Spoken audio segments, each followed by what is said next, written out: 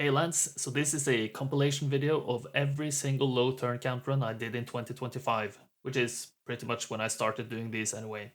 So as you can imagine, the gameplay quality improves throughout the year, and also the mic quality as I played around with every setting I could get my hands on, ending up with this. So I hope the differing audio quality isn't too jarring. I hope you can enjoy this anyway, so let's just get started. A couple of commenters on my previous video mentioned how the scenario Good to Go was possible to not only get an easy Archangel rank, but also complete in even fewer days than my Key to Victory run. Even talking about how to do it in as little as 3 or 4 days. Naturally, I just had to find out whether or not this is possible. If you have any other interesting ideas or challenges you would like me to do, feel free to leave them in a comment, and subscribe if you enjoyed this video. Thank you. Let's just dive into it. Let's try to speedrun this. Most of you have probably played Good to Go before. The cool thing about this scenario is the fact that you start with your town almost fully built up, even including the Grail structure, but missing the faction-specific buildings, like stables for castle for instance. The map size is small. You can play as either red in the northwest corner or blue in the southeast corner. Orange is always stronghold in the southwest corner, and green is always fortress in the northeast corner. Both factions starting with 2 heroes with 200 of their tier 1 unit and a mostly built up town. The goal? Defeat all enemies. The goal for me? Defeat them in as little time as possible. Right off the bat, the most obvious way to attack this scenario is to abuse Dimension Door. In order to learn this spell, you need Expert Wisdom. In order to cast it as much as possible, you need Air Magic, preferably Expert level. Your starting hero starts at level 5, meaning you can begin the scenario with both of these. Not a lot of heroes can start with this combination, but there are a few, and most notably, Astral from Tower and Brissa and Ainane from Conflux. I go for Conflux and Brissa. Blue is set as Tower in order to take advantage of their Grail bonus, and the starting bonuses are picked to hit a specific seed. More on RNG manipulation can be found in a previous video of mine linked below. Entering combat with the southwestern creatures in my biome and then resetting 4 times, I find my seed. A Brissa with Expert Wisdom and Advanced Air Magic. Good start. Conflux has a major advantage. The Grail makes your mage skill teach every spell, so I will always have the ability to know Dimension Door and fly, which will become useful later. In this seed, there's also a useful artifact in the town's artifact merchant. Necklace of Dragon Teeth. Picking this one up and recruiting the 2 phoenixes, I head straight for orange. I move south a bit, then DD into the darkness. Obviously, I've practiced where to end up, so I'm not doing this blind of course. I then DD again and end up next to a magic well, which lets me regain spell points in order to DD a last time this day. I waltz in and take Orange's town. I then use some of my remaining gold to recruit the available army, and then recruit Labitha in my main town. Her job is to make sure green doesn't venture too far west by walking towards them. If you paid attention, you might have noticed a combination artifact guarded by some hydras. For some reason, the artifact this looks to be is never the artifact it actually is. So this Statue of the Legion is in reality a much more powerful artifact. Power of the Dragon Father. Using Fly, I just move in behind the hydras and pick it up. When mapping this seed, I sometimes forgot to make room for Power of the Dragon Father, because I have 2 artifacts already equipped in its slots.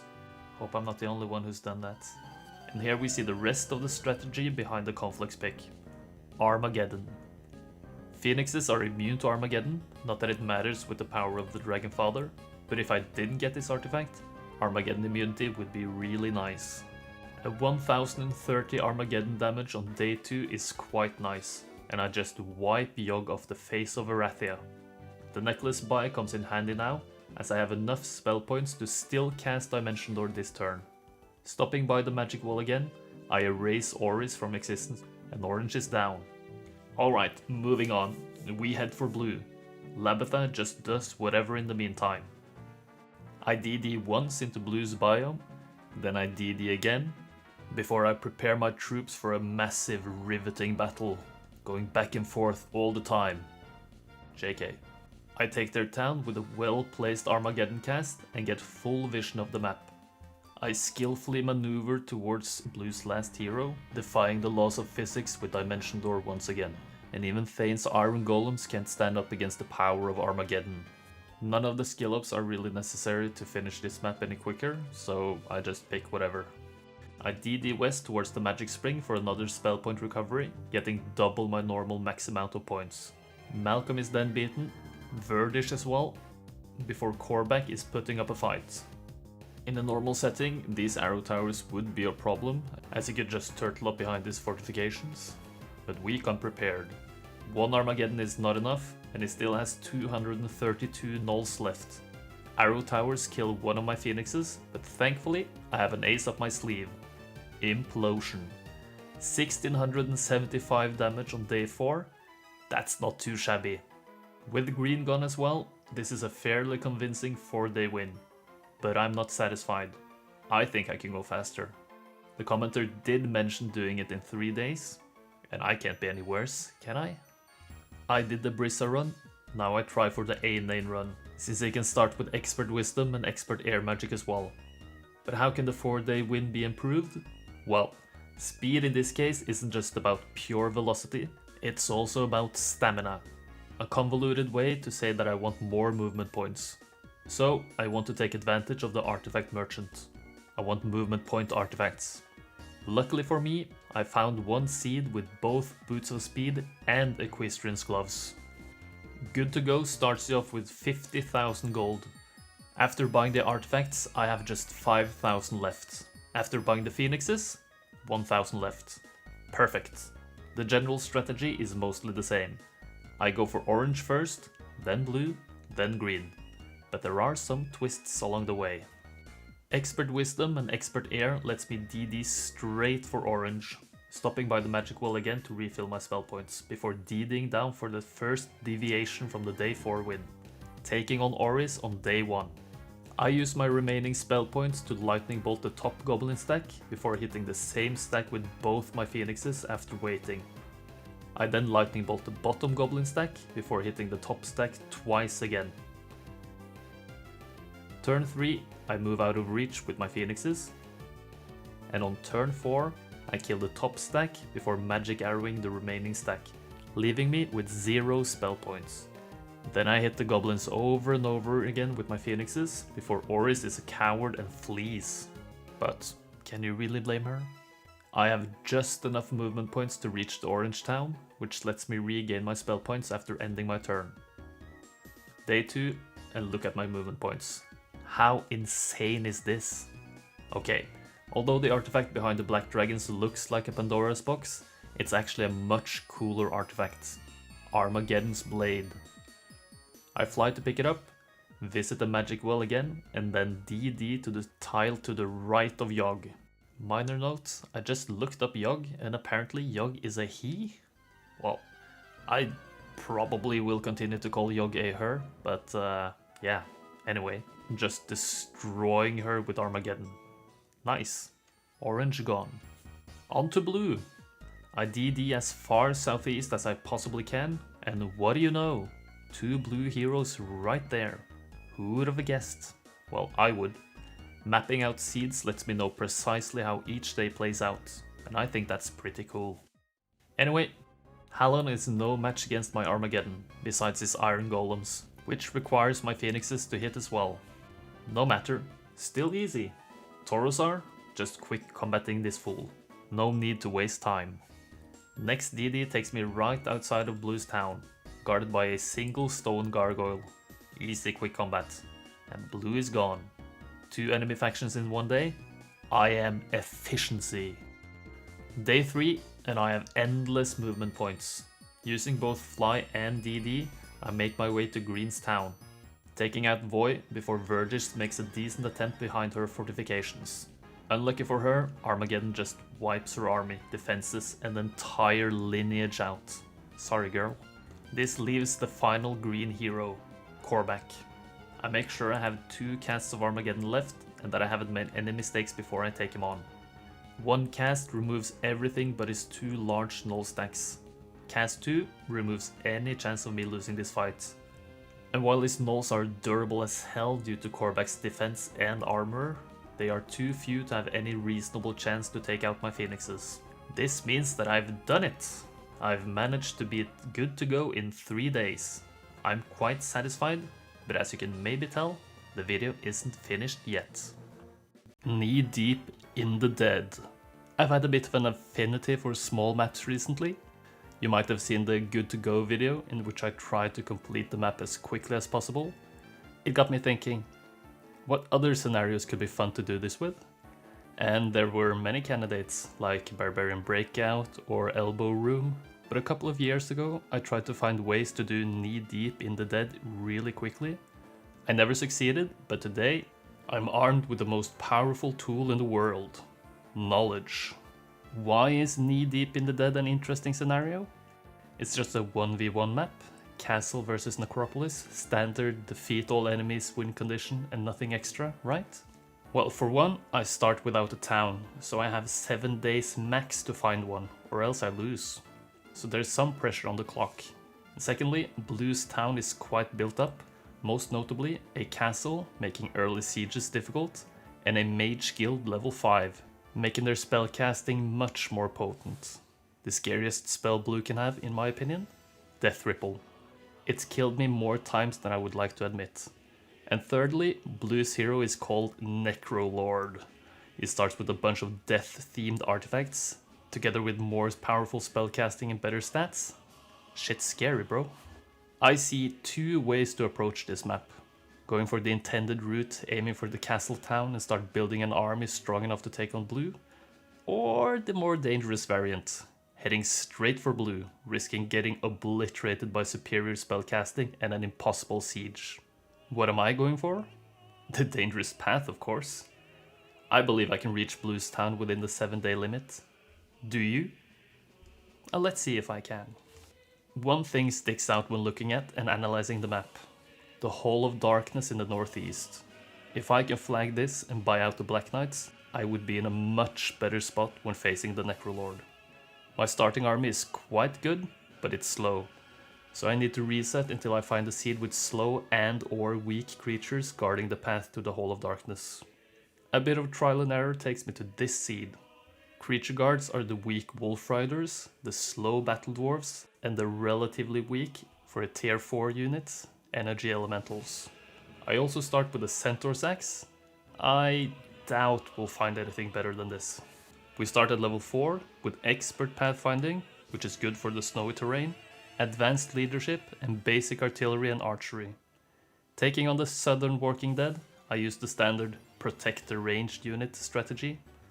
The Walking Dead are slow enough that it probably doesn't matter too much which strategy I use, but I would still like to not lose any units here.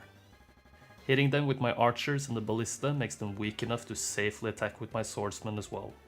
And following a morale from my archers, quick combat finishes the job.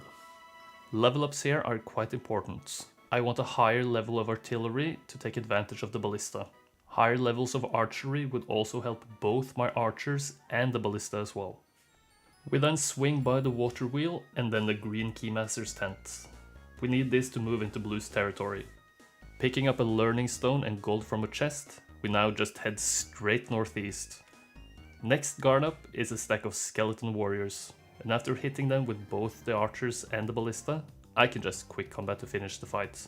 No need to waste time battling this out.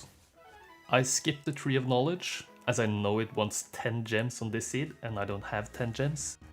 Otherwise it would be great. More gold from a chest finances the 9 archers from a nearby archer's tower, taking my stack up to a total of 29. And already on day 3 we pass the border guard, preparing for the gauntlet of creature guards. The Wolf Riders are the minimum lots amount of 20, and a timely morale taking out the top stack lets me finish with quick combat yet again. Leadership came in handy, so we make sure to pick up the expert level after this fight. Battle Dwarves are, like the Wolf Riders, the minimum lots amount. Protecting my archers, I just start firing from range until they're weak enough for my swordsman to advance.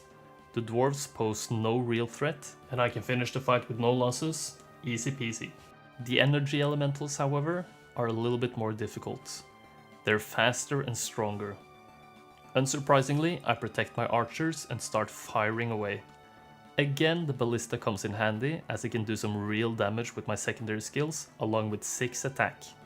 I lose some pikemen on turn 2 to the faster elementals, but as long as the Great Wall of Pike protects the archers, there's no way to lose this fight. After being brave enough to hit the elementals with my swordsman, I see no reason not to end the fight with quick combat. But we lost 6 good, brave men of the pike in this fight, for the greater good. Now this fight is the hardest one so far, but there is a really good way to approach it. Can you spot it? It's not immediately obvious to the untrained eye, but the terrain can actually let me block the Black Knights with the 1 stacks of pikemen if I can make the knights move into the right spot. The AI is not clever enough to move back around the terrain, so one by one the pikemen can sacrifice themselves while my archers and the ballista slowly whittle the Black Knights down. Most of you have probably used similar tactics in your own games, but if you haven't, this is an excellent way of optimizing difficult fights. Use the terrain. Now with my newfound companions in the 2 Black Knights, we head on westwards, to the Necrolord's home. When taking on the water elementals blocking my path, they want to join me? Of course I say yes, but this might open up an opportunity. More on this later. 17 water elementals is huge on day 5 on a map like this. I also make sure to pick up +1 attack before engaging the Necrolord. His army is actually quite small, but more importantly, he only has 4 spell points, which makes his spell casting infinitely less scary. His magic arrow takes out 12 of my archers, but he's out of spell points now. I wait with all my units, and then hit his Walking Dead with my ranged units. I once again protect my archers and avoid going too much on the offensive with my Black Knights, for a good reason. On turn 2, I wait with all my units again and split my ranged attacks between the skeletons and the Walking Dead. The idea here is to try to keep the Necrolord healthy enough to not run away, as I want his artifacts before he eventually wants to flee.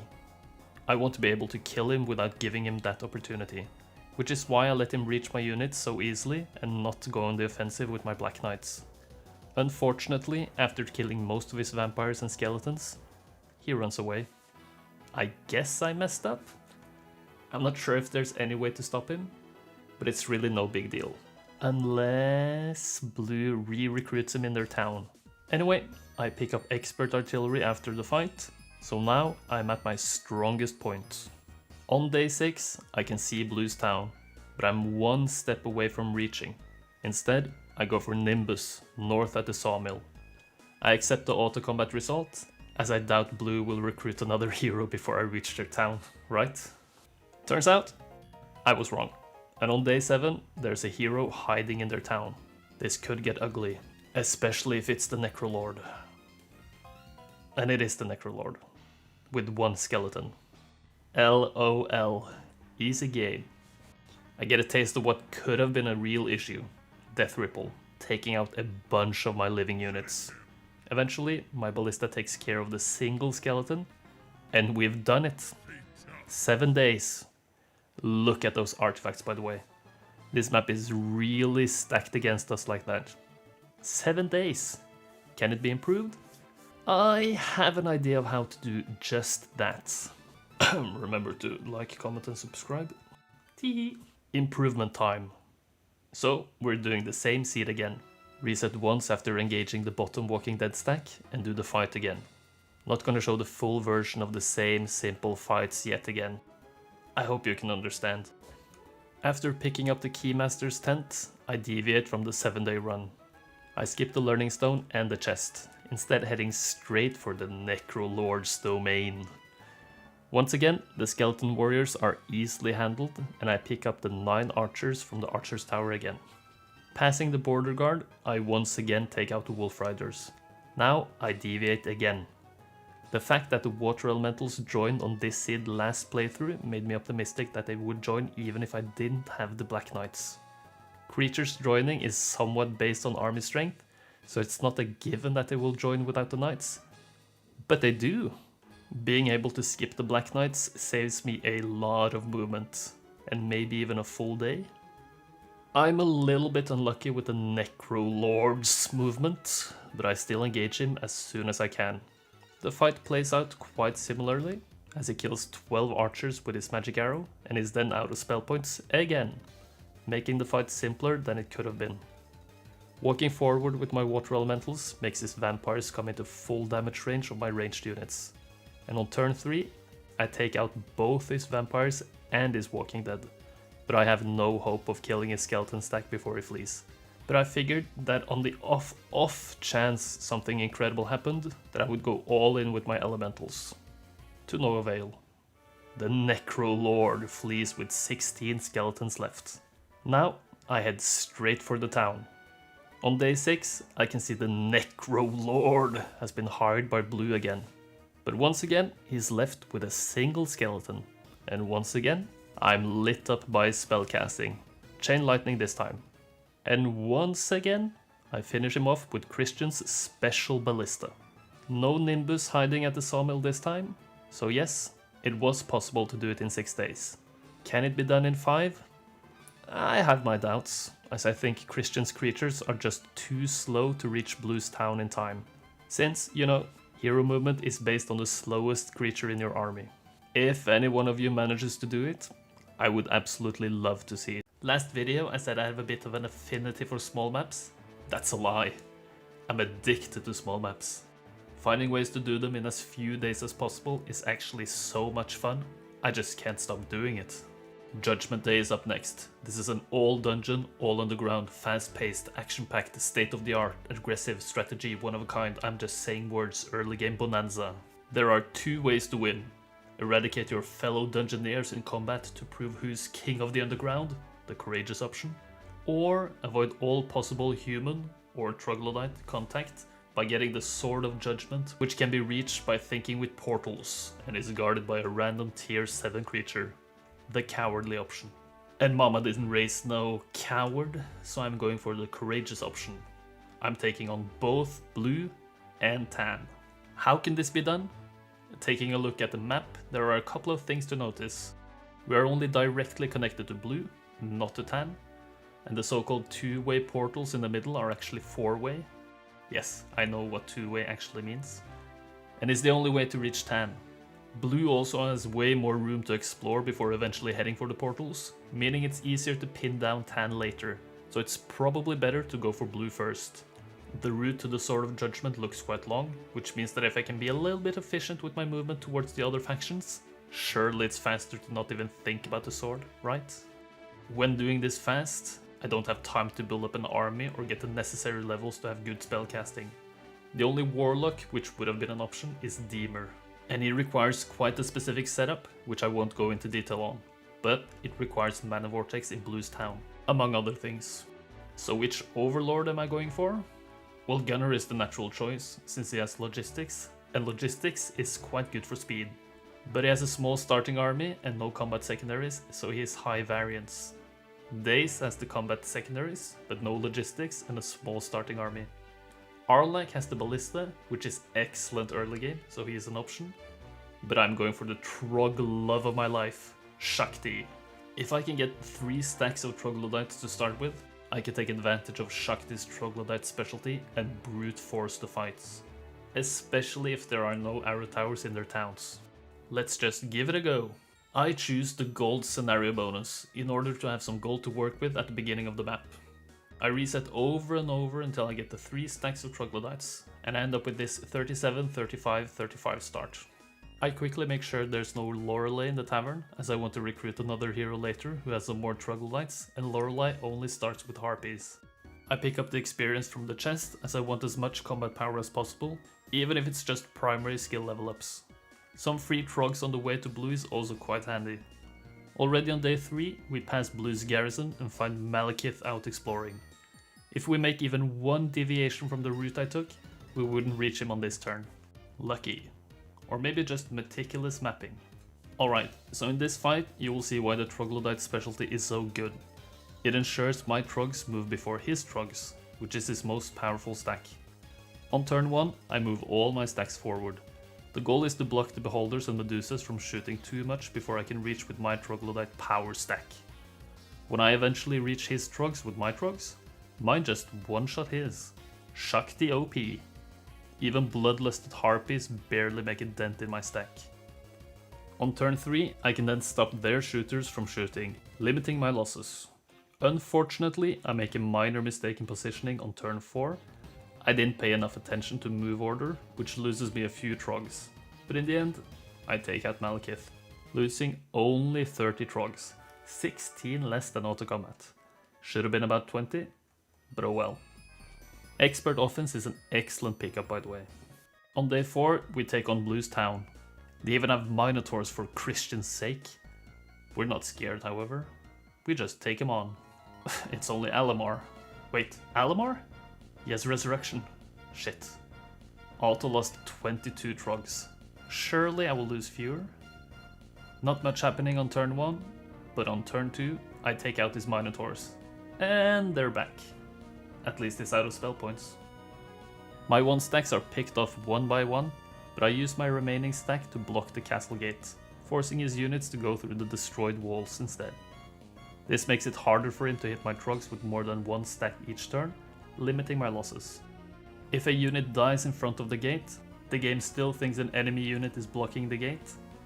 I take out his Minos again, and on the next turn he takes out my 1 stack in front of the gate with his Harpies, permanently blocking the gate. His Null's morale, typical, getting a hit in, and I make sure to stay out of the Harpies' reach until I can take out his Trog stack. After doing that, his Harpies hit my Trogs, and after retaliating, the fight is won. Pretty good so far. I then use my massive amounts of gold to hire Sephiroth and the 1 remaining Minotaur Blue couldn't afford. Transfer everything except 1 Trog over to Shakti and then head for the portals. Nothing happens on day 5, but on day 6 we see Ajit with a massive pack of beholders. Yikes! Gotta take out some iron golems on the way though. This fight is fairly easy, as Shakti's troglodytes always outspeed on underground terrain. A little bit of poorly optimized fighting strategy, due to me not being worried about this fight at all, loses me a few troglodytes more than necessary, but nothing I think will matter in the end. 3 iron golem stacks are 1 hit, and the final one is pruned down by the Minotaur and the beholders, before Trog retaliation takes it out. I lose 5, but it's manageable. Ajit, on the other hand, is a different story. Auto combat loses this, and that's concerning. Blood even has a ballista? We're cooked, Trog bros. Or are we? I split up my Harpies in order to more easily reach and block his ranged units. I misjudged the range penalty for the Medusas a little bit, as I should have been 1 hex further away with my top Harpy stack, but it doesn't matter as the AI almost always goes for the ranged units in the bottom position with their own ranged units, for whatever reason. Ajit even magic arrows the super scary 2 beholder stack. After moving forward with my Harpies, I realize the Minotaur isn't gonna accomplish much, so I sacrifice it to the enemy beholders. On turn 2, I reach his shooters with my Harpies, hoping to reduce the damage to my Trogs. I make sure his Trogs move before mine, and I accept the fact that his beholders will shoot my Trogs on turn 3. I'm down to 105 now. Moraling Harpies get a hit in on my Trogs after taking out my terrifying 1 beholder, and 3 more Trogs are gone, just like that. I get a hit in on his Trogs, taking him down to 19.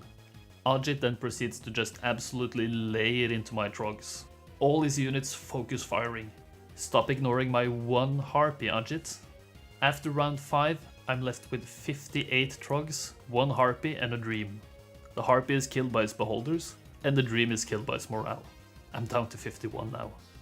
Finally taking out his Medusas, and the coward flees. I'm left with a mere 51 troglodytes. If Tan even has a decent hero left, I'm in trouble. Tan's town is barely defended, by Arlak, so that's where the ballista came from. I decide to take the auto-combat result, as fighting 1 beholder with no arrow towers is a waste of time, and there's no way Tan has another hero. We've done it. 6 days, 2 towns conquered, all enemies vanquished. I'd say that even with the minor battle mistakes, this was pretty decently done. 446 score, another Archangel. The question is, can it be done by getting the Sword of Judgment? And can it be done faster? Let's find out. Also remember to like, comment and subscribe. Teehee. Alternate strategy time. Do you like to move fast on the map? Do you like strong might heroes? Do you like humanoid cows? Well, then Gunner is your Manotaur. We are going for the Sword of Judgment really fast. We're going through the portals, we're taking the coward's way, and we're gonna be proud of it, alright? Let's do this. I leave everything but the harpies in town and make sure there's a hero with trogs in the tavern. Arlak? That works. I then set out on the quest for the Sword of Judgment. I make sure to pick up the gold from both chests on the road to the portal, as I need to hire the second hero ASAP. If I'm too slow, Gunner just runs away and can never be caught up to. I hire Arlak, recruit all the troglodytes and 2 whole harpies with the remaining gold. Arlak then is set to follow Gunner till the end of the world if he has to. Gunner enters the first portal, and if you don't know, just press space when on a 2-way portal to teleport again. It takes a few tries to get to the right spots. Then I visit the Learning Stone, just for the primary skill level ups really. Arlak picks up the free trogs and goes through the first portal. Gunner gets +2 attacks from the Colosseum and heads on onwards. Another Learning Stone, another level. We free Sorsha from the nearby prison, use her to pick up some lizardmen from the Lizard Den, transfer Arlak's army to her, and I'm ashamed to admit I forgot the ballista. But no matter, Gunner doesn't have artillery anyway. Some more experience for Gunner, and we already get a glimpse of what we're up against. Bone Dragons? Could barely have been better. There are some fights which would have been impossible. Basically anything but Bone Dragons, Giants, Red or Green Dragons, and regular Behemoths would be way too strong. Sorsha catches up to Gunner, transfers the entire army over, and we are already ready for the final and only battle of this playthrough. Auto combat loses? Well, it's time to show what I'm good for. Alright, 4 Bone Dragons and 1 Ghost Dragon. This is more than doable. I set up my army to protect my troglodytes as much as possible.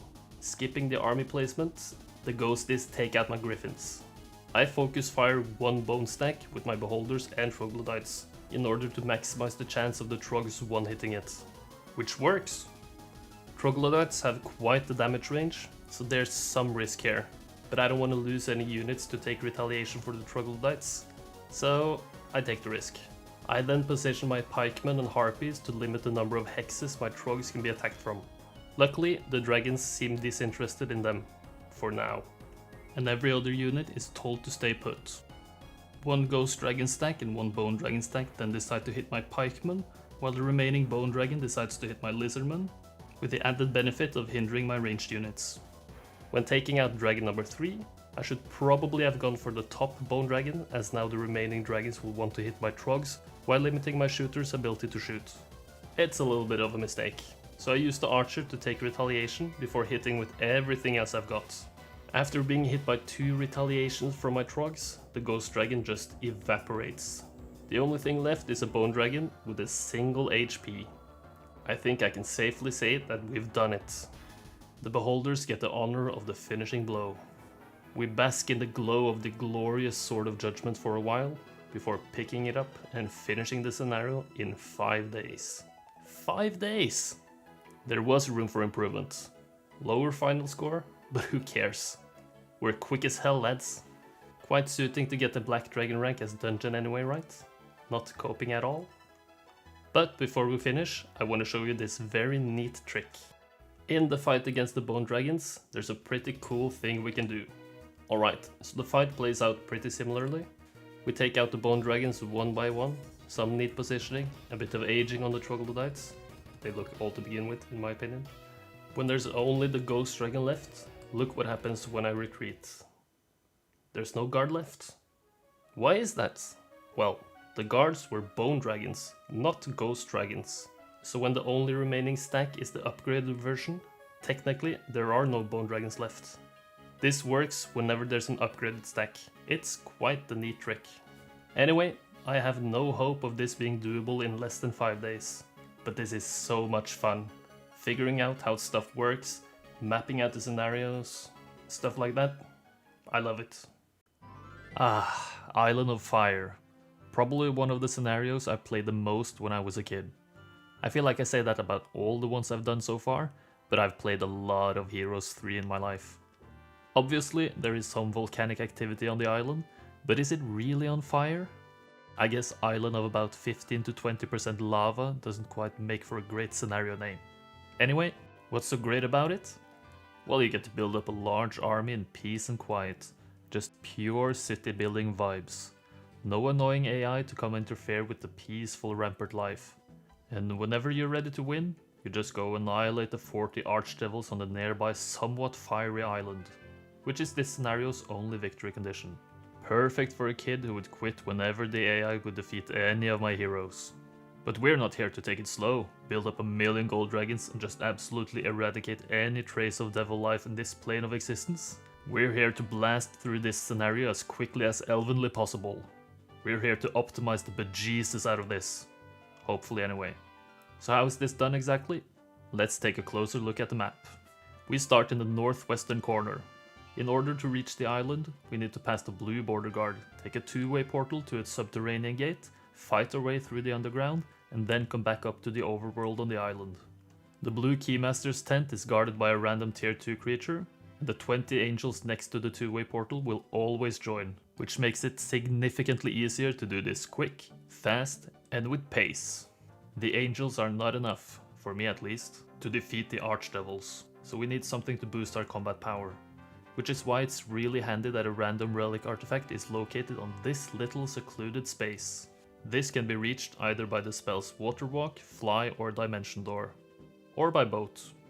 Going by boat is much faster when playing on Impossible compared to getting all the resources to build up the Mage Guild, even though the shipyard is located quite far south.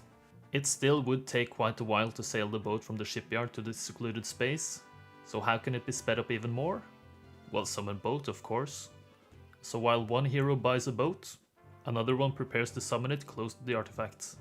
But in order to be able to fight our way down to the shipyard, we need the angels, which we also need to fight the artifact guard. And in order to reach the angels, we have to do a few fights as well. So we need some early combat power, which I have just the right idea of how to achieve. All of this planning is making our path to victory look something like this. First, the Keymaster's tent, then the angels, then the shipyard, then the artifact, before challenging the archdevils. Complicated? Not at all. How fast can we do this? Well, let's just find out. Don't forget to like, comment and subscribe. Teehee. So what hero am I going for? Well, there's only one real option here. Kier, as she has the logistics specialty, saving quite a bit of time on movement heavy maps like this. I did try some Ryland Diplo strategies to be able to do the bigger fights without the relic artifact, but I didn't get a big enough army through diplomacy to challenge the strategy I ended up using. I go for the gold scenario bonus in order to afford everything I need in the first few days. In order to get my preferred seed with the correct relic artifact, I enter combat against the stone gargoyles southwest of me and then reset twice. My starting army is now absolutely abysmal, but we'll have to make do. Early gold is gotten by taking on the halflings nearby. 30 halflings is absolutely brutal when you only have 23 centaurs, but splitting them into 1 stacks to stop them from shooting and focusing down my main stack makes it doable. I lose a couple on the first turn, and then on turn 2 I use my power stack of 17 centaurs to start taking out the halfling stacks. Thankfully they're one shot, so I just lose 5 centaurs compared to the 9 auto-combat lost. I then pick up the 2 gold piles and ignore the hidden chest behind the town, which only has a color of conjuring on this seed. Useless for me. The spyglass is also useless, but I need the gold from the chest behind it. I can now afford a new hero, Gem, whose job is to pick up some resources early. I upgrade the centaur stables as well. This is gonna be all my early army, centaur captains. On day 2, I gather my full army. A whole 40 centaur captains will take me to the angels in one piece, I hope. I then set course straight for the Keymaster's tent. On the way, my poor centaurs have to take out a bunch of their own kind. A sad day in centaur history. This is not a strictly necessary fight, but it opens up a fast path to the angel. Enticing the opposing centaurs with my 1 stacks, I managed to lose a few less than auto-combat did. Again. I could probably have lost even fewer with some optimization, but it's fine. I only need enough to survive to reach the angels. The obsidian gargoyle fight is a little bit trickier. I don't think my strategy of blocking in my biggest stack was the smartest move in the history of heroes, but here we are. I eventually just brawl it out against all 4 stacks of gargoyles, trying to limit my losses. Again, I could probably have lost fewer, but as long as I get past the final fight before the angels, it's fine. I visit the tent and then pick up one of the 2 chests to the north, which contains 1500 experience, which levels me up twice, but both of the skill choices are just useless. I only want more logistics. The other chest would just get me 500 experience and no level ups, so I ignore it and set my sights on the serpent flies. I trade the army over to Gem, who takes on the 17 flies. The tactic here is quite simple. Wait with all my units, and then finish with quick combat. The amount of losses doesn't matter as long as I win, and this fight takes forever at the end, so no need to waste time. A whole whooping 10 centaurs are left after all is said and done, which is all I need. Nice. As Gem makes her way for the angels, Kier prepares to head for the shipyard. The 20 angels join, as always, and we've picked up enough gold for another hero. We get Thane, whose job will be to summon the boat and get the mysterious artifacts. We don't have enough gold to get the mage guild, however, so he just chills in town for a day. A slight positioning error leads me to lose a few movement points after picking up the necessary gold, but nothing which will matter in the bigger picture. Splitting the angels into 2 10 stacks, Kier then heads south. After auto-combat beats both the beholders and the Pegasi, we finally get a logistics level up. Advanced! Yay! Moving a bit further toward the shipyard, I then build a mage guild, double check I get summon boat, and move Thane into position. Gem transfers the angels over to Thane, before we move to Kier, who then takes out some stone gargoyles, before finally reaching the shipyard guard. Liches. The Liches actually take out an angel in auto-combat, so I have to take the fight manually. It's easy enough after waiting on turn 1, and as we all know, Liches get stitches. Yeah, that was horrible. I have just enough wood to buy the boat. It's almost like this is planned or something, and I get 2 chances to summon the boat with Thane. Try 1 fails, but try 2 works. Off we sail. Now Kier can move into position as well. The remaining heroes will form a little bit of a hero chain while Thane gets the artifact. Sailing across the little inlet, I pick up a sea chest for some gold. Just enough gold to buy another hero. The genies are then swatted away, and we finally get a glimpse of the artifact we get. Power of the... no wait, the combination artifacts are bugged on the overworld. So this is actually Titan's Thunder, which is even better. Why is this, you ask? Well, the stats of the power of the Dragon Father alone are not enough to beat the 40 Archdevils with just 20 angels. And I don't have any spell casting on Kier, like Armageddon or Chain Lightning, or even a spellbook. So the level 1 to 4 spell immunity is worthless.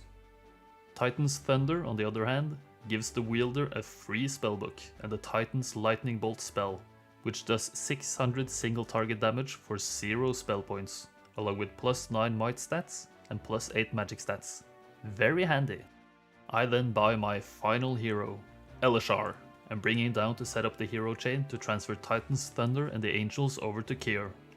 Picking up the artifact on week 2, day 2, the final stretch is already here. I move Kier and Elishar into position, sail back across the inlet and start transferring. First to Gem, then to Elishar, and finally to Kier. 1 angel is left behind on Elishar, and then Kier can just speed race over to the island. Underground, the Hellhounds are auto-combated. The Silver Pegasi then join, which can be used as bait for all the Archdevils we'll see on the way to the final battle. First devil fight, we get to see the spell casting in action. I never bought a spellbook, but we still got it. 600 damage free casts, thank you very much. The devils are small enough stacks to be one-shot by my angels, so it's easy peasy lemon squeezy. On level up, I finally get the expert logistics, which is nice, but it's quite late. Leadership as the final skill is quite useless, but there were no really good choices here anyway. Devil fight number 2 has a few upgraded ones, which immediately targets the Pegasi, just as planned. The rest of the fight is then just smooth sailing. Final devil battle before the big epic showdown against Memphis and his crew. Yes, that's apparently the name of the Archdevil in command. The Archdevils don't target the Pegasi this time, which is not just as planned. I make full use of the lightning bolt to soften up the devils, while I let the angels just smash whatever comes in their way. After a couple of turns, the only thing I lose is a silver Pegasi, which really isn't a big deal, as I will just dismiss them after the fight anyway. So we're finally here. 40 Archdevils against 19 Angels and Titan's Lightning Bolts. Can I do it? The worst part is, I wouldn't be able to, unless the terrain was favorable. There's one spot on this battlefield which lets me live. This little spot right here makes only one Archdevil stack be able to target me at once. Lucky! So after being beaten down quite heavily by 3 Devil stacks, I cast Lightning Bolt on the next stack in line to move, taking out 3 of them, before moving into the nice and cozy spot. This minimizes the amount of damage I'll take, and this is the entire fight strategy. Lightning Bolt the next stack to move, and kill the stack attacking me. Over and over. Even with this strategy, I get beaten down quite hard. Devils do 50% more damage to Angels, and vice versa, which is very noticeable in this fight. One by one, the Devils are struck by the Titan's Thunder, and killed by the Angel's Sword. Damn, this feels good. After all is said and done, 13 Angels fell, but that was a sacrifice I was willing to make. A bunch of level ups later, and we can finally finish the scenario in 12 days. I'll be honest, I didn't expect to finish a medium-sized map this quickly. Medium-sized, guys, not a small one. 394 final score and a fitting Gold Dragon rank as Rampart. Pretty good. Can it be done faster? I sure hope not, because I'm super satisfied with my own strategy here. Anyway, I hope you enjoyed. Got any video ideas or cool suggestions? Leave it in a comment, and like and subscribe if you made it this far. This is always super fun to make, so I hope it's super fun to watch. Going out to my comfort zone with the extremely big medium-sized map last week, I'm back to my cozy safe harbor of small maps today. Dead and Buried is quite an interesting scenario. I did not in fact play this a lot when I was a kid. I actually think I never even played it, which is why I thought it would be fun to figure out a quick way to do this scenario. So why is it interesting? Well, you get to play against Dungeon and Necropolis no matter what. The map is very linear, so it shouldn't be all that fun to figure out, right? You just go underground to beat the ever-loving crap out of blue, and sail over to green to make sure the dead are actually dead, right? The interesting bit comes from the fact that the Grail is always buried very close to your starting town, either in the starting zone, or just a few steps away from the subterranean gate underground, which presents opportunities. Opportunities which I intend on taking advantage of. So let's hatch a little bit of a plan on how to approach this map. You have probably pieced together that I will be using the Grail in this playthrough, and the natural next question then is, which faction can take advantage of the Grail the most? Since I intend on finishing this really quickly, creature growth is not considered, just pure Grail faction effect. All the siege defense bonuses are worthless. Castle's morale boost and Rampart's luck boost are okay, but not all that helpful in this case. Necropolis's necromancy boost is better for larger maps, and Tower's map reveal can definitely be useful in certain situations, just not this one. And the Inferno bonus is so bad, I forgot to mention it in the original script. Whoops. However, Conflux's all spells effect is just incredible, as it includes Dimension Door, which is probably the second best spell in the game after Town Portal, and even better than Town Portal on a small map like this. So step 1 is getting the Grail as Conflux, which I will get by mapping out a seed, so I know beforehand where the Grail is. How then am I gonna use Dimension Door? Well, to attack green as soon as possible, of course. That's where the nearby Scholar comes into play, as this Scholar levels up Wisdom, no matter which level the visiting hero's Wisdom is. If I can take this Scholar with a hero with advanced Wisdom, I can then get Expert Wisdom to learn Dimension Door from the Grail Mage Guild. This allows me to DD over the water, close to a hopefully unguarded green town. Easy enough? That's green solved. But what about blue? Blind aggression is the answer. I'll be using the strongest available early game hero to take the fights on the way to their town, who then, hopefully, can defend an incoming siege. Usually, blue will not defend if you're quick enough to reach their town. The conflicts hero which comes to mind for most of you when I say early game aggression is probably Luna, but I actually prefer CL, as her magic arrow specialty makes early fights very straightforward, and it's super easy to focus down blue's bigger creature stacks later. Easier than using Firewall in this case at least. Can I do all this with one hero? No, I'll need at least two. CL plus any magic hero who gets advanced wisdom on level 2. So CL's job is to take on blue, while hero number 2's job is to take on green, at the same time. Remember to like, comment and subscribe. Tee. Let's get down to business. I pick CL and the gold starting bonus, as I want to buy some additional army to bring with me towards blue. In order to get my preferred seed, I enter the first underground fight and reset twice. I check the tavern to make sure I get the correct seed, and my potential hero number 2 is Luna. Picking up the 2 chests along the way to the subterranean gate and choosing the gold option, I get enough gold to recruit Luna. It's probably a little bit ironic I get Luna, as I scrapped her as a potential starting hero, but yeah, sorry girl. She immediately heads a bit south to pick up another chest, choosing the experience bonus, and levels up to get advanced wisdom. I end the turn in the exact same spot, even with movement left over. I wonder why. The next day, CL continues towards blue, taking on lots of infernal troglodytes. My pixie stack is way too small to risk going in for a hit, as I would probably lose a few if the trogs retaliate, so I instead use magic arrow on both turn 1 and 2. The air elementals can more easily take a hit, and deal lots of damage at the same time, so I risk taking a retaliation on them instead. The fight is easy enough, but the only concern is whether I use too many spell points. Back to Luna, and we just casually dig and find the grail. It's handy that it's in the exact same spot I ended day 1 in. I also make sure to upgrade the magic lantern, which will let me upgrade pixies to sprites, which makes fights much easier with their no retaliation ability. CL takes on the second neutral fight in the underground against some gnolls. Definitely need to use magic arrows here to do this fight, but as long as the air elementals only need to take hits from small stacks of gnolls, this should be fine. Which is why I magic arrow the middle stacks to split the potential damage from top to bottom. Easy does it, and we can continue on picking up some gold to buy another hero. Luna then visits the Scholar to get expert wisdom, and runs straight back into town. I recruit Erdemon, upgrade all pixies to sprites, and send Erdemon to flag the ore pit to the east. The goblin guards are easily taken out after waiting on turn 1, and then just one-shotting with a big sprite stack afterwards.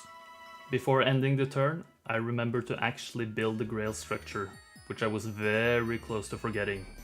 A blue hero, Straker, runs straight past CL, who I just ignore as I have a plan on how to handle him later. CL's target is the blue dungeon town, which is left unguarded.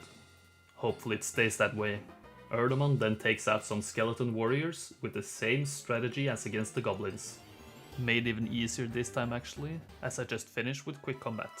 Then picks up some wood before transferring his sprites to Luna, who then walks down to the southeast coast, readies the dimension door, and ends up a couple of steps outside of Green's defenseless town. Nice! She then just walks in and buys a citadel to more easily defend the town from Green when they eventually should attack. I notice Straker heads up the northeast subterranean gate before Green's Icera sieges our new necropolis town. The strategy here is simple. Stay within the walls and abuse wait turns with the sprites, which I for some stupid reason split up into 4 stacks. This would be so much faster if there were 1 stack. Oh well. I'll spare you the entire fight and let you know that this took a whopping 1 minute and 40 seconds. Narrating sprites waiting and hitting with no retaliation for that long would be quite boring, don't you think? With the help of the arrow tower, this is an easy lossless win. Can you believe auto-combat lost? 1999 AI, am I right? Day 5 and CL can walk into the dungeon town. Thanks for the free town, I guess. For some reason, blue is never fast to try to take the town back, so the plan here is to go on the offensive. The original plan was to wait to get sieged, but it just never happens until week 2 day something. So offensive it is. But to do that, we need more army and combat power. The army? We can get some army from the Portal of Summoning and the Chapel of Stilled Voices. What can we get from the portal? Well, there's a Griffin Tower in my starting zone, which will net me a handy 7 Griffins. Those plus 4 Medusas from the chapel and double spell points from the Mana Vortex could be enough to take on Blue's main hero, I hope. Luna then finds Green's last hero, Sandro, who has a single Walking Dead. Not gonna bother fighting this one out. And Green is vanquished. Yay! Now to finish off Blue. Luna DDs back towards my main town. Erdemon trades his sprites for Luna's air elementals, then flags the Griffin Tower. I then buy the Portal of Summoning and recruit the Griffins. Then I head for the Star Axis with CL, hoping Blue won't attack her still. Which they don't. Very nice. Day 7. With my massive amounts of gold from the Grail income, I trade the gold for ore in order to buy the chapel, recruit the Medusas, hire Ares, and transfer the Griffins and Medusas to CL, who then finds Dark Storm waiting. Cliffhanger time. I switch to Luna, who goes northeast, DDs to the corner, landing right beside Straker. He has a massive 12 Walking Dead. I'm shaking in my boots. His magic arrow takes out 20 sprites in total, but after blessing them and taking advantage of waiting, I too shot his Walking Dead. I was never in doubt. Now for the final boss. I tried to organize my units to maximize the total amount of magic arrows needed from Darkstorm to take out my unit stacks. It's a complicated way of saying I want him to split his focus between my units to buy time for me to magic arrow his units down. Was the second explanation less complicated? I'm not sure. Does it matter? Probably not. Alright, let's just go for it. Auto combat is absolutely obliterated. Maybe I overestimated myself a little bit here? The strategy here is to just magic arrow his most threatening stack down. I know he has haste because I have haste in my spellbook, so I anticipate him hasting his regular Trog stack, hence why I start by arrowing them. Then, after I wait with all my units, he hastes his Trogs, making them much more threatening. As long as the Medusas are alive, I'll use them to hit his biggest, scariest stack, which is still the Trogs. I then form a big clump of units around the Medusas, leaving only one stack of Pixies to draw Darkstorm's 3 melee stacks away from the rest of my units. This should buy me time to magic arrow over and over, eventually winning by avoiding hand-to-hand combat as long as possible. Following the same formula as on turn 1, Darkstorm now starts arrowing me, leaving only a single Medusa.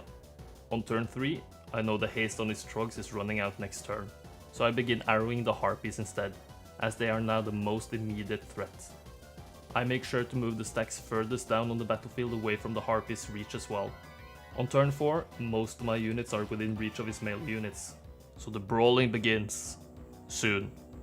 But first, some preparation. One Pixie stack is sent to try to split up his forces, and one magic arrow is sent the Infernal Troglodyte's way. I still don't want to go too much on the offensive and take retaliation damage, as I want some more magic arrow damage to thin out his ranks a bit. Now, the brawling can really begin. This is where the Griffins are especially handy, as they are quite strong relative to Darkstorm's units, and they retaliate twice, so they are way more difficult to whittle down without inflicting a lot of damage in return. Realizing the Griffins will easily handle the Harpies, I arrow the Beholders as I consider them the biggest threat this turn. The Trogs are too far away for now. But the next turn, when the Trogs are closer, they are back on the arrow menu and taken out by an air elemental. The 3 Harpies left are then taken out by my still 7 Griffins, before a magic arrow leaves just a single Beholder, and I can then send the electrified cow to the Eternal Farm for good, with a hit for my last 2 air elementals. The worst part? I didn't need the Mana Vortex. I still have 32 spell points left. CL then gets her only level up in this playthrough, Blue is vanquished, and I'm victorious. I'm quite happy with this scenario strategy. Can it be done quicker?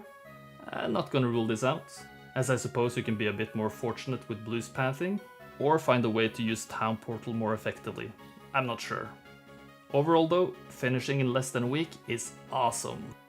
496 score and Archangel rank is also, as always, very nice. As you can see, I finished in 8 days and hoped for better luck. Now I finished in 7 and I'm still hoping for more luck. Maybe you can do it in 6 days? Let me know. Elbow room. The one thing you're always missing at family dinners, so you bump into your somewhat odd uncle while trying to eat the slightly overcooked meat your grandmother served? Or is that just a me problem? Anyway, in Heroes 3, Elbow Room is something completely different. Elbow Room means having way too many AI factions crammed together with you on a small map. How can we do this as fast as possible? Let's take a look at it. There are 6 factions and 8 towns, of which 2 are neutral. You can play as any faction, but there are some which are easier than others to play in my opinion.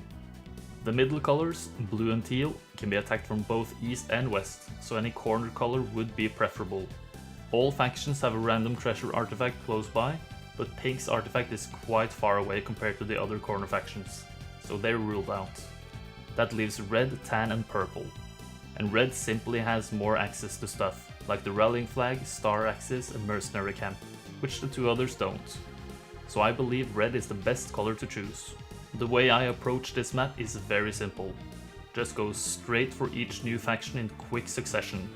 So east to blue, then further east to tan, south to pink, west to teal, and further west to purple.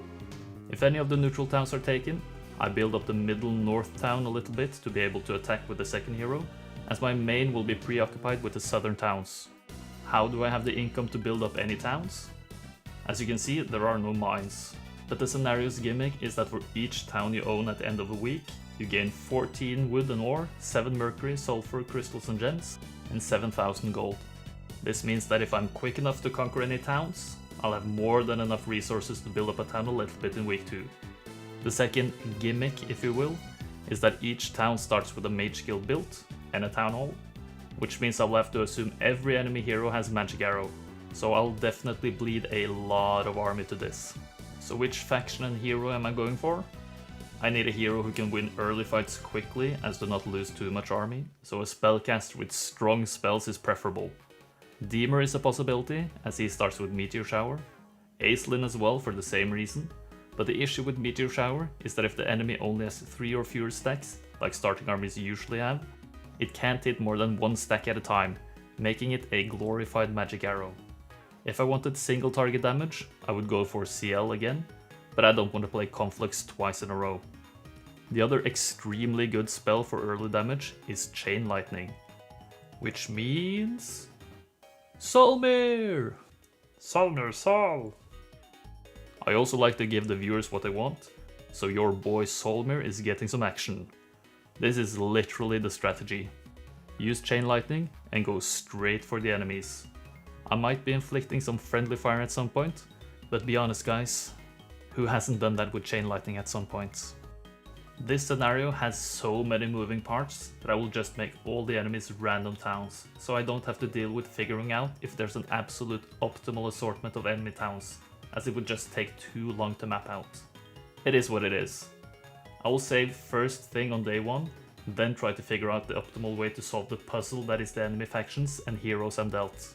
Sounds good? I hope so. Tower, Solmir, red color, gold starting bonus, everything else random. Let's go. Remember to like, comment, subscribe, and you can now even become a channel member. Teehee. I immediately head for the closest fight, which is the random tier 7 creature guarding the Keymaster's tent, and then start resetting. I'm looking for the Dragonbone Greaves, which lets me cast more spells more powerfully. After finding the seed with the Greaves, I leave everything but the stone gargoyles in town, pick up the Greaves, visit the Star Axis, and then set my sights on the nearby treasure chest. The next day, I get the gold from the chest in order to hire a second hero, Hallan. I buy the gremlins in town and trade everything over to Solmir. A little bit of army setup and I'm all ready to take on Blue's Necropolis town. No time to waste here. Vidomina, with her 1 Walking Dead, is just auto-combated, while the real test hides in town. Auto loses, but I believe I can win quite convincingly. Charna is the hero hiding. She has vampires already. Dang. She moves both her flyers out on turn 1, making a chain lightning difficult to connect without hitting my own units. So I wait, in order to let the skellies and Walking Dead move forward as well. Slowing my gremlins is annoying, but I wasn't gonna attack with them now anyway. Aiming my chain lightning on the skeletons should only hit her units, which basically cuts her army in half. Good start. I then move everything up to defend my gremlins, as they are the most useful stack I have, but I have to wait out the slow. On turn 2, she takes out one gargoyle, but I counter with a magic arrow to take out 2 of her vampires. Maybe aiming for the skeletons would be better, but they won't reach this turn. I then open a path to my gremlins, for some reason, but Charna seems more interested in hitting my gargs and stone golems. I make a bit of a time-saving judgment call and finish with quick combat. And I end up losing just 11 gremlins, 3 golems and 3 gargoyles. And blue is vanquished. There was no way I was losing after the perfect chain anyway, but I still kinda regret finishing with quick combat. I then enter the town and take advantage of the mage skill to restore spell points for the next day. Day 3, I hire Ryan, who trades over his army to Solmir, including the first day tent. The AI tends to love going for the tent, which could save me some army, and army preservation is very important on this map. I then find Syra with her quite small army. Otto manages to lose a hefty amount of army, suggesting she will cast a bunch of magic arrows, which I'm just gonna avoid by frying her with the chain lightning. Since I have my golems in the bottom 2 stacks, along with the tent, they soak up all the friendly damage, losing me exactly 0 army, even though Syra only had 2 stacks. Handy! I visit a nearby magic well the next day, making me extra prepared for the siege fight against Tan. Their myth is first, but she and her single null are smacked away by a magic arrow. Otto then loses to Drakon in the siege fight, but as you can probably already guess, I'm gonna chain him. I come to the conclusion that gargoyles will do more damage, as I can outspeed the gremlins, so the first chain hit goes on them. Not that too many gremlins remain either anyway. And if I aimed for the gremlins, there's a 50-50 chance the next hit would go on the golems, which would then be a lot of wasted damage. Drakon manages to block his hasted golems in, which is really funny to me. On the next turn, I start magic arrowing, his golems still behind the walls. After taking out the gremlins, his golems are next on the arrow menu. I prepare to take retaliation on the 1 stack of pikemen, before sending the cavalry in.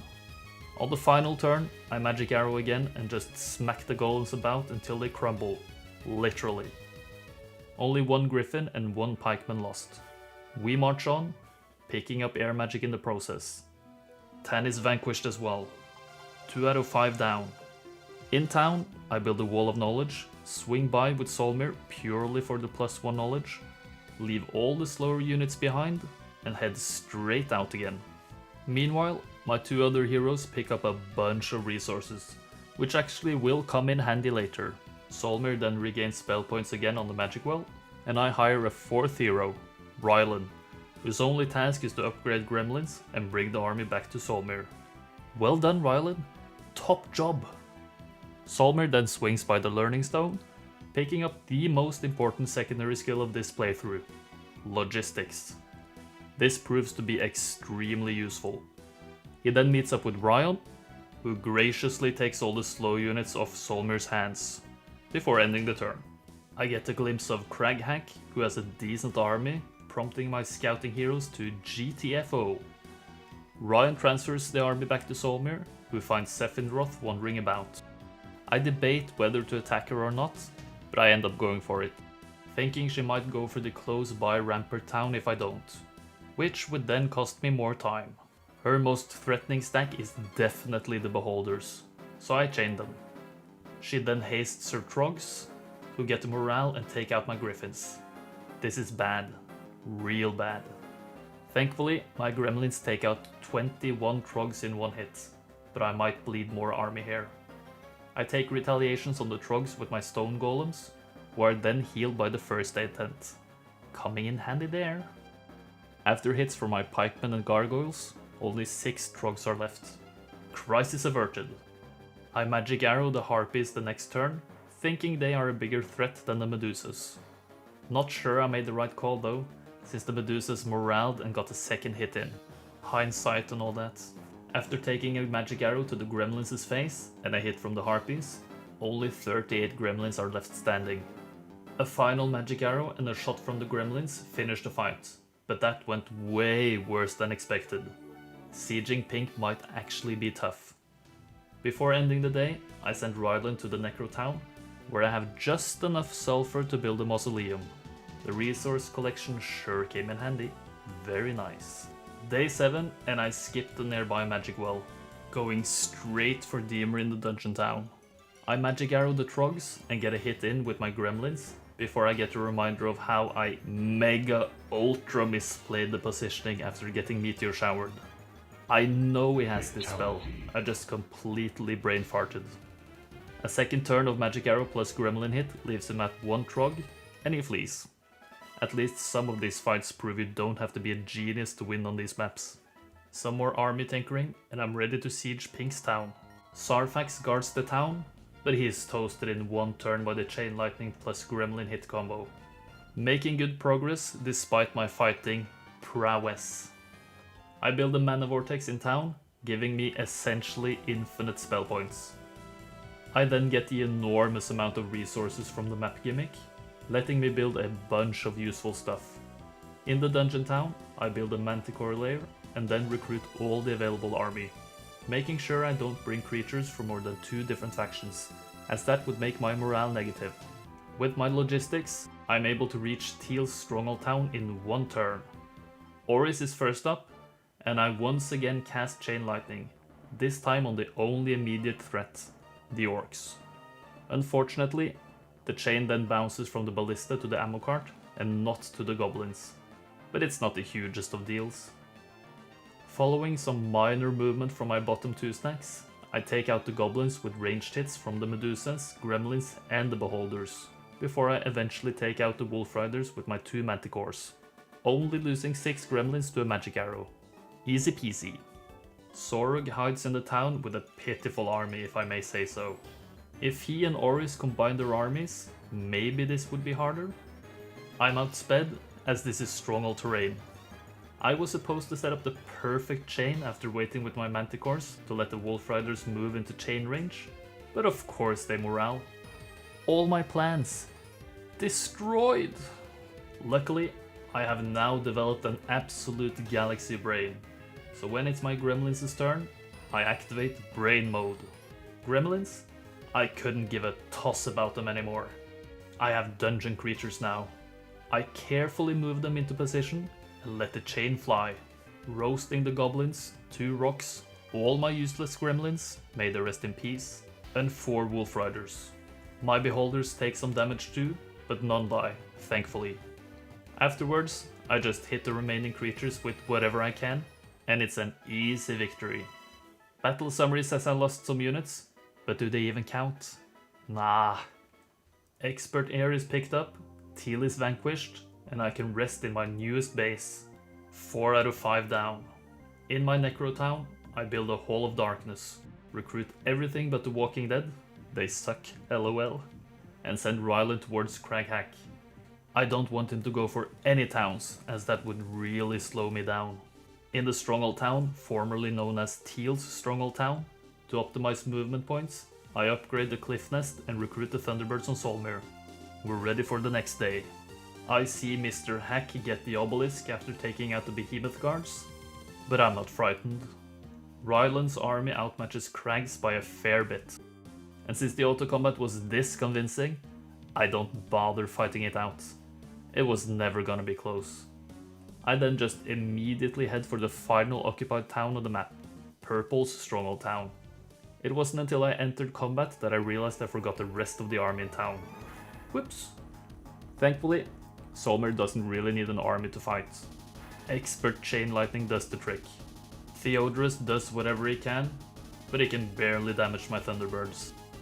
12 goblins are beaked down, and if there's one thing I regret, it's not finishing this playthrough by Chain Lightning my own Thunderbirds here for the win.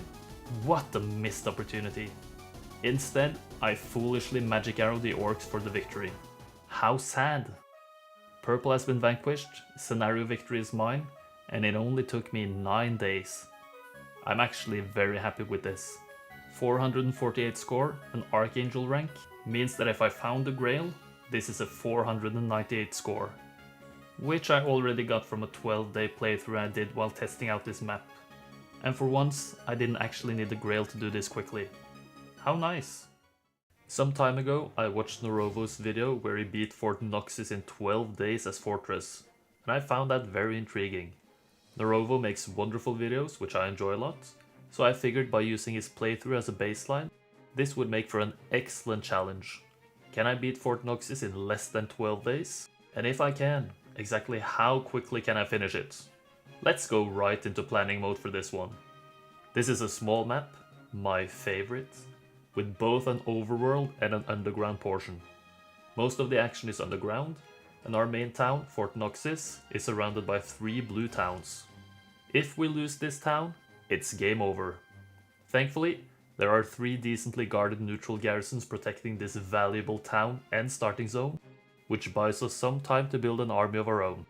Inside this little zone, there are 2 pre-flagged gold mines, a bunch of assorted resources and chests, as well as a tier 2, tier 3 and tier 4 creature dwelling. Additionally, there is a random minor artifact very close by. Fort Noxis also starts with pre-built Town Hall, Magic Guild level 1, and upgraded tier 1, 2 and 3 dwellings, meaning we have a lot to work with. But we can't build a tier 7 dwelling. In the overworld, the only things of note are the resources laying around, and spoiler alert, I won't do a lot in the overworld. We got a need for speed, underground. 2. This scenario starts us off with 2 heroes, one in the overworld and one underground. The underground hero will do all of the hard work taking out blue. But how, you might ask? What is the plan of attack? Well, dear viewer, the plan is to collect as much as possible in the small starting zone as fast as possible. This means going for the minor artifact, getting XP from the chests and learning stone, and recruiting all the creatures from the dwellings, while also building up Fort Noxis in a relevant way. Essentially going in a circle, before exiting the circle through the western garrison, going for the northwestern blue town first. In most of my test runs, I ran into 2 blue heroes along the road, making this path really efficient. After taking the first blue town, I go for the northeastern town, as it's closer than the southern one. And if I get lucky with my secondary skills, I could reach it in 1 day from the northwestern town. After that, I cross my fingers blue won't recruit any heroes to go for any of my unguarded towns, as I go straight for the final blue town. Relatively straightforward? Sure. Until you discover that each of blue's 3 starting heroes start out with some high-tiered creatures, which could tip the scale in their favor if they beef up 1 hero instead of spreading their troops out, making my need for a strong army even bigger. So which hero and town am I going for? As Norovo went for Fortress, I decided I wanted to play something else. This time, I just felt like playing Castle. But which Castle hero is best suited for the job? Valeska would be lovely, to take advantage of her archer specialty. She doesn't really have a proper downside, but I just didn't feel like playing her. Christian is always an option, because he's super cool and totally like me, and he has a ballista and he's totally my idol. But it's not my choice either. My choice is the most dapper donut in the world, Sir Mullick, because his specialty is, and I can't stress this enough, overpowered as hell. As even slow units will become moderately fast, and fast units will almost always move first. And trust me, speed is of the utmost importance in these fights. Minor side note, but I'm considering making a rule of not using the same hero more than once, as a main hero at least, which would eventually mean using a lot of the shittier heroes. What do you think? Anyway, Castle, check. Resource bonus, check. Sir Edric? WTF? Unfortunately, in this scenario, your hero of choice starts in the overworld, and I want Mullick underground, so I need to start with someone else. So good old Griffin Boy is my choice. Blue is set as Rampart purely for the fact that they have a bunch of slow units, and I can take advantage of that. Cynical? Yeah, I know. All set? Let's begin. Remember to like, comment, subscribe, and you can now even become a channel member. I immediately head for the closest fight and start resetting, looking for Sir Mullick as a second hero. Skipping past all of the 25 resets, I find our Lord and Savior, Donut Man. Edric will just play in the background for most of this playthrough, picking up resources. Nothing fancy happening on his part.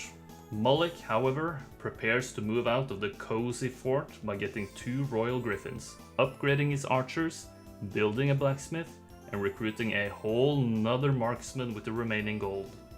I leave 6 pikemen in town, and then it's time to explore. Experience from this chest lets me get tactics, which is very useful, and then I engage the orcs. Auto combat wins, but I think I can do better. I move the griffins into these 2 spots, the pikemen a bit forward, before I do this little tactics trick. I activate auto combat, which moves the griffins 1 hex forward. This is a bug with 2 hex units in auto combat with tactics, and it comes in very handy as it lets my griffins move all the way in between 2 orc stacks due to the +2 speed from Mullick's specialty. I deactivate auto combat and the fight begins. Griffins move into their designated spots, marksmen hit the bottom orc stack and take them out after getting a nice leadership morale. Pikemen move forward and my top griffin gets absolutely blasted by every orc in range, surviving with a measly 3 HP. Obviously, it moves away, and the second healthier griffin takes its spot. The marksmen and the pikemen start hitting the bottom orc stacks, which attract the top stacks down as well. I don't really care about the pikemen, as they will be dismissed after the fight anyway. After lots and lots of hits back and forth between the pikes and the orcs, I finally get the final hits in from the marksmen, netting me the fight win while only losing 5 pikemen. My reward? Equestrian's gloves. The second best artifact I could have gotten. Boots of speed would have been the best, but oh well. You can't win them all, I guess. Day 2, and we pick up expert tactics from the learning stone, then pick up some gold from the gold piles, and recruit the 7 griffins from the griffin tower, and then the 4 swordsmen from the barracks, and then build a barracks in town. Ending the turn, I can see blue starting to move north on the west side, which is exactly what I was hoping for.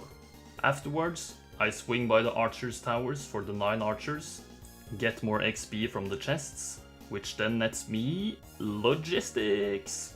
Really gonna zoom around the map with this setup. I then do some movement shenanigans to pick up all the resources, taking advantage of the stables I build in town, leaving me with no movement points, and I can make fast, as the pros say. Blue keeps moving in the right spots. I love it. Edric makes a very important pickup, crystals, and I build the only thing I will build in the overworld town, marketplace. Why are crystals important? Well, to upgrade the barracks, of course. Swordsmen are okay, but the crusaders, oof, they are incredibly good for a tier 4 creature. I would argue that only vampire lords are better. Piss off, Uncle Sandro. I absolutely love crusaders. I recruit and upgrade everything I can, then start trading away my resources for gold in the marketplace, leaving only 5 wood and 10 crystals. This lets me upgrade the pikemen and recruit some more royal griffins and halberdiers. It's day 4, I have a bajillion movement points, my army is solid. I'd say it's time to go on the offensive. The garrison is guarded by 11 crusaders and 16 griffins. The plans for this fight is quite normal. Try to get as many hits in with the marksman before I need to start going for melee hits. So I bait the stacks north to buy some time. On turn 2 already, I take retaliations on one of the 1 stacks, which lets me move in with my halberdier power stack and my crusaders, leaving only 6 enemy crusaders. Marksman shots go into the griffins, and my own royal griffins take out 2 more crusaders, and 1 more after a morale. Lucky. And then the next turn, my royal griffins take out 2 more crusaders, and 1 more after a morale. Lucky. I do some quick maths to calculate whether I would lose a crusader to retaliation, and come to the conclusion that they will all live. Swings from the crusaders and shots from the marksmen take out the griffins, and I only lose 1 halberdier through pure fighting skills and no lucky morales whatsoever. Good lord, I'm so good at this game and totally not lucky at all. I move out, and immediately see two blue guys hanging around. Ares with a few trees is first. Auto manages to lose a griffin, somehow, but I just use the overpowered crusaders and marksmen to chop the trees down. Easy peasy, lemon squeezy. The Dwarf King, Euphrates the Great, is a bit more difficult. Blue has merged armies onto this guy. Two big problems here, the green dragon and the 8 minotaurs. Not to mention the annoyingly big other stacks. This is a quite difficult fight. Essentially the final boss already. So what's the approach I'm taking here? Have the marksman be as far away from the minos and dragon as possible, and keep the crusaders alive. Tactics, once again, comes in handy to let me set up my army. After the minos move forward, I wait with my important units and send one halberdier forward as bait, which Euphrates takes hook, line and sinker. Everything moving down towards it.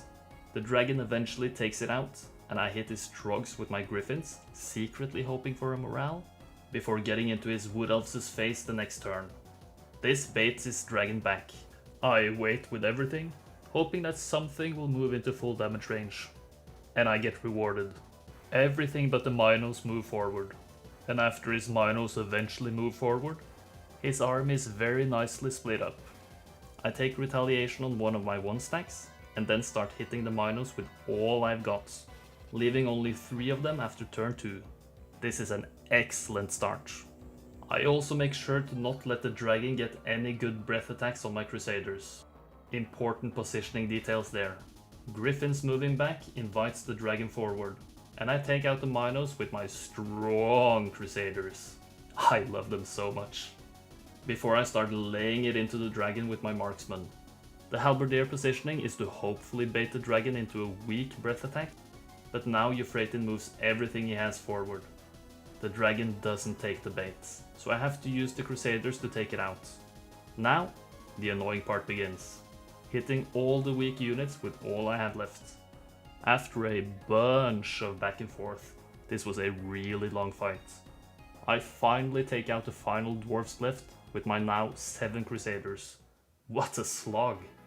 As this was a fight I did without even having a spellbook, I'm extremely satisfied with the outcome. I hope no super pro players destroy my confidence by pointing out too many mistakes though. Advanced logistics on the level up, and I move for the first blue town, letting Otto take it as it is barely guarded. Then I head straight east for the second town. A pack of swordsmen are in the way, not too much to this fight, so I'll just give you the cliff notes. Griffins are both bait and retaliation soakers. Crusaders and marksmen do damage. That's about it. Fight finished, 2 griffins lost, on we go. I then take the second barely guarded blue town and pick up expert logistics. I see Clancy with a decent army, which prompts me to build an enchanted spring and recruit the 5 Pegasi. This is why I left 10 crystals when trading earlier, just in case I would need to build just this. Thinking ahead, you know. I also finally buy a spellbook, but my casting stats still suck, so I'll have to rely on might anyway. Clancy, you're up. Auto wins, but I want to fight this out. Griffins' only job now is to protect the cool creatures, while the Pegasi will go for the elves. Let's brawl, Clancy. I wait with everything while the manticores move forward. And look at this. Luck. Twice! I'm so skilled. After he moves everything forward and slows my Pegasi, I magic arrow his manticores, leaving only 2. The next turn, I magic arrow his elves, killing 2 of them. Now, the brawling really begins.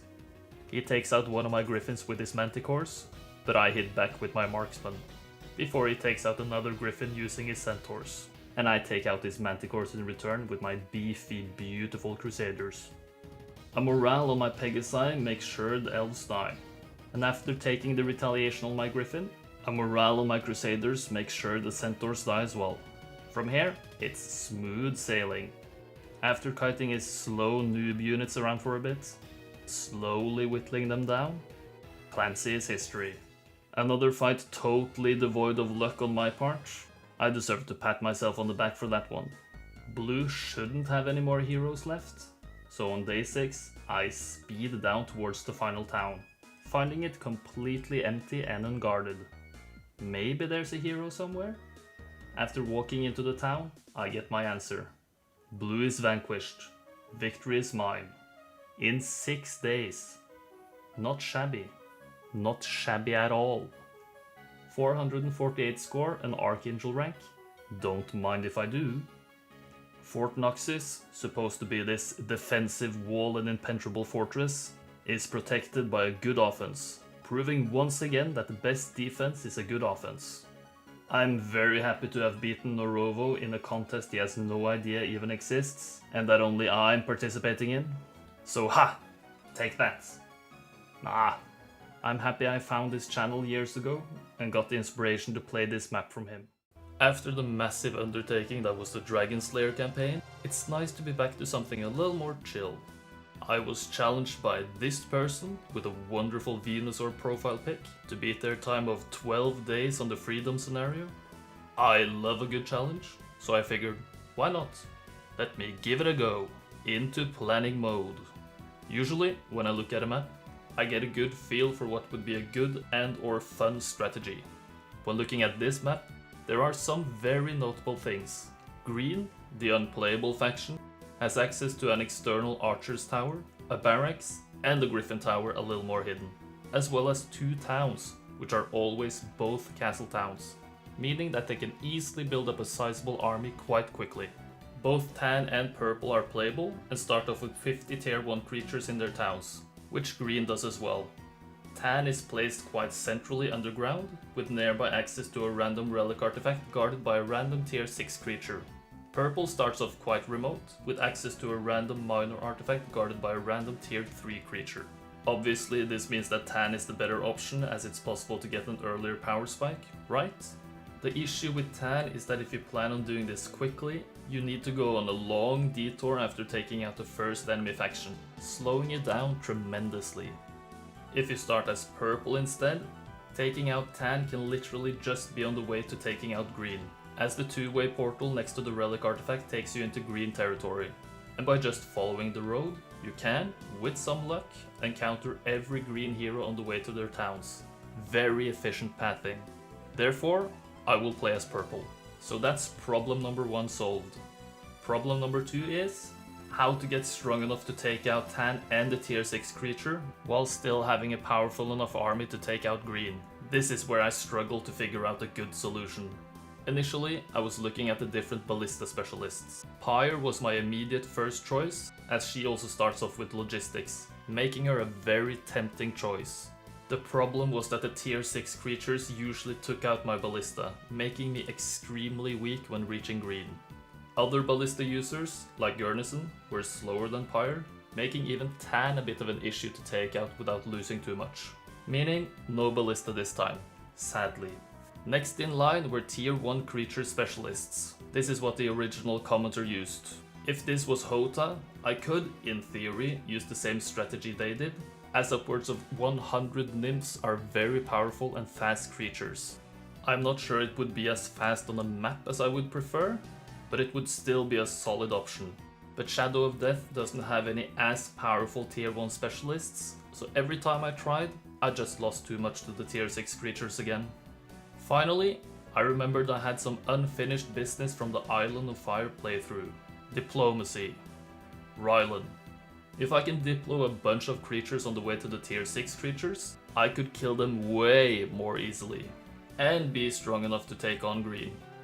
Theoretically at least. This strategy is especially good due to the fact that I start off with 50 centaurs in town as well, making creatures way more likely to join as my army strength is very high. So after all this, the strategy is simply diplo, pick up all the XP along the way, ignore building my town up, and go go go go. Rampart, check. Rylan, check. Artifact bonus, check.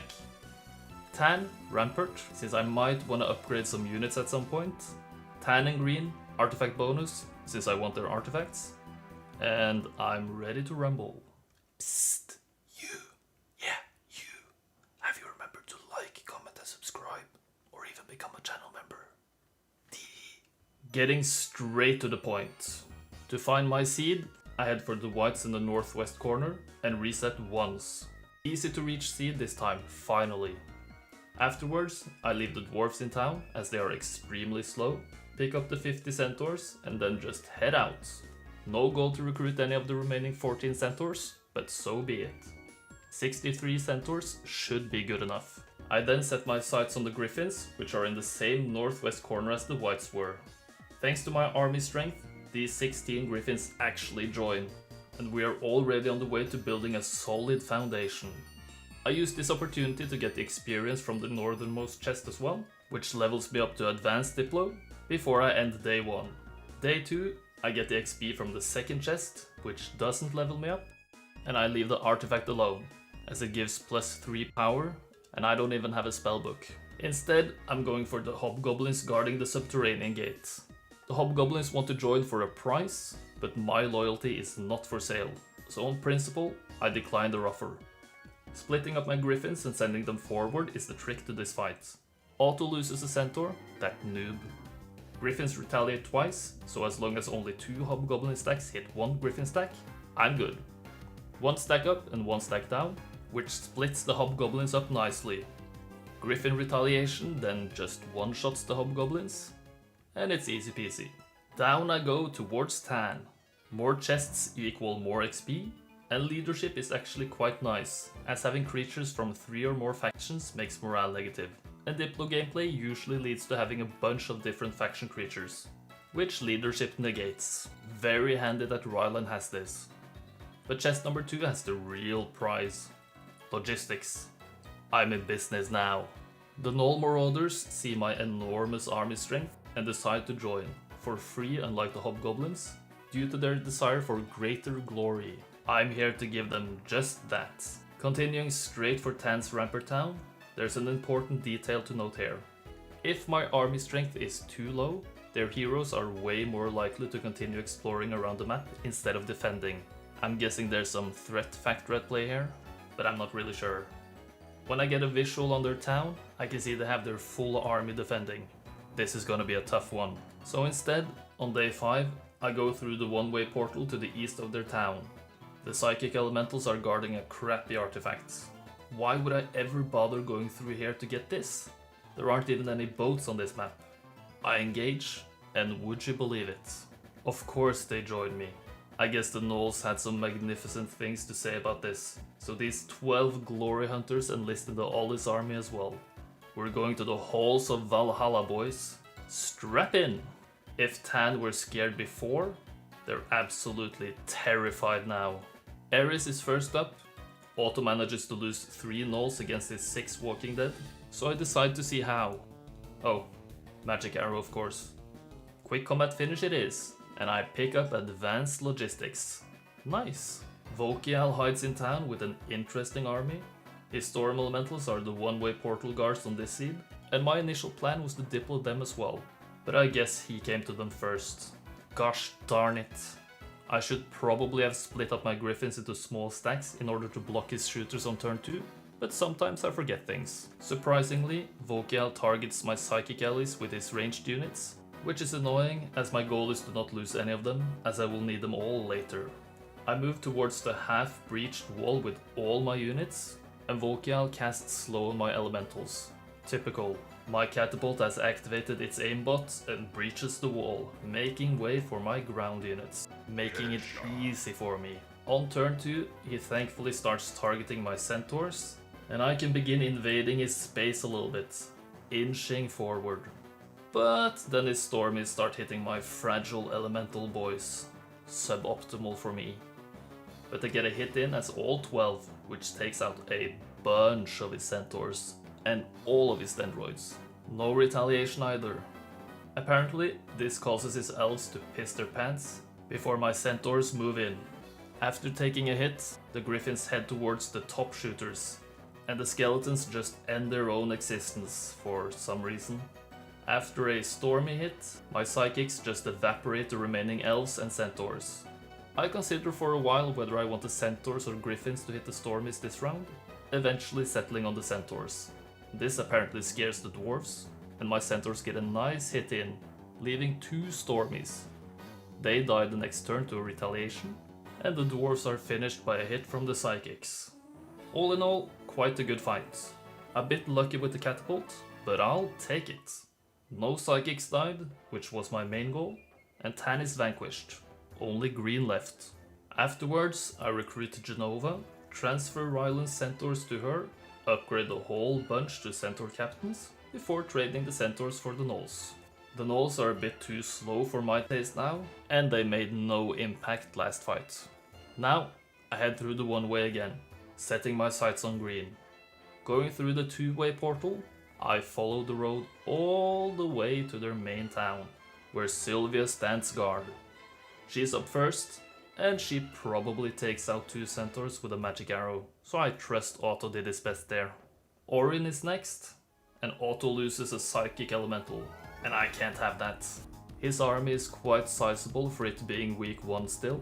95 pikemen is a lot of HP to go through. 950 to be exact. 27 archers are nothing to scoff at either. My plan? Make the griffins look as juicy as possible while I move my psychics and centaurs forward. Orion takes the bait on turn 1, hitting my biggest stack of griffins with both his archers and a magic arrow. Now I hope my catapult has its aimbot on still, and I position for a possible hole in the wall. And it does. I never quite understood how the catapult works, but I don't need to understand it to take full advantage. My centaurs then hit his 19 griffins, and the psychic elementals then get a juicy hit in on both his swordsmen and griffins. His griffins decide to just die to a centaur retaliation afterwards.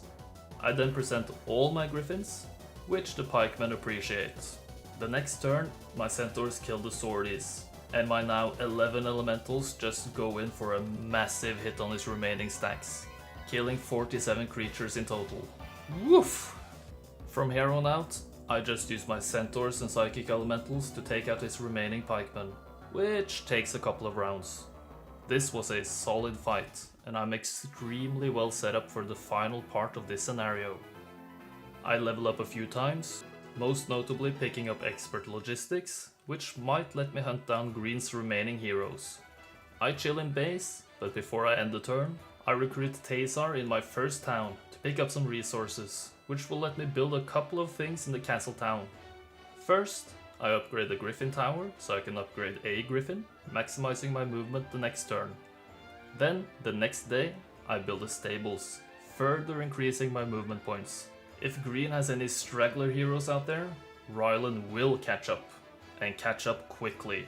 I leave town and head through the final one-way portal, finding Clavius hanging around. His army is quite bad, let's be honest here. Otto smashes him, but I want to play this out. Waiting with all my units, he first magic arrows, then moves forward while not letting my psychics get a nice double hit in. Crud! I then just start moving forward, hitting whatever I can, doing a lot of damage. After my psychics get a hit in on turn 2, Clavius just throws in the towel. What a shame. I set my sights on the town, and if green has no more heroes around the map, this might be it. I take the town, and would you believe it? Green is actually vanquished. Scenario finished. Already. The challenge was fewer than 12 days, and I finished in 8. Just piss off, Uncle Sandro. Not a bad score either. 446, which is yet another Archangel. Thanks for the excellent and cool suggestion, Kalitas. This was just a bunch of fun to figure out, albeit a bit frustrating at times when I couldn't find a good way to do this. Maybe any of you can do it in fewer days? Let me know in the comments. When I was scrolling through the small scenarios, I came over this one with this interesting name. How do you even pronounce it? Deluge? Deluge? Deluge? Let's check. Deluge, from French. It is a French word, originally said deluge, but in English, deluge, deluge, stress on the first syllable. Wonderful, smooth and sultry French voice there. Deluge. Sounds wonderful. It apparently means a lot of something, most notably rain or water. But if you take a look at the map, there isn't really all that much water. and no shipyards either, so I guess we'll stay dry for this entire playthrough. Nice! Sailing is the worst part of HOMM3 anyway, and you can never change my mind about that. Anyway, as we already have the map open, let's take a closer look. We can play as either red or blue in relatively small starting zones, which are packed to the brim with juicy loot. Both starting towns start with a mage skill level 1, and both zones have access to a random relic artifact. Blue's relic is way closer to the road, but the road is comparatively longer and more winding. Blue also has a random treasure artifact right next to the town. Blue's portal takes them closer to the underground town compared to red as well, which could be an advantage.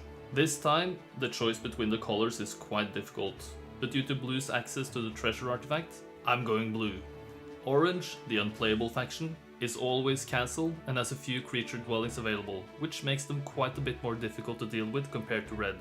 And they even have a neutral second castle town nearby, meaning I have to be very quick if I want to avoid being overwhelmed by their army. How do I plan on being quick? Using the relic artifact, of course. The absolute fastest way to do this is to get some way to travel across the water, so I don't even have to venture underground. Optimally, this would be an air tome, spellbinder's hat, or maybe even angel wings. But to be able to cast any movement spells, I need spell points, meaning I have to get a spellcaster of some sort. The two best factions for this are Conflux and Tower, due to their magic heroes starting with 3 knowledge, and the third best is Dungeon, due to Mana Vortex. Dungeon has the highest spell power potential on the other hand, so you might say it balances out a bit. But having the spell points to cast Fly or Dimensioner is just half the battle. I still have to be able to win fights. This is where one of the coolest heroes in game comes in, Deemer. Deemer specializes in showering, the meteor variant. He smells good while destroying your army, the Deemer way. And let's be honest here lads, when the scenario name means a lot of rain or water, we gotta go for the shower hero, right? We have to stay thematic as often as we can, yeah? So the plan is going to be, look for a seed with a knowledge treasure artifact, collect a bunch of experience before going for the relic artifact, without even building Mana Vortex in town. Since I'm so close to orange, you might think I will take them on before red. You would be wrong. I'm going for red first. Why? Because I'm going to make them play dungeon as well, and take advantage of their Mana Vortex instead. Would this mean Tower or Conflux would be better? Maybe. Maybe you could try yourself to beat my time with either of them. Or maybe I'll revisit this scenario in the future, just to see. Anyway, dungeon, check. Deemer, check. Red as dungeon, check. All artifact bonuses, check. Let's dive into this and see how it goes. Remember to like, comment and subscribe. And maybe even become a channel member. T. I enter the fight against the zombies to the west and reset once. This is the seed. Crappy starting army, but everything else is good. I pick up the helm of the Alabaster Unicorn, swing by the Learning Stone and get the XP from the chest, which gets me basic and then advanced intelligence. Good day one. I then just engaged the Royal Griffins with my army of just 40 troglodytes. I split them up to make the griffins behave how I want. Auto loses, of course, as this is a difficult fight. On turn 1, I use my one available meteor shower to take out 6 griffins, and then try to bait the remaining stacks down with a single 1 stack, using the other 2 as shields for my biggest trog stack. The griffins then take out all my 1 stacks, and I make sure to attack the closest griffins from the second leftmost hex, in order to not be hit by more than 2 stacks at once. This opens up the opportunity to magic arrow 1 2 stack before hitting the other 2 stack, taking them both out. The next turn, the final griffin died to retaliation. Good and solid fight. From the nearby chest, I get enough XP for advanced wisdom, and also I don't mind using my entire mana pool as there's a magic well right next to me anyway. On day 3, I get more XP, netting me expert scouting, and I can see the artifact is angel wings. Not shabby. Before reaching them, I get more XP from another chest, which gets me expert wisdom. Now I just have to get the scholar in front of the wings, and he teaches me Dimension Door? Are you joking? When I first tested this seed, I didn't have expert wisdom, and the scholar then gave me +1 attack instead. I literally have never even considered that scholars teach different things depending on their wisdom level. But of course it makes sense. Why wouldn't a teacher teach different things to different students? Anyway, now I have free fly with the angel wings and access to dimension door. This is the god seed. I pick up the gold pile, which gets me enough gold to hire a second hero. I then dimension door just in reach of Malekith, who trades his harpies in exchange for troglodytes, so Deemer has more movement next turn. You might again be wondering, why not go for orange from the angel wings pickup spot? It's closer, and I could regen spell points in their town after taking it, right? The problem is spell casting. If I DD down towards their town, I will only be able to cast 2 meteor showers, which might not be enough to take out their army to win. If I don't DD down in order to save spell points, the time loss is too big to justify not taking the other route. And finally, there's not even a guarantee I will find their main hero close to their main town instead of the neutral town, which just might be a complete run ender for me. The AI is a massive cheater, so I'm fairly certain it knows my army, spells and everything, and then calculates whether I am a threat to their towns and heroes, which I'm not with this pathetic army, meaning their heroes are more likely to explore away from their main. Since Red's zone is smaller, it should be easier and faster to go for them first. Getting a bit complicated here, let's just see how it plays out. Getting the Trogs back, I swing by the magic wall again and then DD into red territory, looking for any heroes I can find before going for their town. Finding Lorelei. Otto loses, of course, but he doesn't use Meteor Shower, so no worries bro. I have enough spell points to cast a few showers, and the first one goes on the biggest immediate threat, the Harpies.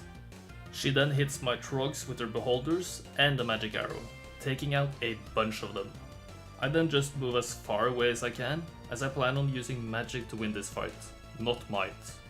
Turn 2, her Harpies die to a retaliation, and her Beholders die to a meteor shower. She desperately tries to do whatever she can to damage me, but I have this in the bag now. Eventually, she moves her Trogs into my Trogs' reach, and I just take them out. Easy win. From previous attempts, I knew there was a high chance Lorelei was on the road, so it wasn't completely blind luck to find her there. Anyway, Red's town is up next, and I see their final, hopefully, hero way out of reach for me. This could be an issue. A time issue. The town is taken by using the advanced strategy of meteor showering once. Well played me. Which gets me expert intelligence. Nice. I upgrade the Harpy Loft so I can get Harpy Hags later to get speed priority over orange in fights. Day 5 and I build a Mana Vortex and upgrade the Harpies. I now have a massive 240 spell points with only 6 knowledge. Not bad.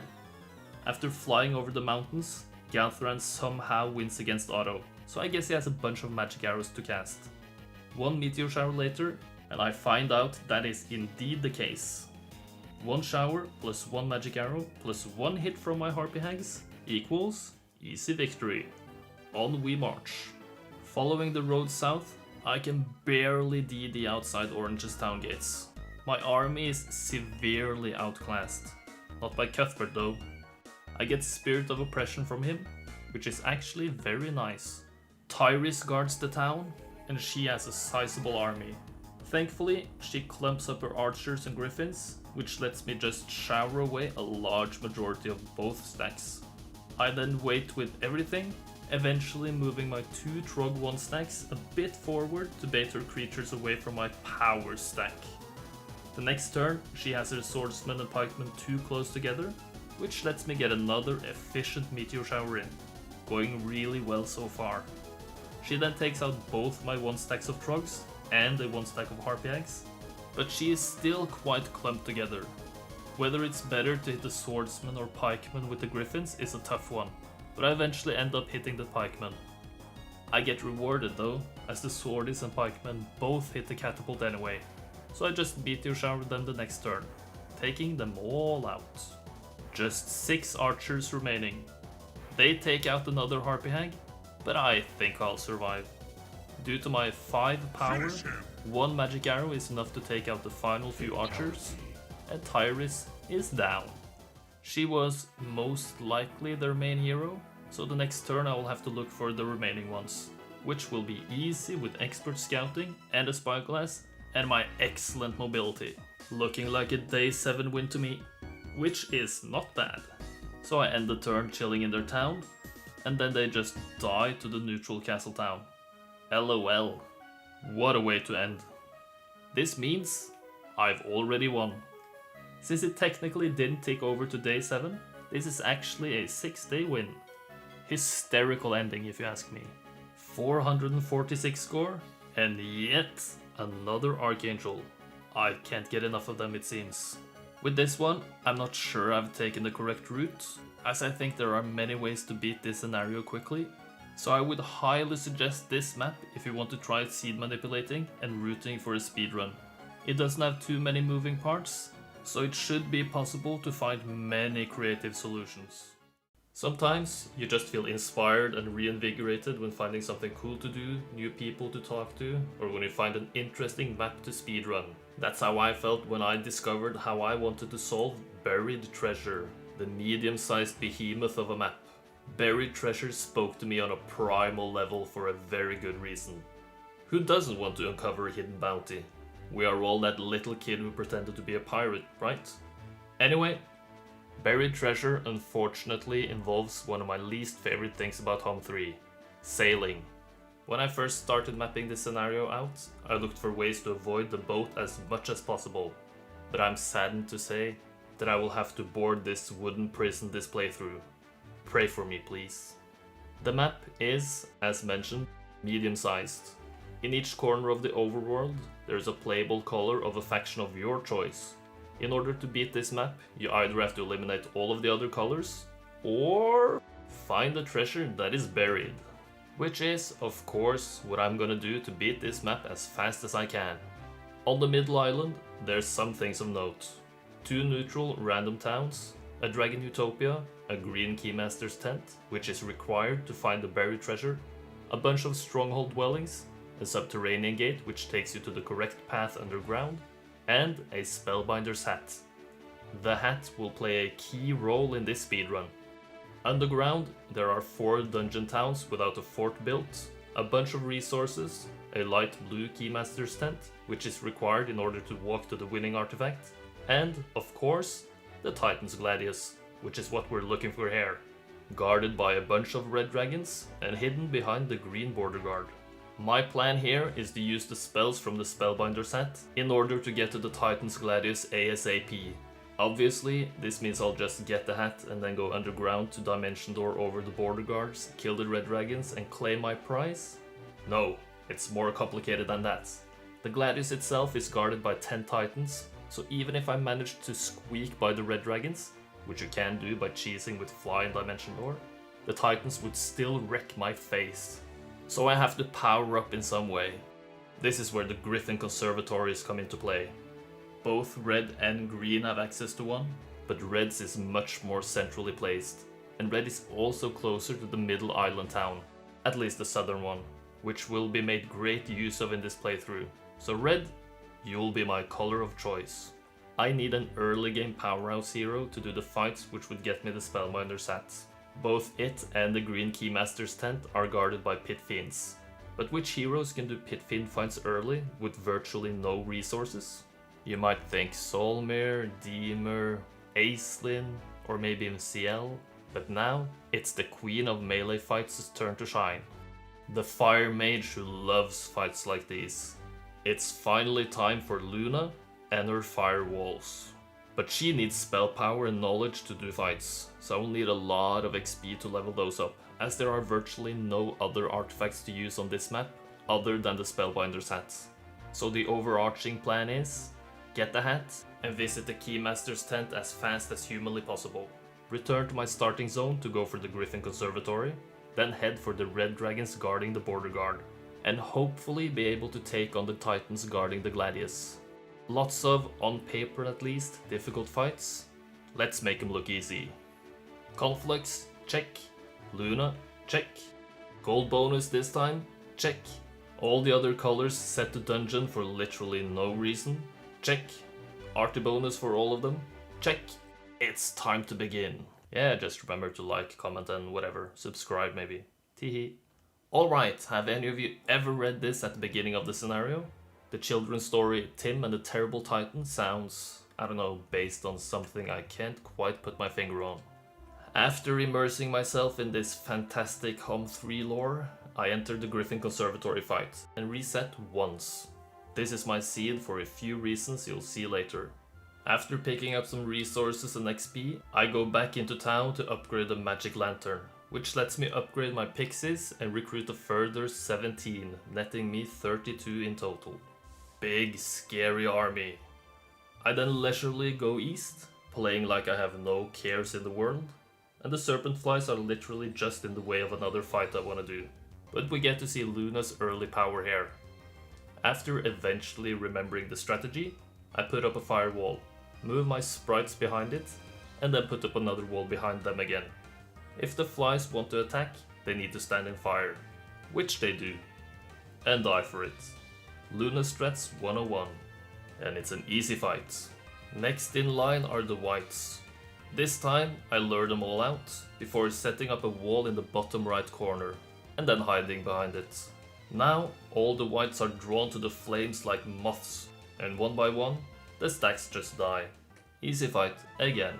The whites were guarding the equestrian's gloves, which I pick up, and then move towards the coast. I have just enough gold for a ship, and I spend my remaining movement points on day 3 to board it. Picking up some flotsams on the voyage over, I set my feet on land close to some dwarves guarding chests. I want that XP. Same strategy this time. I cast Firewall on turn 2, as none of the dwarves reach me on turn 1, and the firewalls only last 2 turns. Don't want to waste any mana here. After putting the wall up, they all walk in and die like the flies and the whites. The AI isn't all that clever, to be honest. I pick up more XP, giving me expert fire magic, which makes firewalls even better. Any chests I don't pick up contain useless artifacts, by the way. On day 6, I take on some harpies guarding one of the reasons this seed is so good. The random neutral town is a dungeon town. Now, with expert fire magic, I don't even have to move my sprites to set up the perfect firewall, as it's now a 3 hex spell. Standing still, the harpies then fry themselves, making my life very easy. Luna early fights are just as long as there are no ranged units. The neutral town starts with Mage Guild level 3, which means I can instantly build a mana vortex, giving me double my usual max amount of spell points. I don't even have to stay in town for the day, so it's super efficient. This lets me immediately take on the stone golems. You'd think they would be more difficult with their magic damage reduction, but no. I only use Firewall to speed this fight up. They are endlessly kiteable anyway. After a few of the stacks pass through the wall, I just start kiting. This fight is a few rounds of flying back and forth, but eventually I bring home the win on turn 16. Easy peasy. I pass by the Knoll Flail, as I have other plans for it later, before I build a tavern in the dungeon town, in order to recruit a hero. Tarek is the hero who gets the honor of being recruited, and also gets the honor of recruiting the 3 goblins nearby. Week 2, day 1, Luna picks up more XP and swings by a star axis, before taking on the first Pit Fiends fight. 17 tier 5 creatures taken on with just 32 tier 1 creatures? It should be impossible, but it isn't. It's actually super easy. One firewall, flying the sprites over to bait them into the fire, and they all walk into it like your average World of Warcraft raid group. Luna is so OP. The Spellbinder's hat is then picked up, and the XP from the chest also gets me Expert Intelligence, which will combine very nicely with the Mana Vortex later. 1 dimension door east, and I find the next Pit Fiend fight. Same modus operandi this time, firewall up, bait them in. The AI just never stops falling for it. It's a little bit embarrassing to watch. It's like watching auto fights, no offense bro. Visiting the Keymaster's tent afterwards, I set my sights on the return trip. Tarek recruits more goblins and a couple of artifacts meanwhile.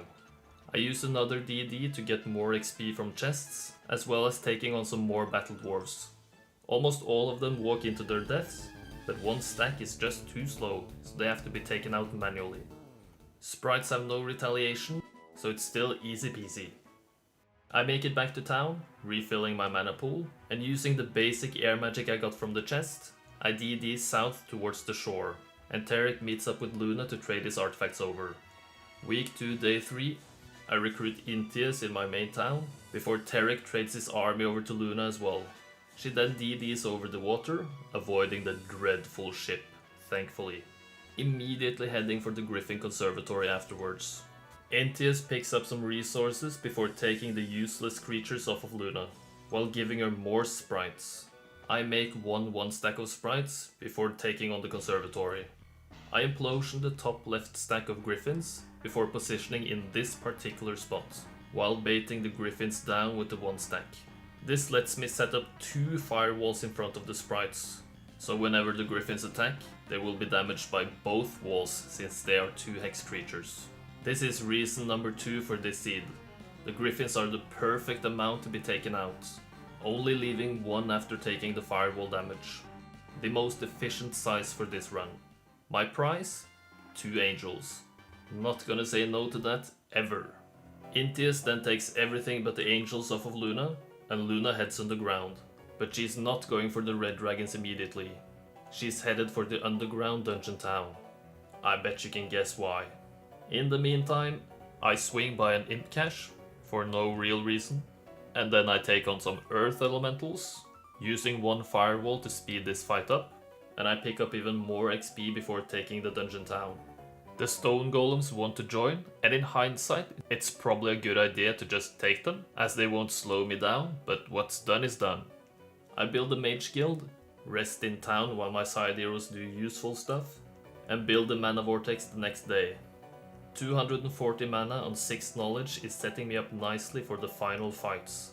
Before I leave town, Tarek trades a lot of my resources for gold, so that Luna can recruit all the creatures available in town. The town comes with dwellings up to Medusa's pre-built, so there's a good amount of meat available. Now, it's time for the final stretch. Luna heads west, meeting up with Intius, who trades his biggest stacks of creatures over, and Luna then DDs over to the dragons. If I cast Fly from this position after opening the border guard, I can just fight the titans. But I want the dragons as well.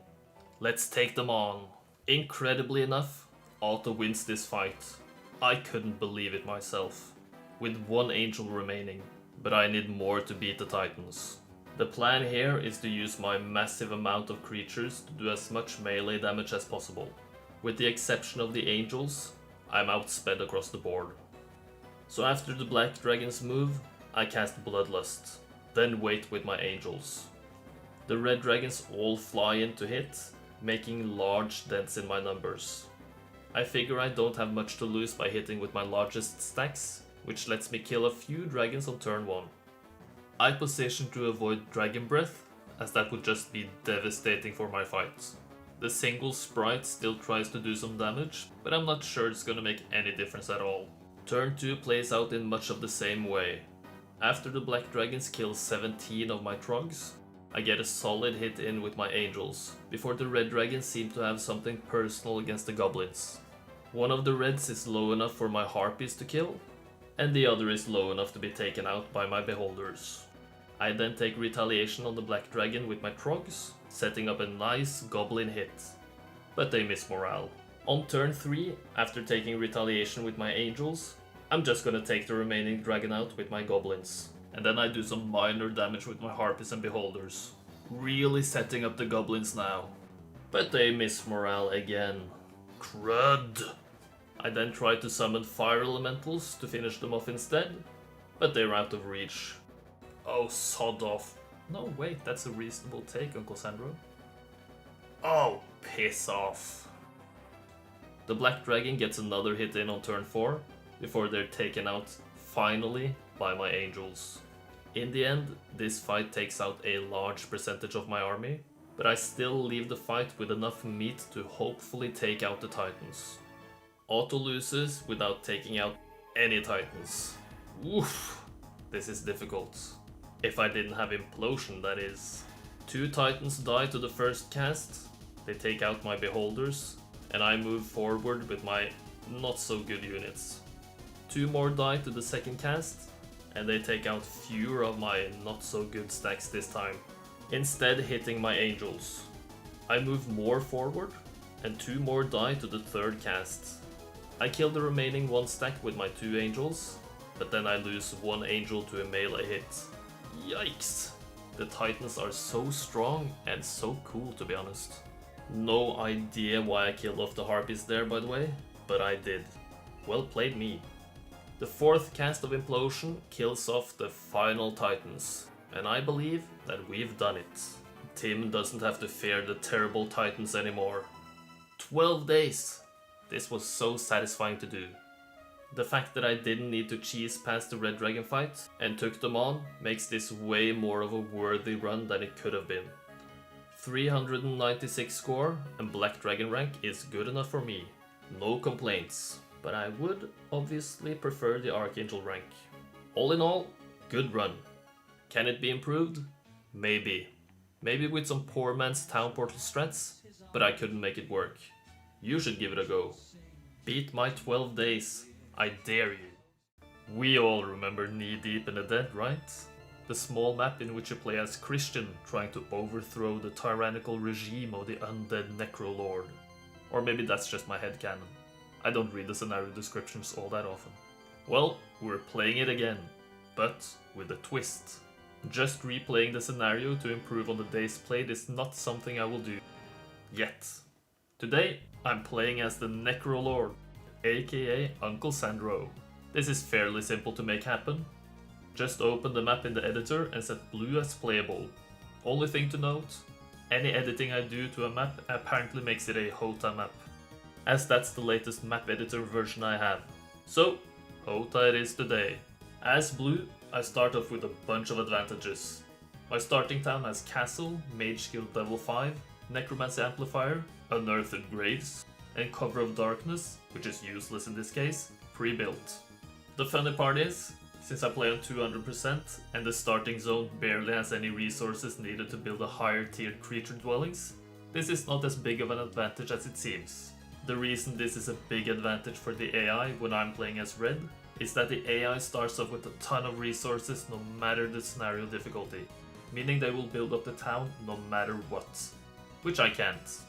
Mage Guild level 5, however, is super good. Uncle Sandro starts off with plus 3 attack, plus 6 defense, and plus 2 power in artifact, as well as a Ring of Life and Orb of Driving Rain. The latter is useful if I can get some water spells, and the secondary skill tree is filled up with basic skills.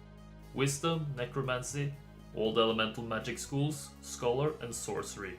It starts at level 3, which means 2 secondary skill level ups. But it seems Wisdom is always at advanced, as he is the mage hero and gets Wisdom at minimum every 3rd level up, which is level 3 in this case. His sorcery specialty is buffed on this HOTA patch, which could make it quite a useful skill. So how do I approach this map as blue? The only way to leave my starting zone is by going through the green border guard, but I need to visit the Keymaster's tent for that, which I need to go through the green border guard to do, so it's impossible. Or is that the only way? My Mage Guild is level 5, and my Wisdom is advanced, so if I can find a seed with Fly, I think Dimension Door is unavailable on this map, and then level up to Expert Wisdom, I can just flap my wings across the mountain barriers. This means I need to get the experience from the chests close to the mausoleum, which also has 1 treasure, 1 minor, and 1 major artifact close by. But getting Fly and Expert Wisdom is just half the battle. Red, aka Nephew Christian, have a few things going for them as well. Piss off, Nephew Christian. They have a decent starting army, access to a few creature dwellings, a refugee camp, and will be able to build up the neutral town quickly after flagging it, meaning there's a decent chance I have an inferior army when facing them. Unless I spend a lot of time to build my town up, which will be slow as I don't have pathfinding and have necro units on snowy terrain. I think the best way is to rely on Sandro's spellcasting early, and basically just attack as soon as I can using whatever army I can muster up, spending as little time on the snow as undeadedly possible. The question is, will it be faster than playing as red? Spoiler, it definitely won't. But how quickly can I do it? Let's take a look. Alright, so playing as blue, check. Gold bonus, as I need that desperately, check. Red gold bonus, as they cheat with resources, so it's relatively less valuable than artifact bonus, check. I think we're good to go. Remember to like, comment and subscribe, and maybe even become a channel member. To find the correct seed, I need to find a fight against the Alchemist's Lab Guard, where I've moved first, and then reset 8 times. This is easier said than done, as Necro units are quite slow, but I found it pretty fast this time. After finding the correct seed, which obviously has Fly, I go into town to learn all the spells I can from the Mage Guild, then engage the Centaur Captains. Otto did a respectable job, for once, so I truck on towards the Hobgoblins to the north. To make everything a bit easier, I accept their wish for greater glory and they join my ranks. See how little I got done in one day? Snowy terrain is just a pain in the butt. Day 2, I swing by the Star Axis and the Water Wheel before I ignore the Cursed Temple, as every bit of extra movement is really costly. Every day is so slow, it's almost infuriating. The Null fight I skip in order to save movement, and the XP isn't all that amazing from the fight either. I reached level 4 on day 3 from the Learning Stone, skipping Earth Magic as I don't have much use for it in later fights anyway. Christian then just evaporates my quote-unquote garrison on day 3. He's quick, that Christian. On day 4, I hire a second hero, Thunder, as he has the most starting movement points. Both he and Clavius get extra gold every turn, and I'll hire them both eventually to make the most of their gold generating abilities. Maxing my spell points on the magic wall, I'm ready for the Medusa fight. This is where the fun begins. I obviously will use spells to do most fights, and the most mana efficient and turn efficient spell I have, in my opinion, is Frost Ring. 126 damage AoE spell for 9 spell points is quite good, and it takes out the top 2 stacks. The Medusas then target my Hobgoblins and one of my white stacks, probably because they can reach the Medusas the fastest. I use another Frost Ring on turn 2 to take out the bottom 2 stacks, but I can't cast any more spells after this. I need the spell points later, so instead I start hitting the remaining stack with everything I got, trying to take advantage of the white regen ability. After a few rounds, my Hobgoblins unstone themselves and get the final hit in. Quite a decent fight. The spell points are needed because I need a lightning bolt and a magic arrow to take out the liches guarding the mausoleum, which costs me exactly 12 spell points, which is the exact amount I have left after the previous fight. I could have saved the Hobgoblins by defending instead of waiting on turn 1, but I just instinctively pressed wait. Oops. Anyway, 2 spell casts and the fight is done. Instead of recruiting the liches, I instead head straight for the artifacts and chests up north. The minor and major artifacts are Crown of the Supreme Magi and Golden Bow respectively. Both are actually quite handy, the Crown for the extra spell casting I can do, and the Golden Bow for the liches. Both are part of the reason for choosing this seed. The treasure artifact is useless though, but that's fine. 2 out of 3 are useful. Can't really ask for more, can you? From playing through this seed a few times, I found it best to just get XP from one of the chests and instead take the gold from the remaining 3, in order to buy as much army as possible. So that's what I do. This nets me just 1 level up, but that level up is for Expert Wisdom, which is the only secondary skill level up I truly need. With Thunder, I visit the Learning Stone to get a decent level up as well, Logistics, which will make future chaining a little bit more efficient. Day 6 and Sandro visits the Garden of Revelation. Any knowledge I can get will let me play with more freedom, as spellcasting is the way to victory for me. Thunder takes all the slow units off of Sandro's hands, but I keep forgetting he's called Necrolord in this scenario. Oh well, too late to change that now.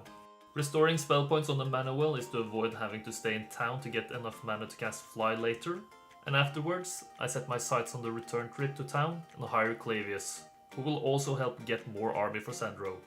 Thunder will be parked in the mausoleum until week 2 day 1, safe and sound.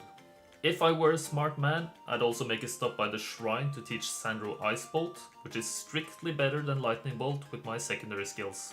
But apparently, I'm not a smart man. Finishing day 7 with every hero in their optimal spots is perfect. I'm set up well for the next week. Thunder recruits more liches, Clavius recruits more skeletons, Units are transferred to Clavius, who also makes sure to get the gold from the water wheel, before further transferring the units to Sandro, who leaves them in town after making use of the skeleton transformer I forgot to mention I built earlier. That's also the only thing I built in this whole playthrough. Now, I just position myself for the next turn. After picking up the campfire with Thunder, Clavius heads into town to recruit the final creatures and turning some useless Walking Dead into less useless skeletons, before finally trading everything over to Sandro, with no movement left. Perfectly set up. Very happy with this so far. And with this, I'm finally ready to take on Red. One fly later, and Sandro heads over the mountains, making a pit stop by the rallying flag for some extra movement and luck, the morale is useless, before meeting Christian on the road. I'm not sure it's better to fight him in the open compared to chasing him back to town, as he can use his ballista here, but I figured, he's here, might as well take him on. Otto makes a valiant effort, but is unfortunately beaten. Gotta do this manually. A couple of problems to solve here. The 36 archers will do a lot of damage if left to their own devices. Same with the 63 halberdiers. If I can lure his melee units into my 162 skeletons' range, this should be doable. I'll have to take full advantage of my mana to whittle Christian down here as well. On turn 1, I frost ring his archers and Walking Dead, taking out a fair amount of them. Unfortunately, Liches can't damage the Walking Dead with the AoE ability, but they still take out a further handful of archers. Christian seems very interested in hitting the air elementals, which buys me time to cast more spells before his creatures eventually reach my skeletons. After turn 1, he's taken out 2 Liches with his range and magic capabilities, but I still have the upper hand here. Magic Arrow does pretty much the perfect amount of damage to kill off his archers, and then I wait with everything except my Liches, who just tickle the halberdiers a little bit. I see no reason to move forward yet. On turn 3, I start Magic Arrowing his swordsman, as I don't want to spend too much mana, and Magic Arrow is the cheapest offensive spell I have. Finally, Christian is in range, which my air elementals really feel. Finally, my skeletons get the first hit in, smacking his halberdiers around, leaving only 25 of them. This is now the skeleton show. Another magic arrow takes out a few more swordsmen, but after my final lich shoots its final shot, Christian's halberdiers get a nasty morale. I've only got skellies left. Thankfully, they're an actual power stack at this point, demolishing the swordsman and eviscerating the halberdiers afterwards. Tasty! Christian sees the writing on the wall and flees, the coward. I still have 165 skeletons left, after getting 17 from Necromancy, which is heavily nerfed in Hota by the way. Next objective, Red's Town. I move into fly position on week 2 day 3, and spread my wings of death the next day. Final fight, let's go. I was so impressed with Otto's results here, I figured I'd let him play it out himself. While we watched Otto's brilliancy, I have to say I think it was really fun to play literally the opposite way of what the developers intended. I have some more maps I'd like to try this approach on, but that will be in the future. Tell me what you think, and whether or not you want to see more of this. Anyway, Red is vanquished, I am victorious, in 11 days. This is Hota, so the score formula is different, meaning only 400 score and a Chaos Hydra rank.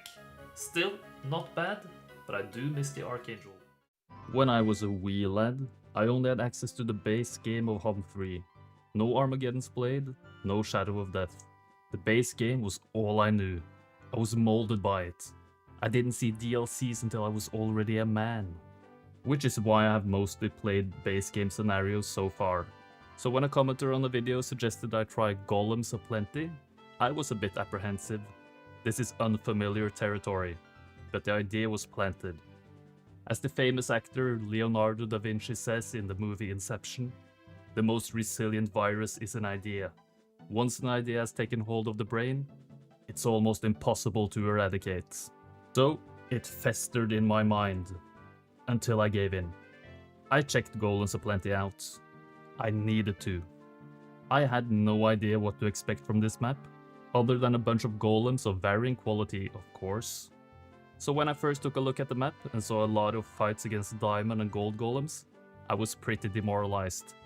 No chance I'll do this quickly, I thought to myself. Then, I found hope in the Valley of Despair. I found a bunch of gold golems hidden away at different locations, joining for free. And hell, even some diamond golems joined for good measure as well. This made my plan of attack quite easy. Now, all I need is to survive a minuscule number of fights in order to massively boost my army power with the willing golems. The questions were, which color is the best to start as, and which faction/hero combination makes these early fights most doable. I believe both of the northern colors are good options, as their paths to the other three colors are more on the way compared to the southern colors. I'm not sure this is actually the case, but my monkey brain tells me it is, and I trust it. In hindsight, they might all be pretty much equal, so I don't think color choice matters too much. After some trial and error, I end up going for blue, as they only need to do one fight to find some free golems. And my initial plan was also to take advantage of the relic artifact on the west side to Dimension Door, but I found out later that the terrain is extremely unfavorable for that strategy. Still, I go for blue, even if the difference is quite small between the colors. I only need to do one diamond golem fight to get to the first gold golem joiners. Magic heroes are useless here due to the golems' magic damage reduction, so a decent early game might hero is the play. As usual, ballista users were considered, but the ballista is usually best against lower tier creatures, not the tier 5-6 creatures like the strong golems are. The golem numbers aren't all that high, so I think overwhelming them with my own numbers is the way to go, meaning tier 1 creature specialists. If you look at the potential starting armies of all these heroes, there's only one real choice here. A potential 120 troglodytes on day 1. I literally cannot pass this up. One day, I want to try for some of the other tier 1 specialists, but Shakti is just so strong. As there are so many potential golem joiners, I even have room for a second hero. But it's not all that important who that hero is. They'll just tag along after Shakti does the dirty work. By the way, there is an underground part of this map, but I won't venture there at all. I'm afraid of the dark. Don't tell my friends. So, the plan is, destroy the diamond golems ASAP, get gold golem buddies, wipe green off the face of Arathia, before I launch a dual attack on tan and red at the same time. Hopefully, I'll catch everyone before they leave their starting zones, or else this could actually be a real slog. Alright, so blue Shakti, check. Green dungeon, as I initially intended on upgrading the trogs there, check. Tan and red tower, as I want to look at tower vision to find their heroes fast, check. Gold bonus for everyone for no real reason I can remember, check. Autobots, roll out. Remember to like, comment and subscribe, and maybe even become a channel member. In order to find my preferred seed, I enter the fight against the dwarves to the south and reset a whole 24 times. This starts me off with 3 stacks of troglodytes, totaling at 112, which is quite close to the max. Nice! No beating around the bush here on day 1, as I immediately go for the diamond golem fight, which would take me out of my starting zone. This may seem incredibly weird, but I found that Auto's results here were about as good as I could do myself, so let's just watch how it's done. When I tried to replicate this fight, somehow the damage range from the big trog stack was always different, so I guess auto combat works differently from manual combat. Don't have time to explore that now though, instead I want to explore the map. Through the portal I go, heading for the hidden gold golems. All 30 of them join me on day 2, and now I can just set my sights on Green's territory with my massive early army, which is guarded by another 12 diamond golems. My goal is to preserve as much army as possible, so I split up the golems to have more stacks which can take big hits from the diamond golems. Let's just take them on. I basically try to lure them all down, and if I were to optimize this fight to the fullest, I would use Trog 1 stacks. After luring the diamonds all down on turn 1, I get to hit in on one of the stacks on turn 2, taking out 2 of them. The second gold stack takes out a further 2 diamonds before turn 3 begins. After a goldy retaliation, I conclude that I don't want to lose any more golems, so my trogs are sent forward as bait, which works. To round off the fight, my 14 stack of gold golems takes out the final 2 diamonds. I probably could have saved the gold golem, but it's still a decent fight. With my pretty good movement, if I may say so myself, I even reached the green town on day 3, which is unguarded. This angers Daze, who attacks. Auto wins convincingly, but I want to take fewer losses. The idea here is to use 1 stacks of trogs to tank hits, while my big golem stack one-shots Daze's stacks, while hiding my big trog stack away.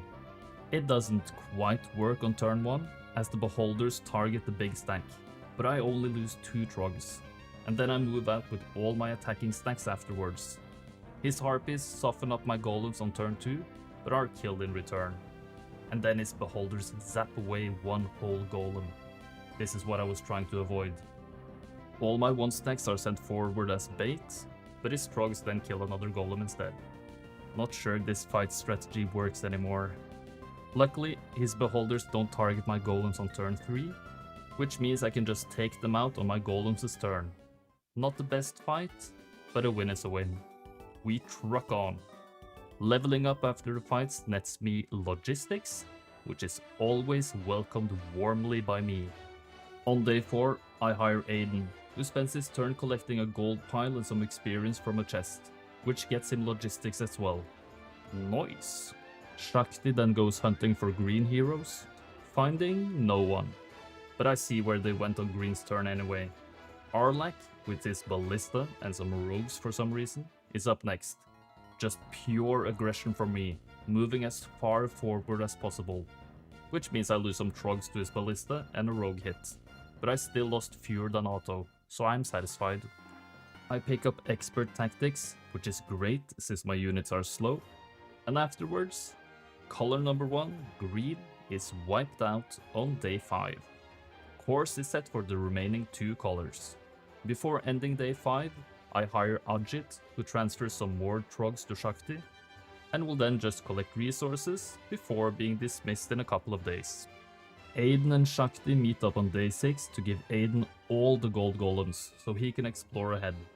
He takes on some griffins, which I fight manually, but with the exact same result as auto, so let's just skip over it.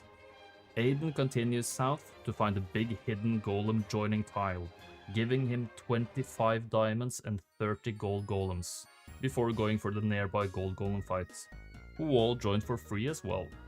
What a massive week 1 army. And to top it all off, the golems were guarding Equestrian's gloves. Just perfection. The 2 main heroes meet up to split the golems between themselves. Shakti gets the diamonds and a few golds, while Aiden keeps the remaining 54 golds. Shakti will take on Tan, while Aiden heads for the portal to the red zone. After scaring away some halberdiers, another 12 diamonds are taken on by Shakti. A quick and easy fight which just loses me some troglodytes, which is no big deal as they're quite worthless compared to the golems. Funnily enough, Tan's town is also unguarded, so I just stroll into it and build a lookout tower. I see both Ain and Halon close by, and now please don't judge me too hard for this following sequence, because I'm already a bit embarrassed. Alright, I hire Gunner and give him just the golds and Shakti's trogs to take on Ain.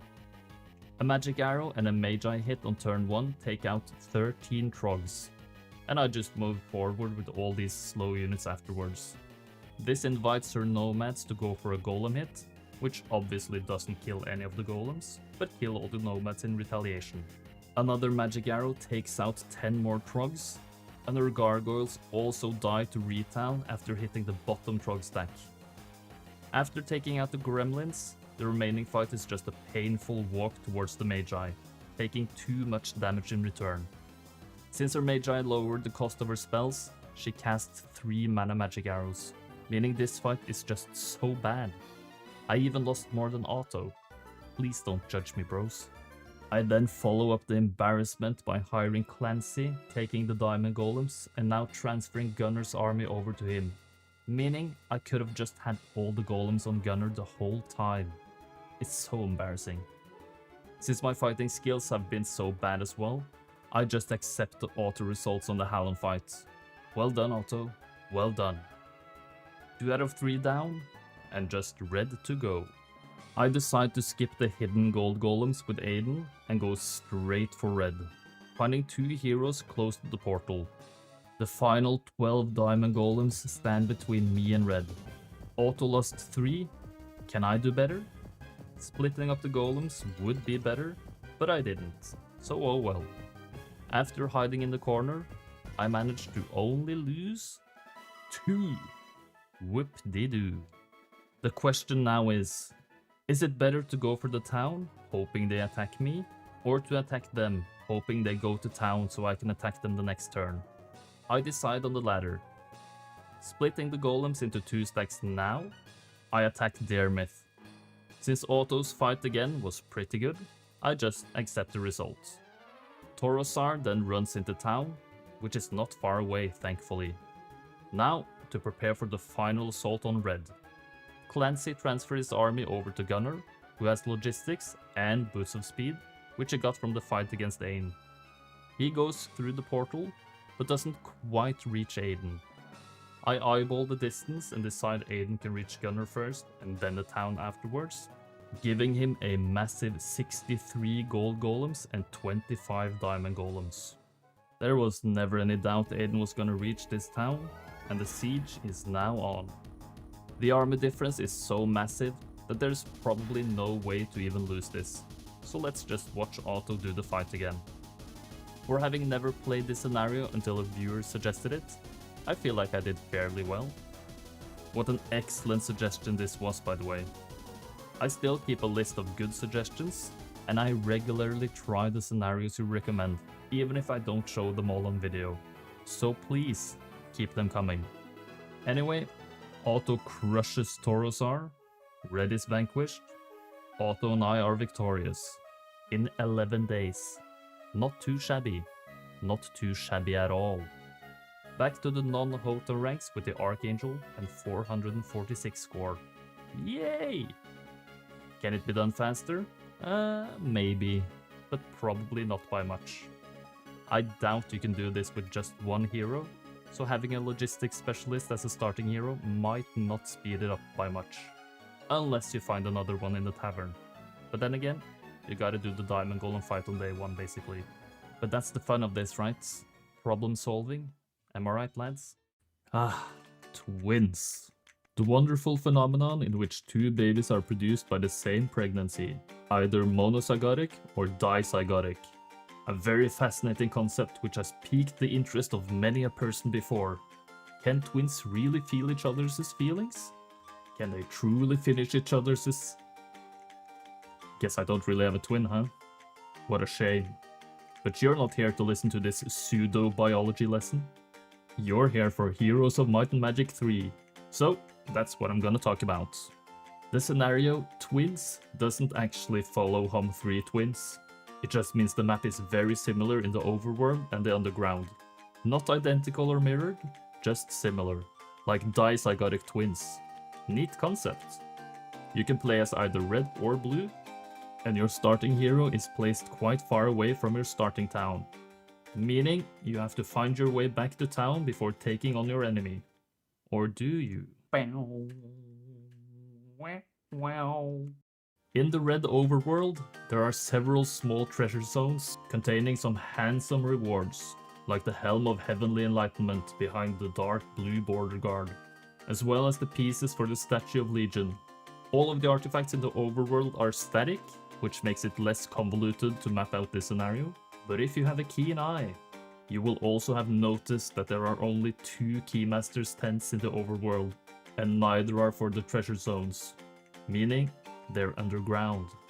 The path to the underground is blocked by the green border guard, and the green Keymaster's tent is quite a long way from anything really. Also, there's a magic well here. Maybe that will be useful later. Anyway, it seems like everything about the overworld is really slow, so let's take a look at the underground instead. This is home to the least liked twin of the 2. This entire zone is quite poor, with some exceptions. Some things of note are obviously the Keymaster's tents, giving access to the treasure zones in the overworld, this random tier 5 creature blocking the path to the red border guard that will always join you no matter what, making taking on the enemy color easier.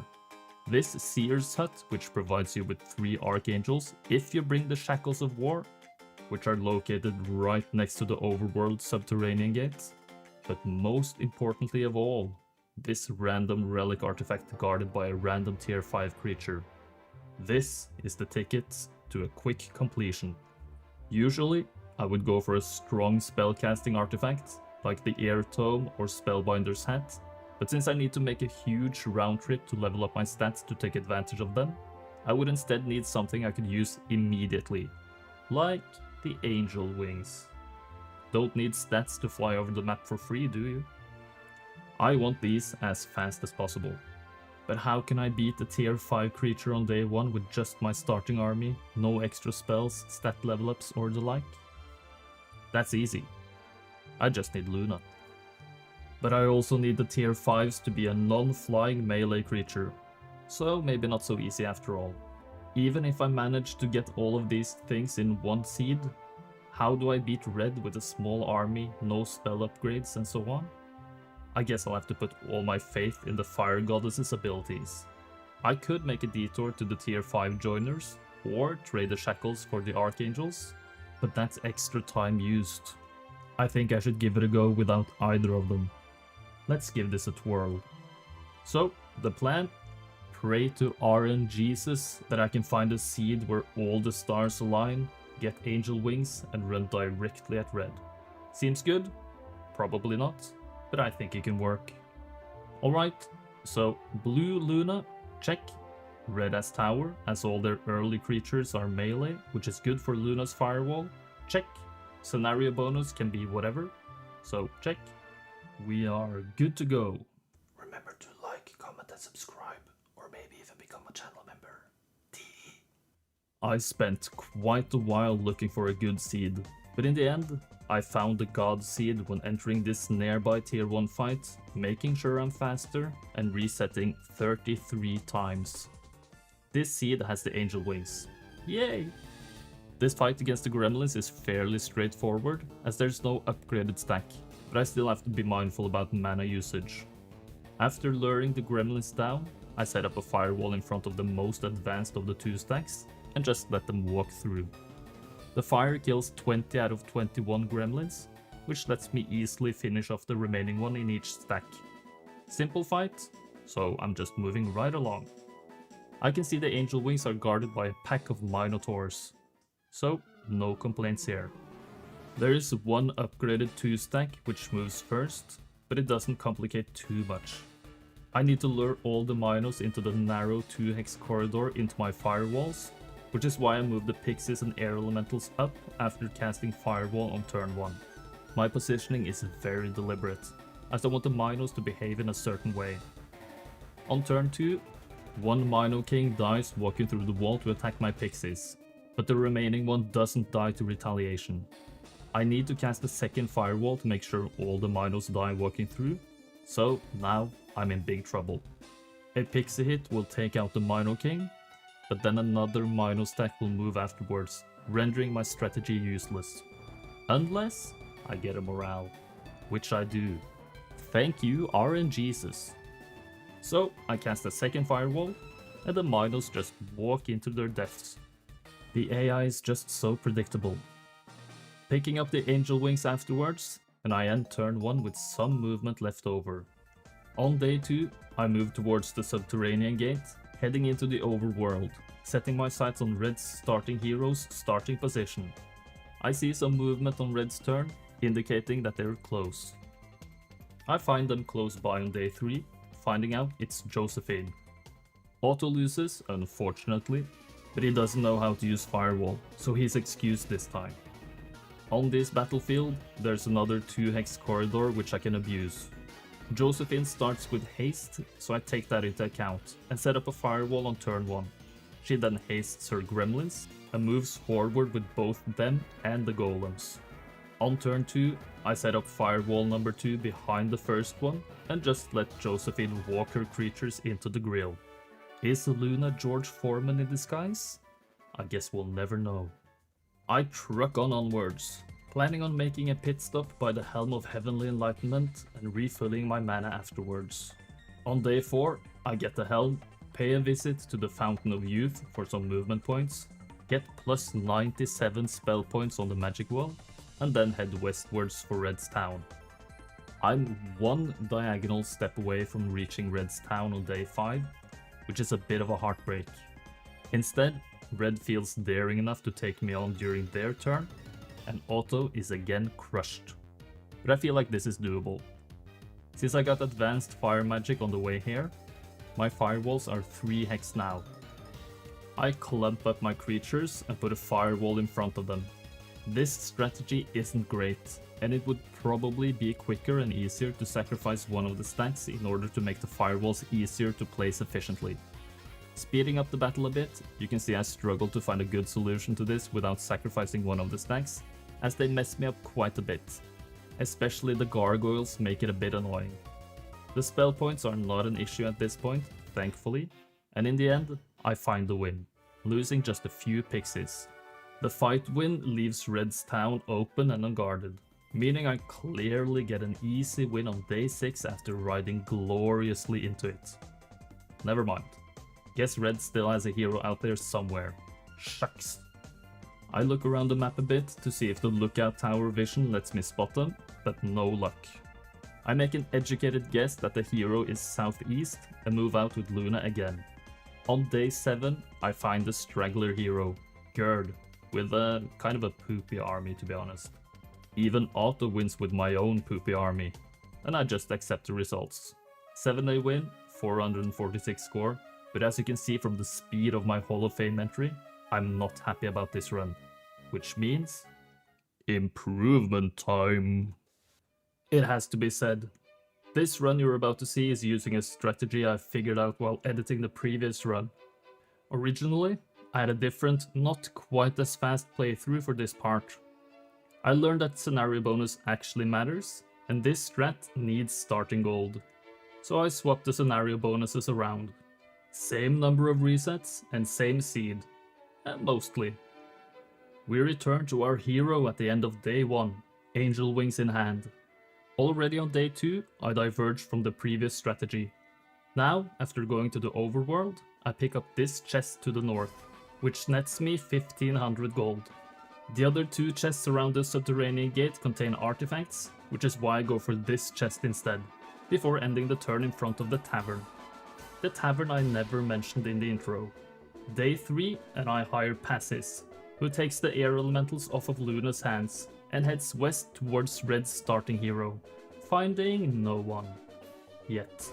Luna then swings by the hill fort to upgrade the pixies to sprites for free, which will then get her more movement points to use the next turn, before visiting the Fountain of Youth again, and picking up the Helm of Heavenly Enlightenment again, ending the turn right in front of a hidden fight event. Thankfully, Red moves into Passis's view, and I can begin day 4 in a very good spot. I could play out this fight against Neela? How can the same seed have different heroes? Turns out, HOMM3 seeds don't work quite how I originally thought. Both Neela and Josephine are alchemists, so maybe hero class is what's generated in different seeds, not specific heroes. Anyway, Auto wins convincingly, and I don't plan on fighting more with passes, so I just accept the results.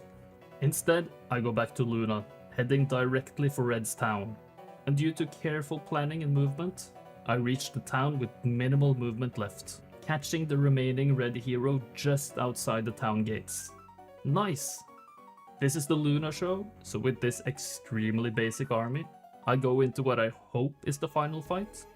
On day 4. Wowzers!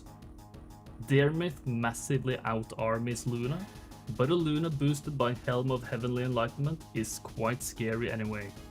I spent some time figuring out exactly how I want to fight this, ending up placing a very far forward firewall, risking taking a hit from the gargoyles.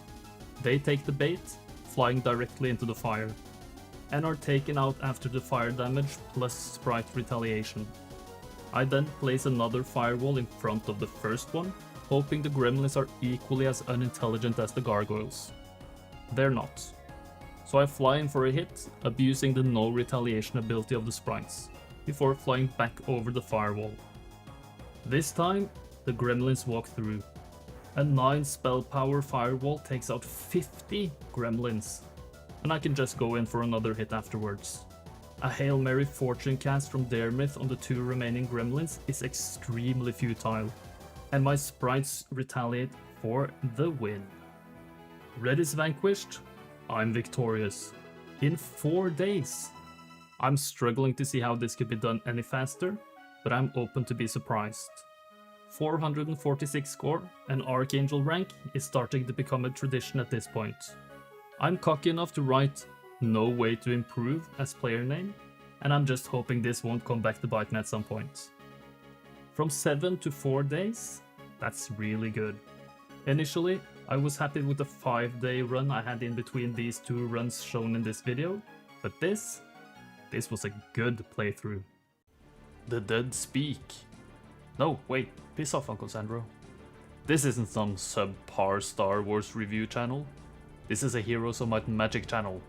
But the dead do actually speak. Or, they're at least a bit restless. Undead Unrest is an Armageddon's Blade scenario. Which means I never played it as a child. Never as an adult either, for that matter. Until I discovered that this map has something I value deeply. An alternative path to victory. I only need to find the Vampire's Cowl to win this scenario. Stuff like this is ideal for speedrunning. So that's what I'm gonna do. Find the Vampire's Cowl ASAP. But we're not alone on this map. This is not Island of Fire. We are accompanied by the unplayable orange color, and, depending on whether we want to play as red or blue, we are also sharing the playing field with, well, blue or red obviously. Orange is always Necropolis and starts off with quite a massive army. Especially noteworthy are the lots of vampires and pack of liches. Scary, scary stuff. Thankfully, they're held at bay by hordes of vampire lords in both the east and west, and by a random tier 7 creature guarding the portal shortcut to red and blue territory. And speaking of the portal, it can also take you underground, very close to a garrisoned off zone. I haven't said anything about where the Vampire's Cowl is. That's because it's not visible on the map.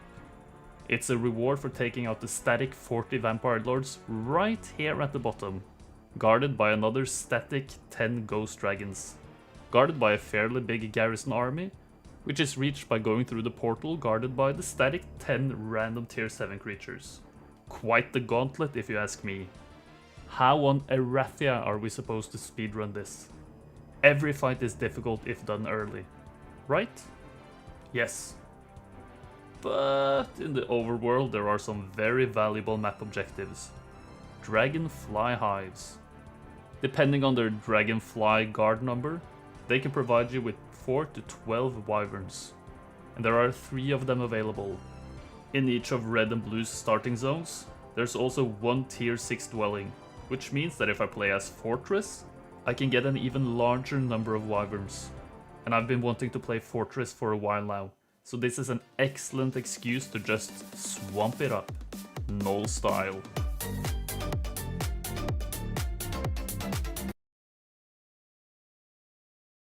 Yeah, that was lame, sorry. Moving on. So, I'm playing Fortress. But which is better, red or blue? Just looking at the starting zones, it should be fairly obvious. Blue is just better by a mile.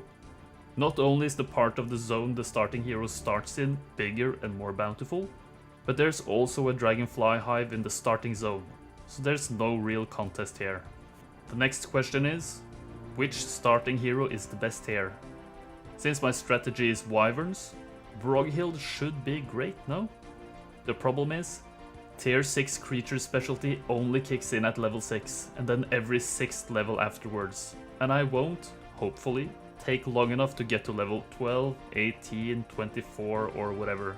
That's simply too slow.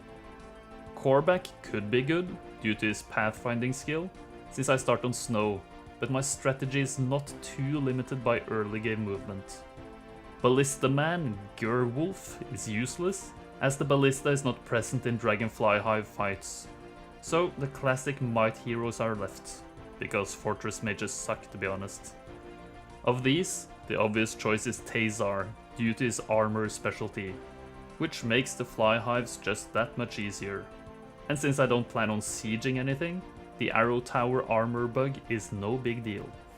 But having just the regular Wyverns are not enough. I need to upgrade them as well, which I need 10 Mercury for. Luckily, these Walking Dead guarding the stables hand out a bunch of resources for defeating them, and among that, 10 Mercury. Perfect. So, the plan? Tazar it up, acquire Wyverns, both from town and the dwelling, acquire more Wyverns from the Fly Hives, upgrade Wyverns, and then go bananas in the underground. Seems easy enough. Alright, so blue Tazar, check. Red as any non-tower town to slow them down on the snow, check. Scenario bonuses, gold, as I want gold, check. Let's go, lads. Remember to like, comment and subscribe, and even become a channel member. In order to find a good seed, I reset a few times until I get serpent flies, so I can have fight priority, then enter the nearby tier 1 creature fight before resetting a further 2 times. To be able to fund my strategy, I need a lot of gold and a lot of wood. So the first couple of days are spent collecting those. I hire a second hero, Andra, in the southern town, who will also do some collecting. I even build town halls, which pay themselves off in just 5 days. And, spoiler alert, this takes longer than 5 days, so town halls are just always worth it. After getting a further 12 gnolls from a gnoll hut, I let Otto take the wheel against some goblins, and I lose 3 gnolls and 3 lizardmen. No biggie. Army preservation isn't all that important. Yet. Andra also lets Otto do the fighting for her, which loses me another 7 gnolls. Still, this is fine. It's a bit unlucky that neither town starts off with a lizard den, but what can you do? The perfect seed probably doesn't exist, I hope. On day 3, I build a wyvern nest in Tazar's town, but I can only afford 1 wyvern. Since I'm out of movement points, I can just recruit the second one the next day anyway. All according to Keikaku so far. Second one is recruited, and more resource collecting is on the menu. The hobgoblins are swept away by the 2 wyverns, and the reward is even more gold. I use this to build a lizard den in the southern town as well, and recruit all available creatures in town, so Andra can do some more fights as well.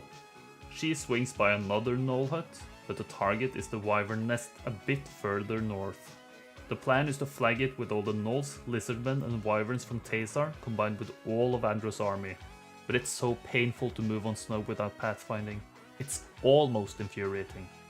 On day 6, my 2 heroes meet up, transferring the entire army, except the serpent flies, over to Andra. This should be enough to take the wyvern nest. Otto loses a wyvern, which is unacceptable. The strategy here is pretty simple. Protect the lizardmen, take retaliation with the gnoll 1 stacks, and go in for big hits with the big gnoll stack and the 2 wyverns. This strategy lets me take out 3 out of the 6 wyverns on turn 2, while losing only 1 gnoll, so far. Unfortunately, the enemy wyverns decide to hit the big gnoll stack the next turn, but it's fine, as I don't really care for the gnolls anyway. A lizardman hit and a gnoll swing seal the deal. Overall, a good fight. Way better than Otto's anyway. 2 more wyverns, and Andra goes straight for the vampire lords nearby. This time, the auto result is acceptable, so I accept them. More gold is yet again the reward. Tazar's day 7 goal is to end on the first Dragonfly Hive, while Andra needs to be able to transfer the next week's wyverns over to him. I'm not sure the decision to let Tazar have all the slow units was the optimal choice, but at least it makes absolutely sure Andra can actually reach. Week 2, day 1, Andra recruits 2 more wyverns, and I hire Marist in the north town, who then recruits every unit available before heading towards Taysar. Andra trades over the wyverns to Marist, and Marist trades the wyverns over to Taysar, along with some cannon fodder. This setup lets me only lose gnolls and no wyverns to this hive size. Otto wins easily, Taysar levels up to expert armor, and I get another 6 wyverns. Hive sizes are what I was resetting for, along with a tier 7 portal guard creature, which you'll see later. Afterwards, Marist transfers over some more meat, and Taysar takes on the starting zone guard, 20 vampires. Otto manages to lose a wyvern, but this is easily doable without losses. I just wait with the wyverns on turn 1, hit with the lizardmen, and let the vampires move forward. Same deal on turn 2, but now I send the wyverns in for a hit, taking them all out after a morale. Easy peasy. I can even reach the second fly hive on this turn, and I just split up the lizardmen meat into 1 stacks and let Otto do his thing. Easy win, and we level up again, finding logistics this time, which is very nice. I'm now up to 23 wyverns, which is all I'm getting. I'm not going for the 3rd fly hive, but I still need to upgrade the wyverns I've gotten so far, so Taysar sets his sights on the stables. The zombies, who are holding bags of something, seem to be looking hungrily at the horses, and I can't have that. No way you get to join silly Walking Dead. Otto can take care of you. Advanced logistics, thank you very much. And even the 10 Mercury. Now I do some hero chaining, a minor chain. I try to do this quite correctly, but if there's some way to improve on this run, this would be it. Movement and chaining is probably my 2 weakest points, so yeah, I still have stuff to learn.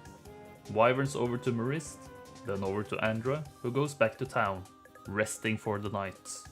Week 2, day 3, I upgrade the wyvern nest and the wyverns afterwards, leaving me with a grand total of 230 gold. Neat! Wyvern monarchs are then sent back to Marist, and even further back to Taysar, along with some more meat, who then heads straight for the portal. First obstacle is a group of royal griffins, which are just easily swept aside by Otto. The keen-eyed of you have already noticed that the portal guard is bone dragons, one of the weakest tier 7s. This seed is just pretty good. The dragons split into 4 stacks, one of them being ghost dragons, which immediately go for the gnolls next to the lizardmen, even getting an aging effect in. I then wait and defend with everything, letting the bone dragons move before I send my wyverns in. The idea with the flies is to draw the bone dragons away from the wyverns, which will hopefully save a few of them. The wyverns take out the ghosties at the end of turn 1, and then the 2 stack of bone dragons the next turn. The dragons jump at the opportunity to kill my lizardmen, which I'm obviously thrilled about. Another wyvern one-shot on turn 3 is very welcomed, before I say bye-bye to my remaining retirement home gnolls. A worthy farewell.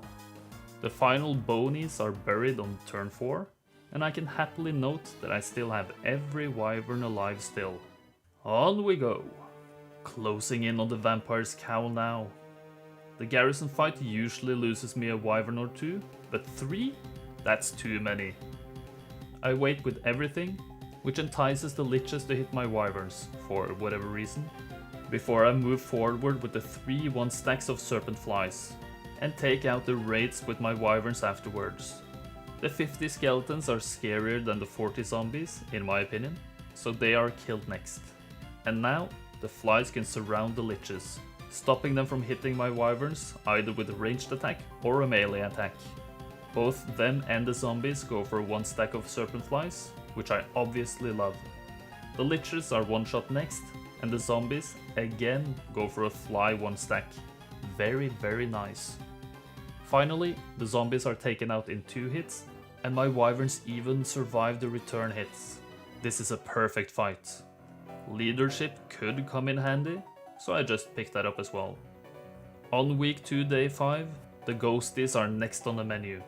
Incredibly enough, Otto wins convincingly, and I have no idea how.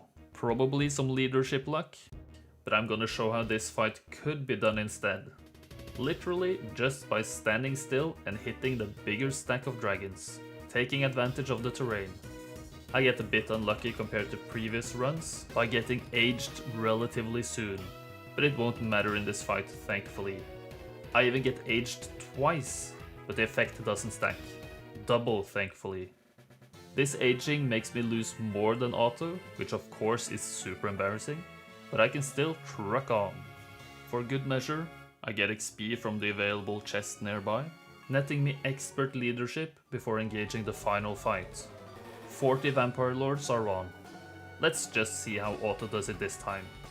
Of course by moraling the lucky duck. He obviously is only better than me when he's getting exceedingly lucky, but I still love him. Anyway, easy fight, easy win. My reward? The Vampire's Cowl. The reward for getting the reward? Scenario victory. In 12 days. Is this good? I really hope so. 394 score and Gold Dragon rank? I'll take it. For a Fortress run, I'm very satisfied. I'd say Fortress is one of the slower factions in this game, so getting to use them for a speedrun is pretty nice. Could it be done faster with another town? Conflux has a habit of pulling a rabbit out of a hat, so I can't really rule it out. Arrogance. The thing I completely lack. Allegedly. This has been requested from you guys a couple of times, and is an iconic map, as it shows up first when trying to start a new scenario when playing Shadow of Death. Allegedly. Since I only had Restoration of Arathi as a kid, I never saw this or even played this scenario, ever. So this was going to be an interesting challenge. This is a small map, and small equals really fast, right? Wrong. This is deceptively slow. You can play as any of the 4 colors present in this scenario, but in order to reach any of your enemies, you either have to A. Beat 2 tier 5 creature guards to go through the subterranean gate, which is obviously easier said than done, or B. Sail across a tiny river, which takes a minimum of 3 days to board, sail across and disembark. So yeah, it's kinda slow. This is an extremely resource-rich map, if you're fast enough.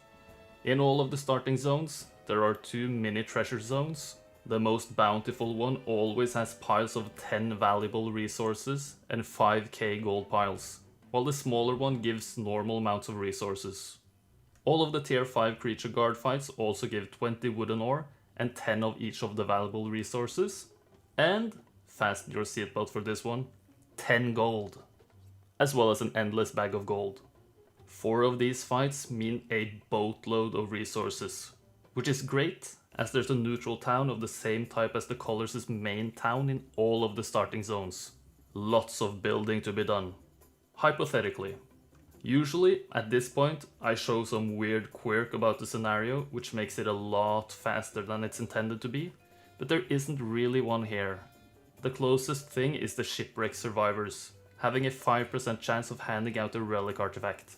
So, technically, you can get stuff like angel wings, air tomes and so on, which can make you traverse the map really fast, but you still need to beat the creature guards to reach the other plane of the map, and then beat the resource-powered enemies.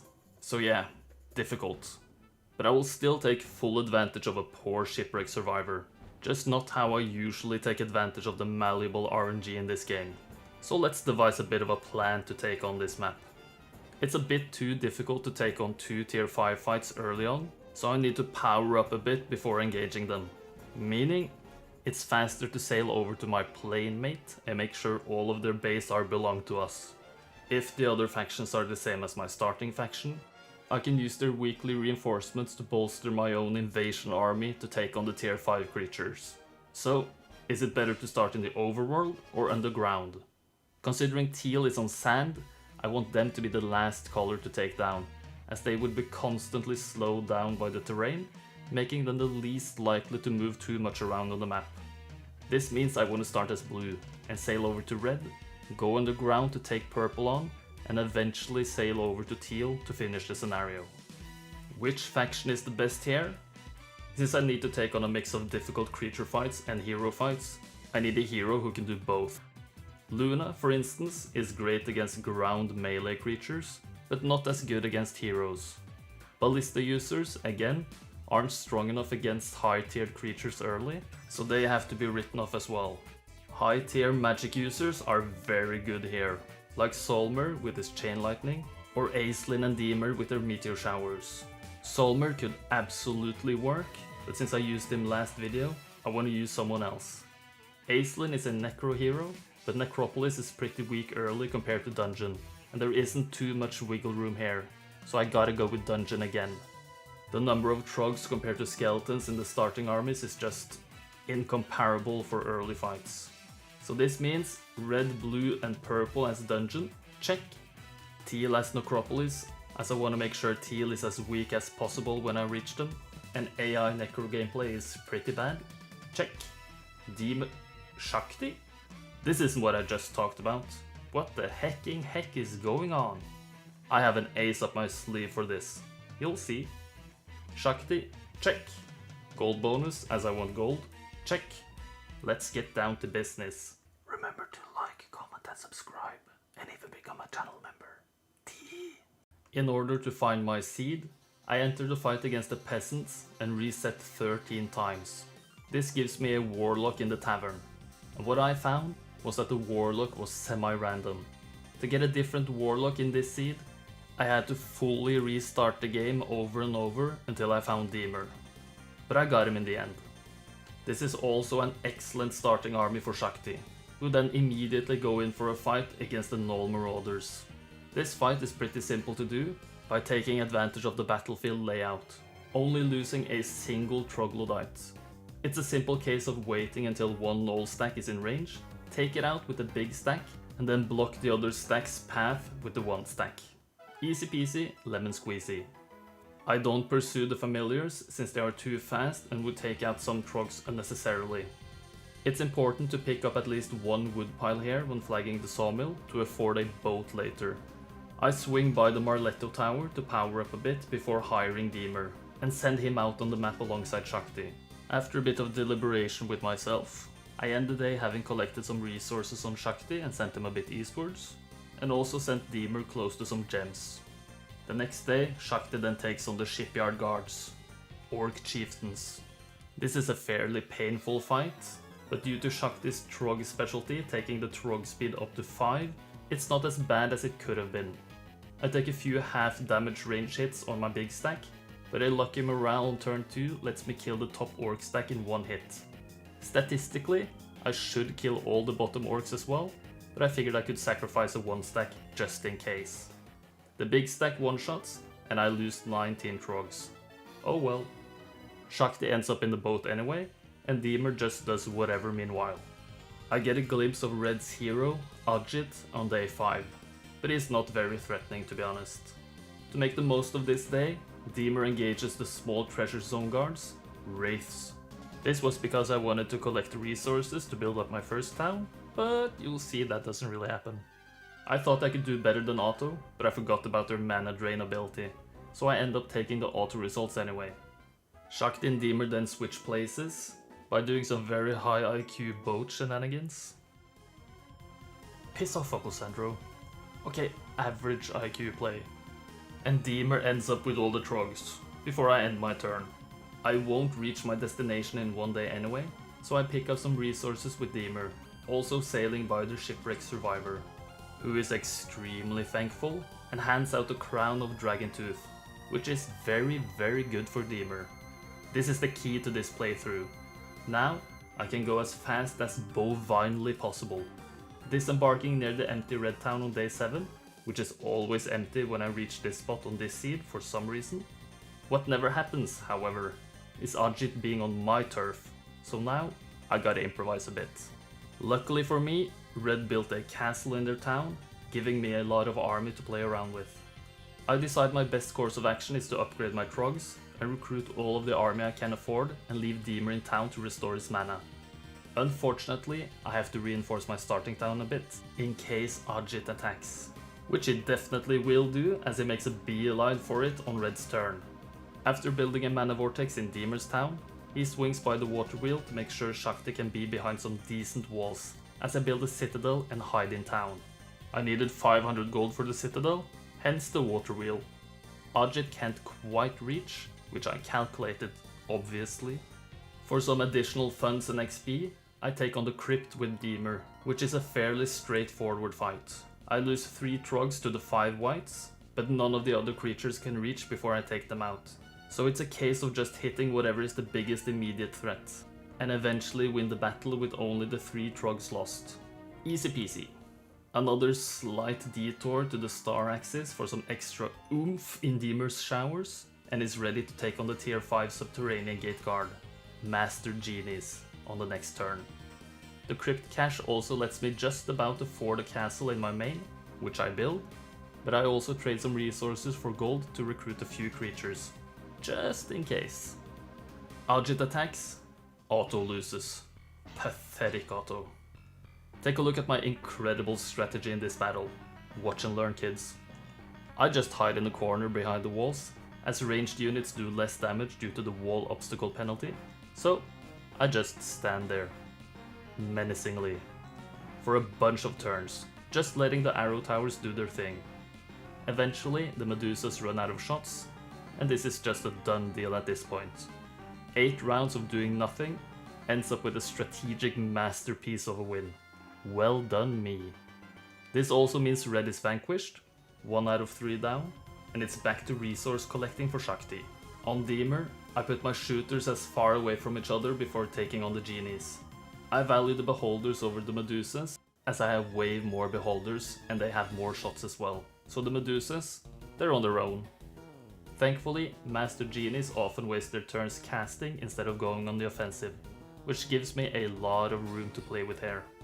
1 meteor shower kills 5 genies per stack, which is quite good, and I start positioning my valuable stacks at the bottom, while also using whatever range shots I have. The genies take out a bunch of Medusas and Harpies before I have the chance to move again. The Harpies finish off a 1 stack before I inflict a bit of friendly fire, sacrificing my Medusas to the Blood God in a lethal shower incident, and finishing off the 2 stack with my Beholder shot. The big genie stack wreaks some havoc with the morale, but since my big Trog stack was nicely hidden, nothing of value was lost, and I can start inflicting some massive damage after taking retaliation with a Trog 1 stack. A couple of retaliations later, and all of the genies have been taken care of. Decent fight, and I get a couple of level ups, as well as the resources I was talking about earlier. I also have a lot of mana left for tier 5 fight number 2, which is against Pit Lords. And this is quite lucky, since Pit Lords are quite weak for a tier 5 unit. I'm a bit lucky that I don't one-shot the 6 stacks with 1 meteor shower. Why, you might ask? I'll tell you. Pit Lords can only raise 50 HP worth of demons per Pit Lord, meaning if I leave the 1 stacks instead of finishing them off, and instead focus down the other stacks, I minimize the number of demons raised, which is what I try to do. Since the 1 stack of Pit Lords also are the first to move, the bigger stacks left will not have any chances to raise bigger demon stacks when the first Pit Lords are taken out. Incredibly enough, due to how this fight is played out, not even a single demon was raised, which was quite lucky. This was not intended, but I'll take it. Only 22 Trogs lost in what could have been a difficult fight is pretty good. Afterwards, I sent Deemer north and hired Damacon in what used to be Red's town. Trade some resources for gold, upgrade his Trogs to Infernal Trogs, and begin the trek to the underground with him as well. Damacon's job is to take the southern purple unguarded town and protect it from potential naval attacks from the east, while Deemer attacks the north. I see Malekith, who, for some reason, leaves his main town unoccupied and starts wasting my time by moving into useless territory. Very annoying. Damacon takes the southern town, Deemer takes the northern town, both without a fight. I double Deemer's mana by building the mana vortex and set my sights on Malekith, the time waster. Before ending the turn, I decide to build a manticore lair in Damacon's town. Maybe a few manticores will come in handy at some point, you never know. Malekith, annoyingly, moves even further away, but I still have enough movement to reach him. Auto wins, but I want a clearer victory. Surprise surprise, the way to that clearer victory is spellcasting. The first shower almost one-shots his beholders alongside the Troglodyte massacre, and from here on out, it's a cakewalk. Protecting the big Trog stack and the beholder stack is alpha and omega for this fight, and it should be over quite soon. But an annoying Harpy morale on turn 2 slows it down just a little bit. A lightning bolt on his Medusas, and a Trog hit as well as a melee beholder hit make quick work of the Harpies, before the single enemy beholder eventually is permanently blinded by my own eye boys. Lemon squeezy. Now the slog begins. Purple isn't taken out, and I need to do some preparations before taking on teal. First, I build a labyrinth in the southern town, head out to buy a boat as well using Damacon's movement, head back to town with Damacon, and build a manticore lair in Deemer's town, and end my turn. And what do you know? A purple hero disembarks close to Damacon. Luckily, it's day 1 again, which means reinforcements. First, I get a build of gold injection from the overworld water wheel, before I simply buy out all of the available army for Damacon. Looks pretty good. Afterwards, I just trade every resource for gold, hire Synca in Deemer's town, as I want this week's reinforcements on Deemer. Remember, I need 5 wood to upgrade the Warren to upgrade Troglodytes. Kick myself a bit for being stupid, recruit everything I can afford, summon a boat with Deemer, which just takes a single cast, which is pretty lucky, transfer everything from Synca to Deemer, and finally set sail for Teal territory. Damacon takes stock of Jaeger's army, which is decent for AI standards. Auto wins, but I want to do better. My goal is to save the Manticore auto lost, but we'll see if I can do it. Manticores are quite squishy, you know. On turn 1, I mostly focus on the Liches, as their AoE damage can be quite annoying, which is why I don't have the 7 stacks of creatures to avoid a 3 stack hit from them in the middle. I take out 1 Lich with my own shooters, losing 2 Medusas in the process. I slowly inch forward with my melee units, getting my Trogs slowed, before taking out his Wolf Raiders, which he has gotten somehow, in a single Manticore hit. Decent turn. More waiting ensues on turn 2, but I don't manage to kill another Lich with my shooters this time. Not much more happens this turn. When turn 3 starts, I'm finally in range with a few melee units. I hit the Medusas from the top side with my Manticores, which is a mistake, as it leaves the Manticores in range of his melee units. Oops, I guess. I try to present some juicy cow meat to his Trogs, before all the shooters have their turns, exchanging a few hits, doing some minor damage, before his Trogs finally go in for a hit. On my Manticores. Taking out 1. Objective failed. Turn 4 comes around, Manticores take out Trogs, my Trogs take out Harpies with a retaliation, my Harpies fail to take out the final Lich, but a nice minor morale makes sure 9 of Jaeger's beholders die. Very nice. Eventually, after a few more hits are exchanged, mostly against my Trogs, my Manticores finish the fight by doing something to the Medusas? Seriously, what is that animation supposed to be? Slightly better than auto, but still lost that Manticore. Not great. A couple of really good artifacts are captured as well. This also means purple is vanquished, 2 out of 3 down. Now, Damacon also sets sail. Immediately seeing, and sorry if I butcher this, Xai with quite a scary army if you ask me. Several Black Knights are really scary. They are some really tanky boys, those dudes.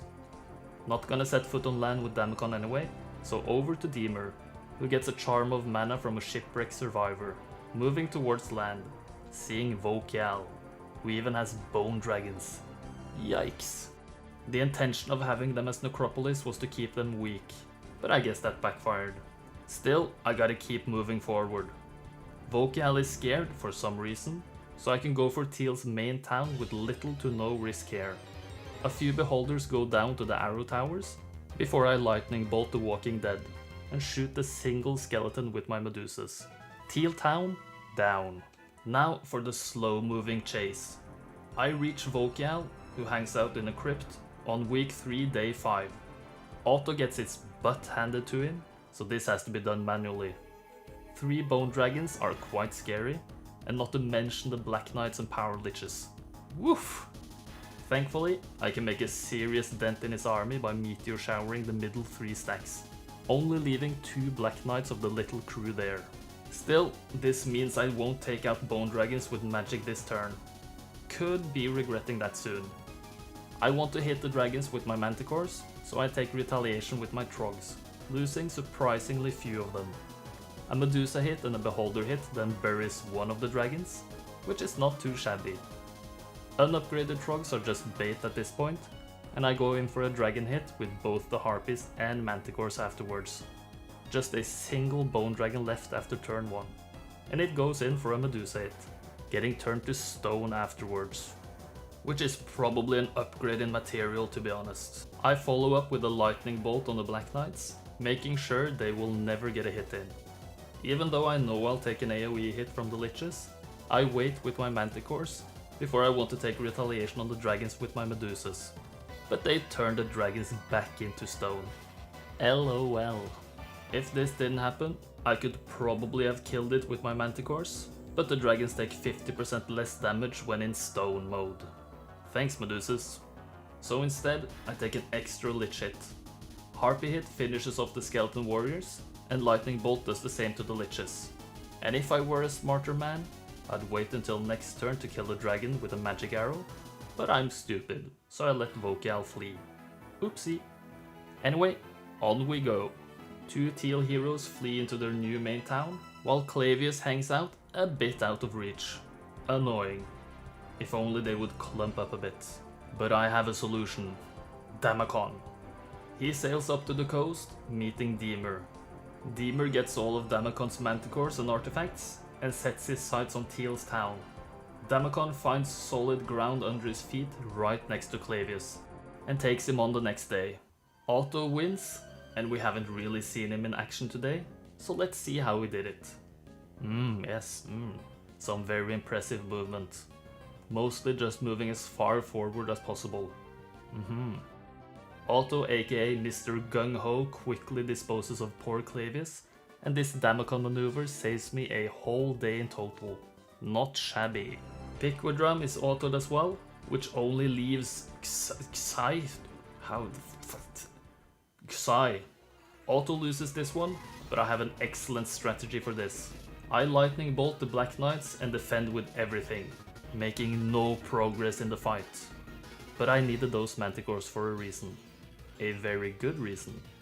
If you take a look at all of Xai's units, the most HP any of them have in total is 600 after lightning bolting the Black Knights. My Manticores have about 750. You know what does more than 600 damage to all creatures with Deemer's spell power? Armageddon. 609 damage. Perfect. Which means one cast of Armageddon equals easy victory. Amazing. Teal is vanquished, I'm victorious.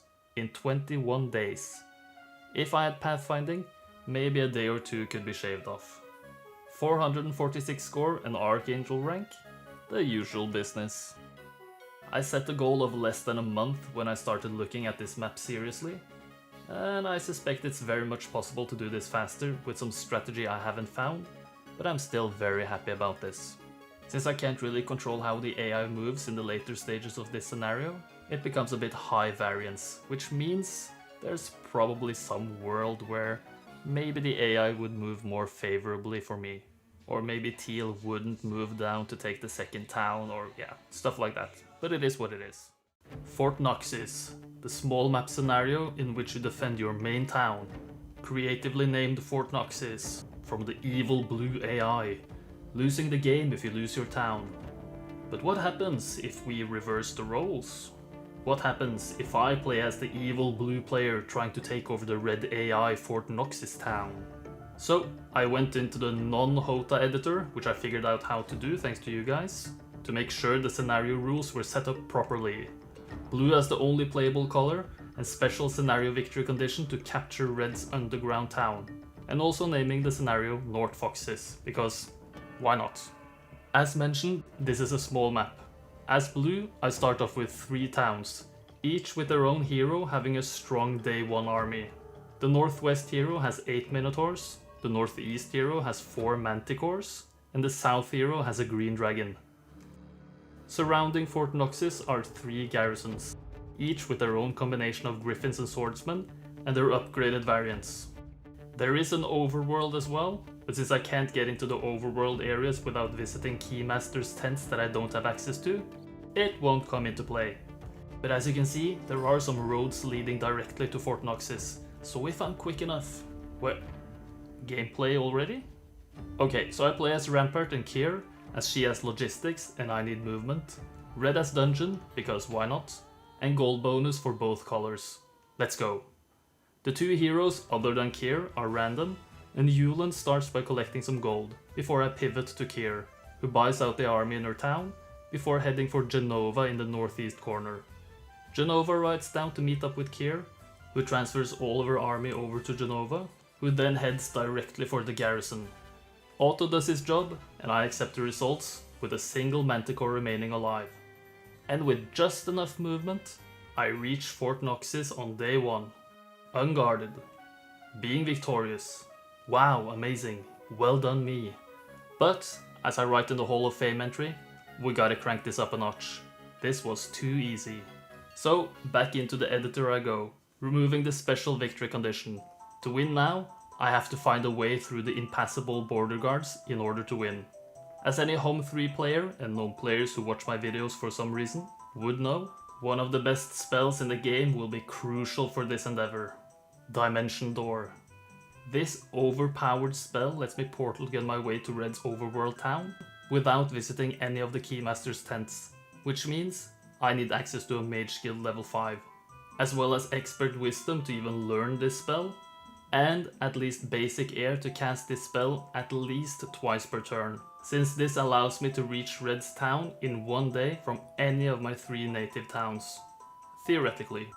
My towns have some limitations, however. I'm not allowed to build a city hall or a tavern in either of my northern towns, which means any new heroes have to come out of my southern town or Fort Noxis. This puts some dampers on my exploration abilities. The map is very rich in resources, but not rich enough to build a Mage Guild level 5 straight up in any town, even Fort Noxis, which has a Mage Guild level 1 pre-built, meaning I have to do some marketplace trading. Exploring the map fast is essential, so I still want a logistics hero to do some serious resource collecting, but I also want to play as a faction which has magic heroes who have a decent chance of getting air magic, while also having a good chance of getting Dimension Door in their Mage Guild. The options for a logistics starting hero, Mage Guild level 5 and getting air magic on a magic hero are Conflux, Dungeon, Inferno and Rampart. Of these, Elementalists from Conflux have the highest chance of getting air magic, and Heretics from Inferno have a higher chance compared to Warlocks from Dungeon and Druids from Rampart. While Rampart has the highest chance of Dimension Door, Dungeon and Inferno in the middle, and Conflux the lowest chance of the 4. There's probably a mathematically optimal choice here, but when looking at the options I presented to myself, I valued getting Dimension Door in the Mage Guild the highest, so I went with Rampart again. So this means the plan is as follows. Use a similar day 1 strategy to take Fort Noxis on day 1, start resource collecting en masse with any available hero, level up 1 magic hero to get expert wisdom and some form of air magic, build Mage Guild level 5 in 1 town, and then go to the overworld for an attack Red never sees coming. Sounds good? It does in my ears. Same deal as last time, Rampart Kier, as she still is a logistics specialist. Check. Blue still has Dungeon for no particular reason. Check. Gold bonuses, as I need more gold for my day 1 strategy this time around. Check. It's time to show Red the true meaning of pain. Remember to like, comment and subscribe, and even become a channel member. To find my preferred seed, I entered the Western Garrison fight and reset 10 times. This seed has Ares in the northwest part of the map, who will be my main hero, and gets Dimension Door in the northeast town, which is a good combination. Ares begins by collecting 3 gold piles and a wood pile a bit southeast of the gold. This is so I can build a tavern in the southern town and recruit a 4th hero, which is Ivor, as he can do a bit of fighting himself. He trades some centaurs to Kier and heads for the sawmill close by, which is guarded by Walking Dead. This is a very easy fight, where I use the centaurs to drag one stack of Walking Dead away from the elves, who can just fire away at the two other stacks. A couple of rounds of this, and this fight is over. First fight, easy peasy. Now, I flag the sawmill and turn my attention over to Kier and Coronius. Kier grabs some ore and gold on the way to the meeting point, while Coronius positions to get the army needed to take on the garrison. Army preservation is very much important in this run, so even if Otto won the battle like the previous run, I wouldn't accept it. I need the green dragon to survive at the very least. This is a pretty difficult fight, as the Royal Griffins have unlimited retaliations and do nasty amounts of damage, and the swordsmen are quite tanky while packing a decent punch themselves. The idea is simply to do as much damage to the Griffins with the dragon as soon as possible, while taking retaliation with the centaurs on the swordsmen, and whittle them down with the manticores. This only works on turn 2, as the speed of my creatures won't let me take a second retaliation while also hitting with the manticores. If I had a 5th centaur stack, I would be able to, but I messed up the Evor trade to Kier earlier. Oh well. So I lose a manticore on turn 3 to a swordsman hit. I wait with the dragon on turn 4 and let the final centaur die to a griffin hit, while going for the swordsman with my manticores, taking a nasty retaliation plus regular hit in return, losing a second manticore. Now I can take retaliation on my dragon with no risk, which makes the rest of the fight a breeze. A couple of hits later and the fight is simply over. I lose 2 manticores, which is 1 more than necessary, but it's fine. I leave them in the garrison to dissuade Red from leaving the middle zone and kill Kier, and head for Fort Noxis with Coronius, which is obviously free as it's still day 1. Finishing off the turn, I build a marketplace in my Mage Guild town, and end off a hefty day 1. Red's hero, Jaeger, steals some of my resources, which angers Coronius and Otto, who take Jaeger out with a single green dragon, meaning Red's only presence on the ground is taken care of, so I have free reign to do whatever I want on the ground until I'm ready to go to the overworld. Afterwards, Coronius and Kier meet up at the garrison, and Kier gets her dragon back, immediately going for the nearby alchemist's lab, guarded by lizardmen. Otto, again, wins the fight, so I flag the lab and begin collecting more resources, before setting Kier's sights south again. Coronius will start collecting resources and flagging mines in the middle zone. Ares collects some ore and takes on the Gem Pond Guard fight against Gogs. If I don't split up the Minos, I will lose at least 2 of them, so a simple move like that saves cow lives and my time. On towards the gold mine to the north and to the east over the next few days. Evor begins heading north while collecting whatever he can, as he will circle around back south to get the southwest corner resources later. And my final hero, Sephiroth, is recruited, as she has the +1 crystal specialty, which, as you'll see later, saves me several thousand gold in trading. So she's an excellent pickup. She goes for the ore pit guarded by hobgoblins, losing all her harpies and 7 trogs in the process. Decent enough, so I accept the results and flag the pit, before heading southeast, making sure to build a mage guild in the correct town as well. In order to make this video easier to follow, I'm gonna skip over actionless stuff like resource collecting on non-main heroes who do no fights. Kier, however, fights.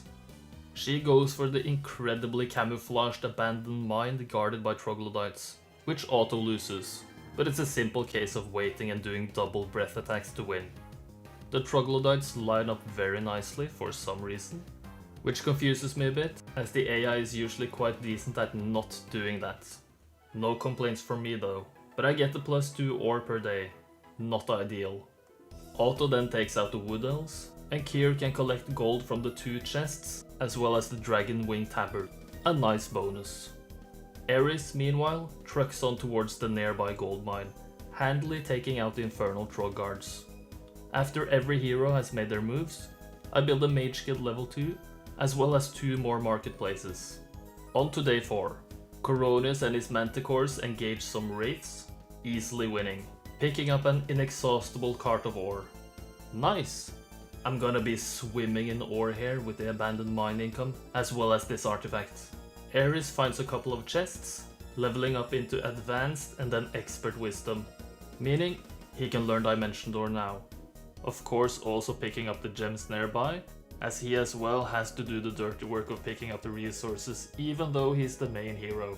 Kier then meets up with Sephiroth, transferring the dragon over so Sephiroth can flag the crystal cavern, guarded by griffins, picking up a bunch of gold in the process, in addition to the mine flagging. I build a final marketplace in Fort Noxis, but I don't start trading yet. And I can't afford another mage guild level, so I've skipped 2 days of building now. On day 5, Kier gets her dragon back again, and flags yet another gold mine, picking up pile after pile of gold afterwards. Ares is on a chest crusade, getting even more XP from them, leveling into intelligence. No air magic yet though. But I start marketplace trading now, using my immense amount of gold to fund mage guild level 3. I do the absolute minimum trading I can, as I pick up more and more resources every day anyway, and it's gonna be tight resource wise. You'll see. The 4 side heroes only collect resources on day 6, but Ares? He's on a warpath. Getting advanced intelligence from chest XP, he then refuses some mummies from joining, which insults them for some reason, attacking me. Auto smashes them, so that was disappointingly easy peasy. Next in line are some fire elementals. Auto loses a couple of minus here, which I can't stand for. I wait on turn 1, let the elementals move, then defend. Waiting on turn 2 as well, but now there's a relatively isolated top stack. So I take out one of the middle stacks before going for the top stack, one-shotting both of them. And getting a nice morale as well, which lets me wait. I take a flaming hit from one fire stack, but the remaining 2 cannot reach. So after they move, I extinguish them both in quick succession. Good fight with no losses. And the following level up finally gets me basic air magic. Looking perfect now, boys. Let's go! I skip both the chest and the griffin fight to the north, guarding a +4 knowledge helm. I've got bigger fish to fry. On day 7, I send Coronius, who ended far up in the northeast last turn, to recruit some centaurs from the nearby town. Send Kier up to Coronius, transfer the manticores and centaurs and the ore cart to Kier, who in turn transfers the army plus both of her arties to Ares, who, after Kier moves out of the way, takes on the Griffin Conservatory. This is only guarded by 50 griffins, making it a possible objective. Any bigger and it's off limit. My dragon and manticores gang up on the top left stack, while my moo-moos go for the bottom left stack, leaving the centaurs for dead to the rightmost griffins. Before they die, I send them as far to the right as I can, in order to keep the griffins out of range of my useful creatures. A couple of retaliations take out most of the left griffins, and the final ones die the next turn. I wait with my Minos afterwards, going in for a big hit after the griffins move. 2 of the stacks have lined up nicely for my dragon, which I obviously take advantage of. The manticores and Minos together wing clip the bottom stack, but the remaining 10 stack make a martyr out of 1 manticore. I will avenge it. Which I do with a big combo dragon and cow hit. GG, well played. All in all, I sacrifice 1 cat for 1 angel. A good trade in my book. Afterwards, I move Coronius out of the way, send Ares into town, transfer everything but the angel over to Coronius, who in turn sets his sights on the crown of the Supreme Magi. Finally, I do some more trading in order to afford Mage Guild level 4, but it's gonna be tight on the resource part. So before I end the turn, I recruit some free centaurs on Ivor, who will do some very necessary fighting the next day. With his extremely bad week 2 day 1 army, he takes on some lizardmen guarding the only mine I haven't flagged. Auto loses, but I use the extremely cunning strategy of just wait with my shooters and finish with auto combat strategy, which wins the fight. I'm really not sure why this wins the fight, but it does, so who am I to complain? Auto works in mysterious ways. Ivor absolutely skips flagging the mine and just goes for the resources, getting 4 sulfur and 1200 gold in total. Sephiroth and Kier pick up some gold as well, before Coronius makes quick work of the griffins, picking up the +4 knowledge artifact. Now, let's see how tight the resource trading gets. Without the last second resources Ivor got, I would not be able to afford this. I would be left with less than 1000 gold, making this very, very close. Of course I could have waited one more day, but that would kinda just, not be what I'm trying to do. Anyway, now I send Ares out, getting army and the helm from Coronius and going through the subterranean gate. One dimension door puts me directly next to a red hero, and I cannot underline enough just how lucky this was. This never happened in any practice run, so of course I take Damacon on. Auto wins quite convincingly, and Damacon flees the auto fight. But just in case Red has a massive ace up their sleeve, I wanna do this myself. I wait with everything, taking some damage from a beholder hit on my Minotaurs. The Minos can't reach anything, my Manticore is too weak to do anything, but my dragon, he's thirsty for some harpy blood, taking out 4 of the 12 Damacon has. Before sending in the Angel, I Ice Bolt the 61 Troglodyte stack, freezing off 18 of them. The Angel removes a further 17, before going for the Beholders with both it and the dragon, leaving only 4 eye boys. I don't risk a Manticore hit, and Damacon sees an opportunity to damage my dragon, hitting it with all he's got. But it does nothing. So I haste the Minos, making them reach the Harpies, taking them all out. I eyeball the damage, pun absolutely intended, thinking I might not kill all of the remaining Beholders and Trogs without the magic hit. I probably would have done in hindsight, but a Frost Ring secures it.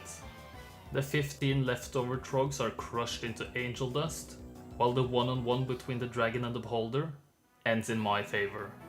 Damacon has no opportunity to flee, and I get a massive reward of a Bird of Perception. Yay. DD number 2 puts me right in front of Red's town gates, seeing a red hero to the west. I stroll in as it's unguarded, recruit Euphratin, the dwarf god. Check the tavern to make sure this is Red's final hero, which it most likely is. It's rampart on rampart action, as Euphratin takes on Yuland. I figure we haven't seen a single auto fight today, so let's finish on a bang. Auto goes full offensive as usual. Isn't it wonderful to see such computerized gusto in action? Yuland doesn't stand a chance to the might of the dwarf. No losses, Red is vanquished. I am victorious. In 8 days. Pretty nice for this mini challenge. 448 score and Archangel rank. Feels good, man. I really enjoy this kind of reversing the roles kind of playthrough. I want to do more of it. Probably on scenarios I've already done. Unless you guys have some really cool scenarios to suggest. Could this be done faster? If it could, I have literally no clue how. The resources were super tight, and there's no way I could see at least to get past the border guard without mage skill level 5. So I'm pretty satisfied with my own gameplay this time around. At first glance, holding the middle seems like a pretty standard HOMM3 map. You got a starting zone with mines and resources, which lets you build up your army in a reasonable amount of time, and you're kept away from the opposing factions by strong enough creatures to not get rushed by the AI in the first week. Usually. But this scenario has a twist. The middle town. If you can build a capital in the middle town, you win. Which means you need to get to the middle and hold it. I love it when scenario names are this descriptive. Also, you can defeat all enemies for the win. So, let's see how to do this as fast as possible. First, I'm gonna try the capital building win condition. This makes the strategy very straightforward. Get to the middle ASAP and start building. The 4 colors are all playable and are always the same factions.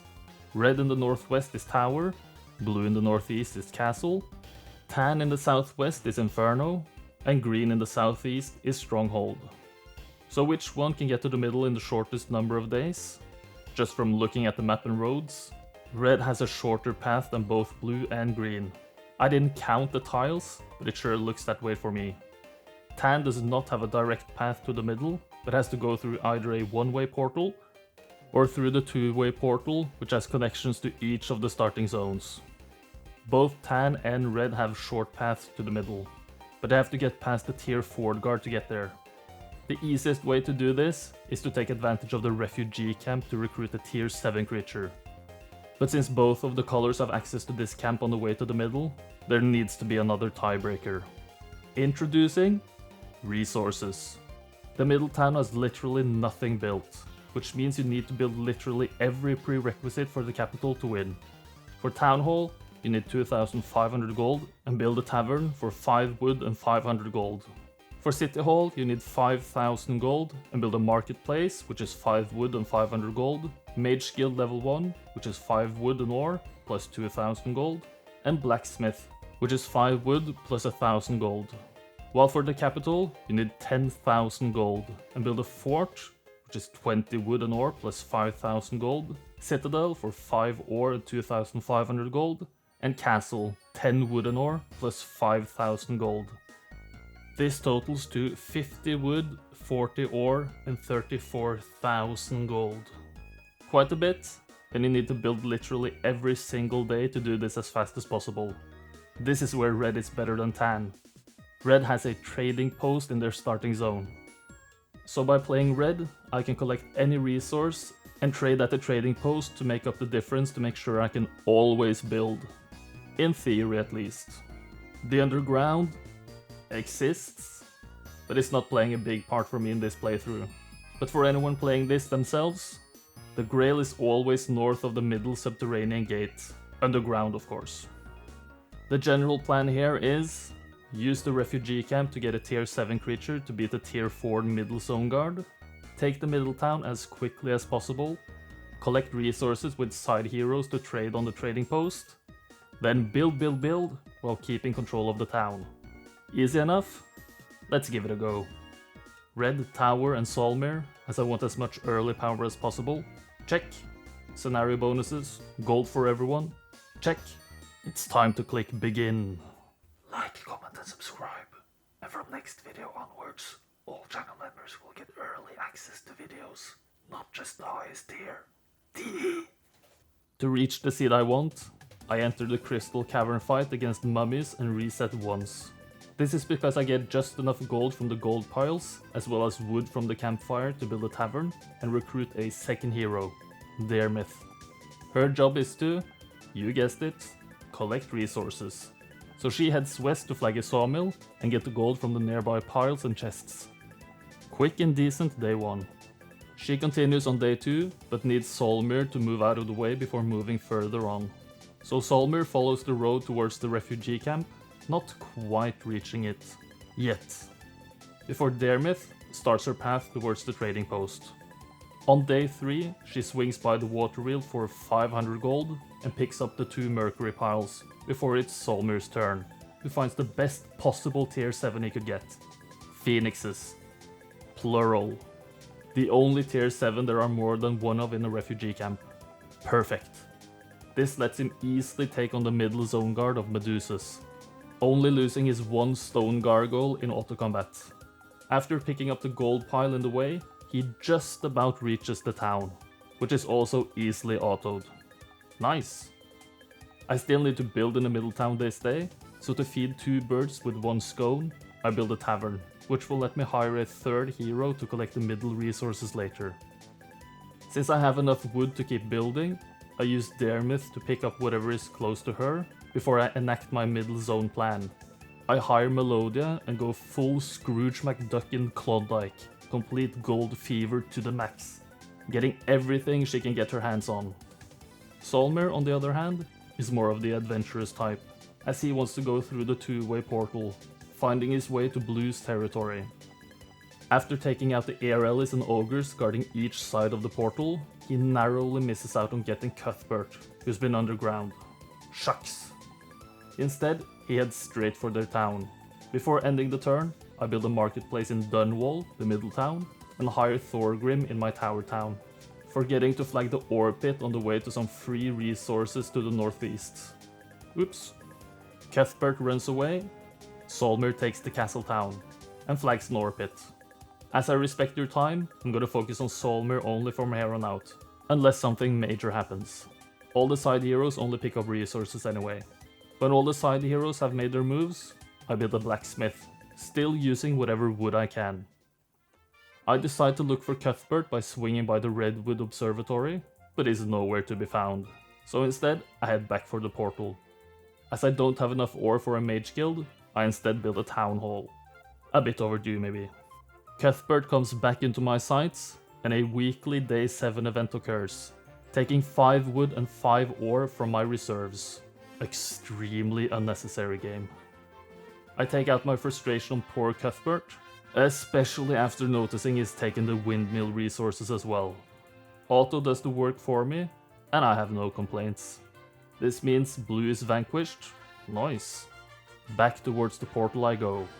After being a resource up-picker, Dermith finds her way to the trading post to get me the necessary ore to build a mage guild, sacrificing some mercury in the process. Mage guild built, day can be finished. We roll over to week 2. Through the portal Solmir goes, and picks up a bunch of chests, a shield of the Yawning Dead, as well as some mercury in my starting zone portal area, some gold and a chest in Green's portal area, and starts raiding Tan's portal area, which is guarded by vampire lords, which I have to beat to access the rest of the resources. Auto apparently loses somehow, so this is manual labor. But when not actually retreating, Auto only lost 1 Phoenix and won the fight. Some weird stuff going on here. Probably some Phoenix rebirth stuff going on. Yeah, anyway. I just chain lightning the top stack, taking out 7 vampires in total, before waiting. I then hit the nearby 3 stack, killing 2, and going for the 4 stack the next turn, killing another 2. All of the small stacks then heal a bit on my poor phoenixes, before I just quick combat to finish. Easy peasy. I've got resources to pick up. No trading needed today, as I have more than enough gold for the city hall, which is built. Only fort, citadel and castle needed for the capital now. After getting gold from the chests, I check Tan's refugee camp. Halberdiers? Pfft, pathetic. To build a fort, I need 20 wood and ore. I lack 12 ore, so Dermith gets the job of trading 24 mercury for 12 ore. Making me proud, Dermith. Afterwards, I just build a fort. Going back through the portal, Solmir restores his spell points on a magic well and then heads underground, taking out some horned demons. Not much more to do. Dermith trades for ore, sacrificing all the crystal I've got in order to build a citadel. Solmir is then extremely efficient when checking the Redwood Observatory underground, seeing nothing of immediate value, and heads back into the overworld, killing some more demons to pass the time. Interesting stuff going on, yeah. A castle is then built, and since the AI has made no effort to pressure me this whole time, I can just start week 2 day 5 by needlessly getting some wyverns from a dragonfly hive, before eventually building the capital, claiming my victory. After exiting the town screen, switching between my towns just to see what happens, and nothing happens until I exit. Anyway, 12 days of this almost pacifist playthrough is alright. 396 score and Black Dragon rank? Sure, it's okay. But I'm positive it's going to be faster to defeat all enemies. So, let's try that instead. I will be playing the same seed again, as the phoenixes are too good to pass up. But I'm going to make some changes to my strategy. Instead of using Solmir as my main hero, I will be looking for a logistics hero in the tavern. I recently learned that the heroes showing up after hiring the 2 static tavern heroes on the seed are random. Meaning, after hiring either Dermith or Melodia, the heroes I can hire afterwards are completely random. This can be taken advantage of in 2 ways. Either resetting the seed over and over until a desired hero shows up, or saving before hiring a hero the first time. I did the latter this time, but let me know if you think this is cheating or not. I'm interested. I think it's just taking advantage of game mechanics. But yeah. Anyway, after I find my desired hero, I will use them to immediately go for the middle town. After taking it and building a tavern, I'll use it as a hub to distribute the phoenixes to whatever heroes need them, as well as maximizing the logistics heroes' movement. I will, again, go for blue first, as their town is the closest, but I will split my focus by going for tan at the same time. But since tan's zone is less easy to traverse, it takes longer. After getting blue with my main hero, I will go for green, hopefully finding their hero or heroes close to the road or their town in order to not waste time looking for them. It probably sounds a bit messy, so let's just see how it goes, eh? Same seed equals same setup, red tower soul mirror, all gold bonuses. Let's just go for it. I enter the Crystal Cavern fight and reset once, again. Afterwards, I don't leave all my army in town, only a few gargoyles and set up my remaining army in a neat way, and then head out, picking up the campfire for the wood and gold, the gold pile to the south, and then enter the fight against the wolf raiders guarding some chests. Auto loses, unsurprisingly. 5 out of 6 wolf raider stacks move, and I move my 1 gargoyle between my 2 stone golems. 1 gremlin 1 stack moves up, and I finally cast Chain Lightning on the topmost Wolfy Boy stack, which takes out a bunch of them, before moving the 2 other gremlin 1 stacks down, and defending with both my golems. I quite convincingly tank the onslaught from the raiders, and my gargoyle takes out the 1 stack of wolfies. I block the path to my big gremlin stack afterwards, as it can't quite reach the wolves. This entices them to hit my gargoyle and 1 golem, which I immediately avenge with my big gremlin stack, getting a morale to destroy both of the 3 stacks. Very nice. I lose the final gremlin 1 stack, but reply by finishing the fight with my big stack. Well done me. My reward? 3,500 gold from chests, which lets me afford a tavern, getting Dermith again. And after reloading a few times, I also find Monair. Maybe the best one I could have found, as he has the highest starting movement points in the game. Awesome. I send Dermith to the west again, getting the sawmill and 2 chests, again. Monair then makes a beeline for the refugee camp, following the road as far as he can. I can also afford a 4th hero, Fafnir, who will go for the necessary mercury down by the trading post to recruit the phoenixes. As in the previous playthrough, I'll focus on the heroes actually doing stuff and ignoring the resource pickers, unless it's needed resource picking. Like Fafnir getting the mercury and reaching the trading post to get just enough gold to afford both of the phoenixes, sacrificing all of the gems he just got. Neat stuff. This lets Monair get the flaming birds, take out the Medusas afterwards, losing his 1 pixie, and reaching the middle town on day 2. A minor side note, this means the capital version is doable in 11 days, not 12. LOL. Monair levels up into advanced logistics, which is excellent. Day 3, I build a tavern in Dunwall, hiring Melodia, and send Monair through the portal, autoing the air elementals and ogres easily, but not immediately going for the nearby blue hero. Instead, I hire a 6th hero, Deemer, meeting up with Monair, taking his phoenixes and finding his way to Tan's territory, going for the vampire lord guards. After waiting with the phoenixes, 2 stacks clump up nicely for a meteor shower. I oblige and finish with quick combat. Job well done.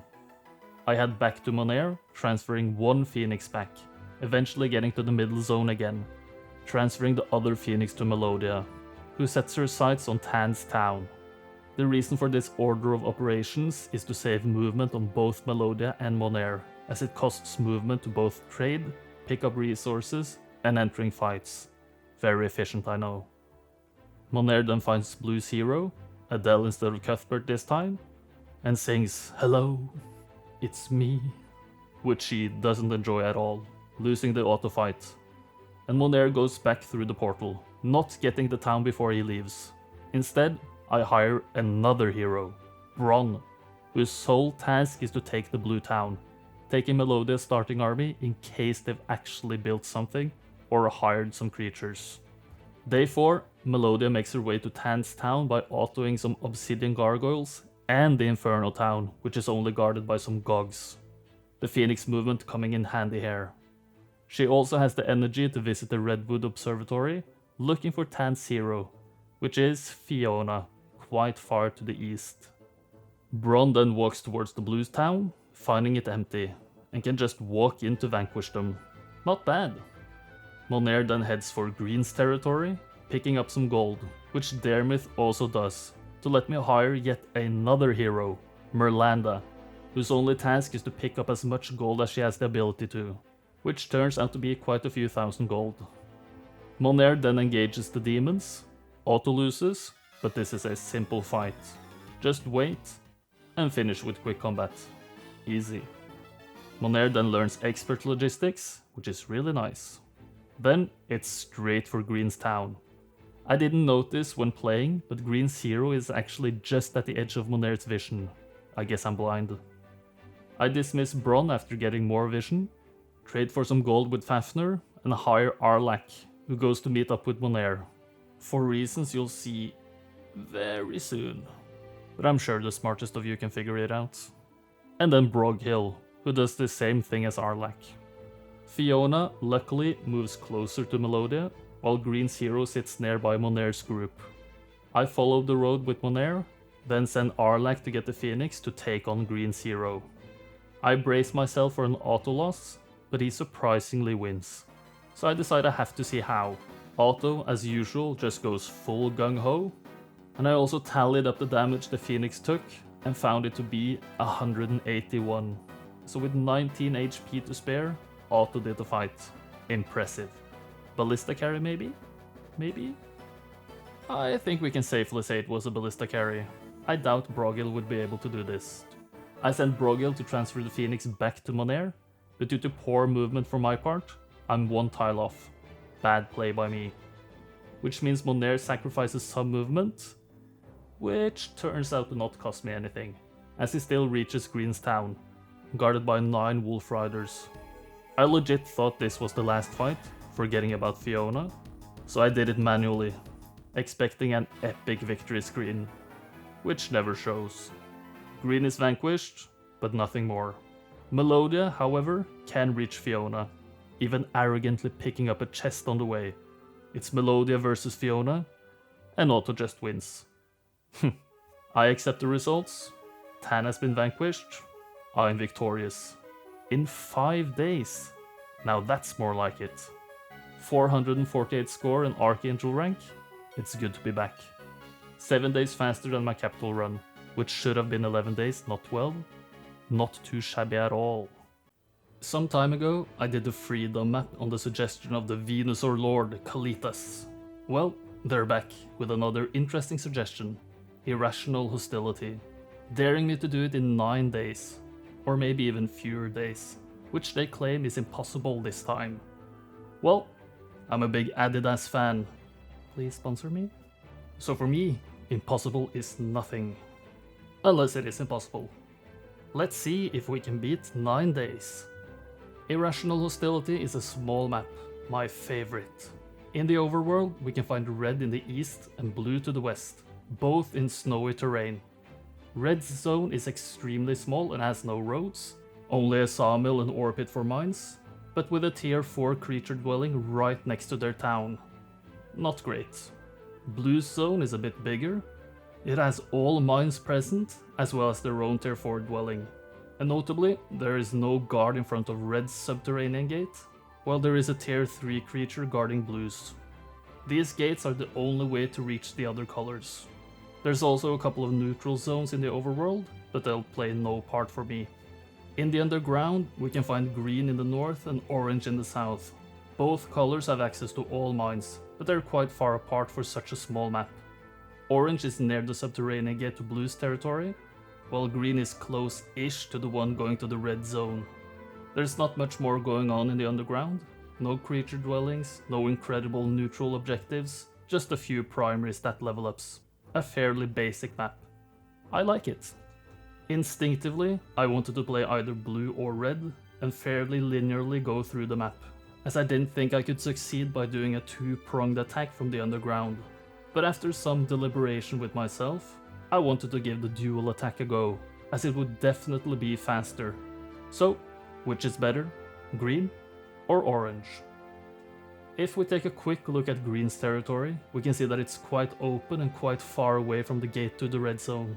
So, by playing orange, I would risk taking quite the detour looking for green's heroes, making no real map progress. I could spend several days taking out green before even going for red. Comparatively, Orange is quite boxed in, limited by the tier 2 Crystal Cavern Guard to make progress on the map, and the subterranean gate is very close to the town. From this information alone, I think green is better. So, green it is. Now, I need 2 heroes strong enough to attack their respective targets. Both heroes need to take on several fights before reaching their goals, and in my opinion, the only faction with multiple very strong early game heroes is Conflux. Conflux has access to a multitude of good heroes, CL, Luna, and every other elementalist as long as you can build a mage guild due to their 3 spell power and 3 knowledge start, as well as the fastest starting hero in the game, Monair, who also has great offensive capabilities. If I can find a seed with melee creature guard fights, Luna will be an excellent hero, as she only needs some sprites to be effective. She could, hypothetically, take on red with only sprites. Then I can also use Monair's mobility and hand-to-hand abilities to use the remaining starting armies of both heroes to attack orange and blue, as sprites plus air elementals is a very strong combination. Maybe I even manage to get even more army somehow. To maximize my chances of success, I just need to make all the enemies weak early game factions, and I'm ready to give this a punt. So, red and blue as Necropolis, as they are weak early and not native to snow terrain to slow them down. Check. Orange as Tower, as they only have melee units early, which is good for Luna. Check. Me as Conflux and Monair, and I will look for Luna in the tavern. Check. Gold bonus, as I need gold to fund my early strategy. Check. Let's just give it a go. Remember to like, comment and subscribe to help me grow. The algorithm gods demand it. Thank you. In order to find my preferred seed, I enter the nearby familiar fight and reset 3 times. I then leave the pixies in town before heading out with Monair to get gold from the chests. They provide me with 3000 gold in total, making me afford Luna, who is my Conflux Tavern hero on this seed. I upgrade the magic lantern as well as the 41 total starting pixies into sprites, and recruit all the sprites I can afford, which is only 6, and leave the 2 water elementals from Luna in town. Luna then heads for the learning stone, getting the best skill in the game, logistics, before she avoids the hobgoblins and immediately sets her sights on the subterranean gate to red zone. Monair, after some deliberation, semi-follows her, but ends just behind the arena, which he will not visit. Luna then attacks the storm elementals on day 2, who all join for free. The strongest level 2 creature wanna come along? Sure, I don't mind. She waltzes over to Monair to give him the stormies and air elementals she kept on her person, before actually going for the subterranean gate. No fake outs this time. Monair, on the other hand, just casually strolls south towards orange, but nothing really happens for him this day too. Monair goes for the zombies blocking the path to orange, which is a fairly simple fight. There's basically no strategy here, just go in as offensively as possible and kill them, easy peasy. Theodorus of the orange faction just waits just outside their tower town, which is very handy for me. I wait on turn 1, letting 1 stack get in full shooter damage range, and I hit them twice with my stormies, and then they fly into range of my air elementals, who take them out. Now only the slow gremlins are left. 2 lightning shots only leave 7, easy pickings for the hungry air elementals. Leveling up into advanced offense is nice, and Monair can just stroll into their empty town afterwards, vanquishing orange. I have some movement points left on Monair, so I decide to take on the subterranean gate guard to blue, water elementals. Only 12 of them, but auto lost a bit too much for my taste. I want to keep the stormies alive. I try to lure them a bit up after they move with my air elementals, and hit the waters twice in a row with the stormies. Unfortunately, they go for the stormies, so I have to kite. I use a few turns to lure them around, but I make a couple of lazy moves, as this was my about 15th attempt at this map in a row at this point, which ends up almost costing me down in the bottom right corner, when the water elementals can reach no matter where I move. So I just let it rip, Beyblade style, and hit with both of my stacks. Incredibly enough, both of my elemental stacks survive, and I can resume the kiting. which I do less lazily this time. After using a few turns to create some distance, I shoot a couple of lightning bolts from the Stormies to finish the fight. I got a little bit away with it there. Next stop, the overworld. Luna is one step ahead of Monair. Kinda. She will be after the Griffin fight. This is a pretty interesting fight for one simple reason. I have no clue what entices the Griffins to fly into a firewall. After waiting on turn 1, letting the Griffins move forward, I move into the top corner. I wait again on turn 2 and hit the only stack which can reach the corner, taking out 2 out of 3 birds.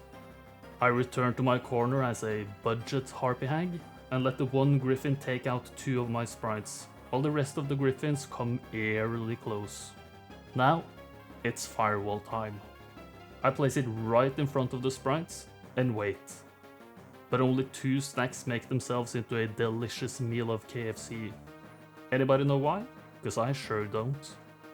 I finish off one of the uncooked chicken stacks and return to my corner on turn 5. Then this happens. One of the 2 stacks fire themselves. Not both. So confusing. Anyway, I finish off the last Griffin stack, only losing 2 sprites and only casting 1 firewall. Good fights. Luna is now one step ahead of Monair for realsies. In the overworld, I see 2 red heroes, Verdish and Moandor. Moandor has the biggest army, so I take him on first. Thankfully, the battlefield layout is quite nice for kiting and for firewalls. But unfortunately, Moandor has slow, which he uses on turn 2, so I will lose more sprites than against a number of other necro heroes. I slowly hit the 4 vampires, taking out 2, but they are faster the next turn, killing 7 of my sprites in return. It's firewall time again. I set it up right behind this little boxed in spot and fly into the pocket. The whites follow, losing 4 to the fire, and the final one to a sprite retaliation. I wait the next turn, letting the vampires fry themselves as well. The firewall will expire the next turn, so I either need to start kiting or use more mana on firewalls. After hitting the skeletons, I decide on the firewall, as it's quicker. So I set it up, fly into the pocket, and take a small skeleton hit after they pass through the wall. The gnolls die to the fire, but the Walking Dead won't all die, so now I have to kite. This is a very quick and easy process, as the Walking Dead are such weak creatures. They only take 3 hits to die, but I lost a fair few sprites here. Suboptimal. Thankfully, Verdish is taken out lossless by auto, so it's still looking pretty good. Ending the turn, blue shows up in the underground, just narrowly not reaching my tower town. I don't want to move backwards with Monair, so instead I use the little gold I have to hire Malcolm, who blazes past Galthran, blue 0, to get Monair's army. Malcolm takes on Galthran after I struggle to an embarrassing degree to move my dwarves into the spot I want. Seriously, what the actual hell am I doing here? Hashtag millennial mechanics, anyone? Eventually, I get my army into the correct spots and take on Galthran. Otto wins convincingly, and I could accept, but just in case of something unexpected in the overworld, I do it manually. My goal here is to use Malcolm's Rampart army as fodder while keeping the elementals alive. So I let Galthran move his undead dudes and dudettes forwards. Whites have to be female, right? Before I use the 1 stack of dwarves to protect my stormies, and send the 1 stacks of centaurs to bait the skeletons back. And I also use the air elementals as stormy guards. The stormies hit the nearest target of vampires, taking them out in 2 clean shots. And I further move the centaur 1 stacks away from the stormies. I'm a little bit too successful, as the whites also moved back out of full shooter damage range, but oh well. Thankfully, the strong skeletons are furthest away, and the whites fly back into full range, which the stormies take advantage of by eliminating them in 2 shots. Only the skell is left. I use the final centaur stack as bait, keeping the stormies very safe. The skeletons come into range, taking 2 shots, leaving 32 alive, undead, who knows, present I guess. Incredibly enough, 1 whole centaur lives to tell the tale of the great skeleton onslaught, as the stormies get the final shot in on turn 9. Galthran was definitely weakened by the Gateguard fight in the overworld, which is Royal Griffins on this seed. Lucky me. Malcolm is one step off of reaching Monair again, so Monair has to use some movement to get his army back. Extremely luckily, I find another blue hero right next to the road, Nimbus. She's just swept aside by Otto, and I find my way over to Blue's unguarded town, walking in, vanquishing Blue. Not too shabby. Over to Luna. She wades through the snow towards Red's town, finding it guarded by none other than Uncle Sandro. What a twist. Otto wins, so let's see how he finishes the scenario off. As always, by going all in on turn 1. Playing like this should be a war crime, to be honest, but it works, somehow. Our two beloved recurring characters battling it out, and thankfully, Otto wins, losing a massive 27 sprites. Well done, Otto. A late level up into advanced fire magic, and Red is vanquished. I'm victorious. In 4 days. 448 score and Archangel rank? Yes please.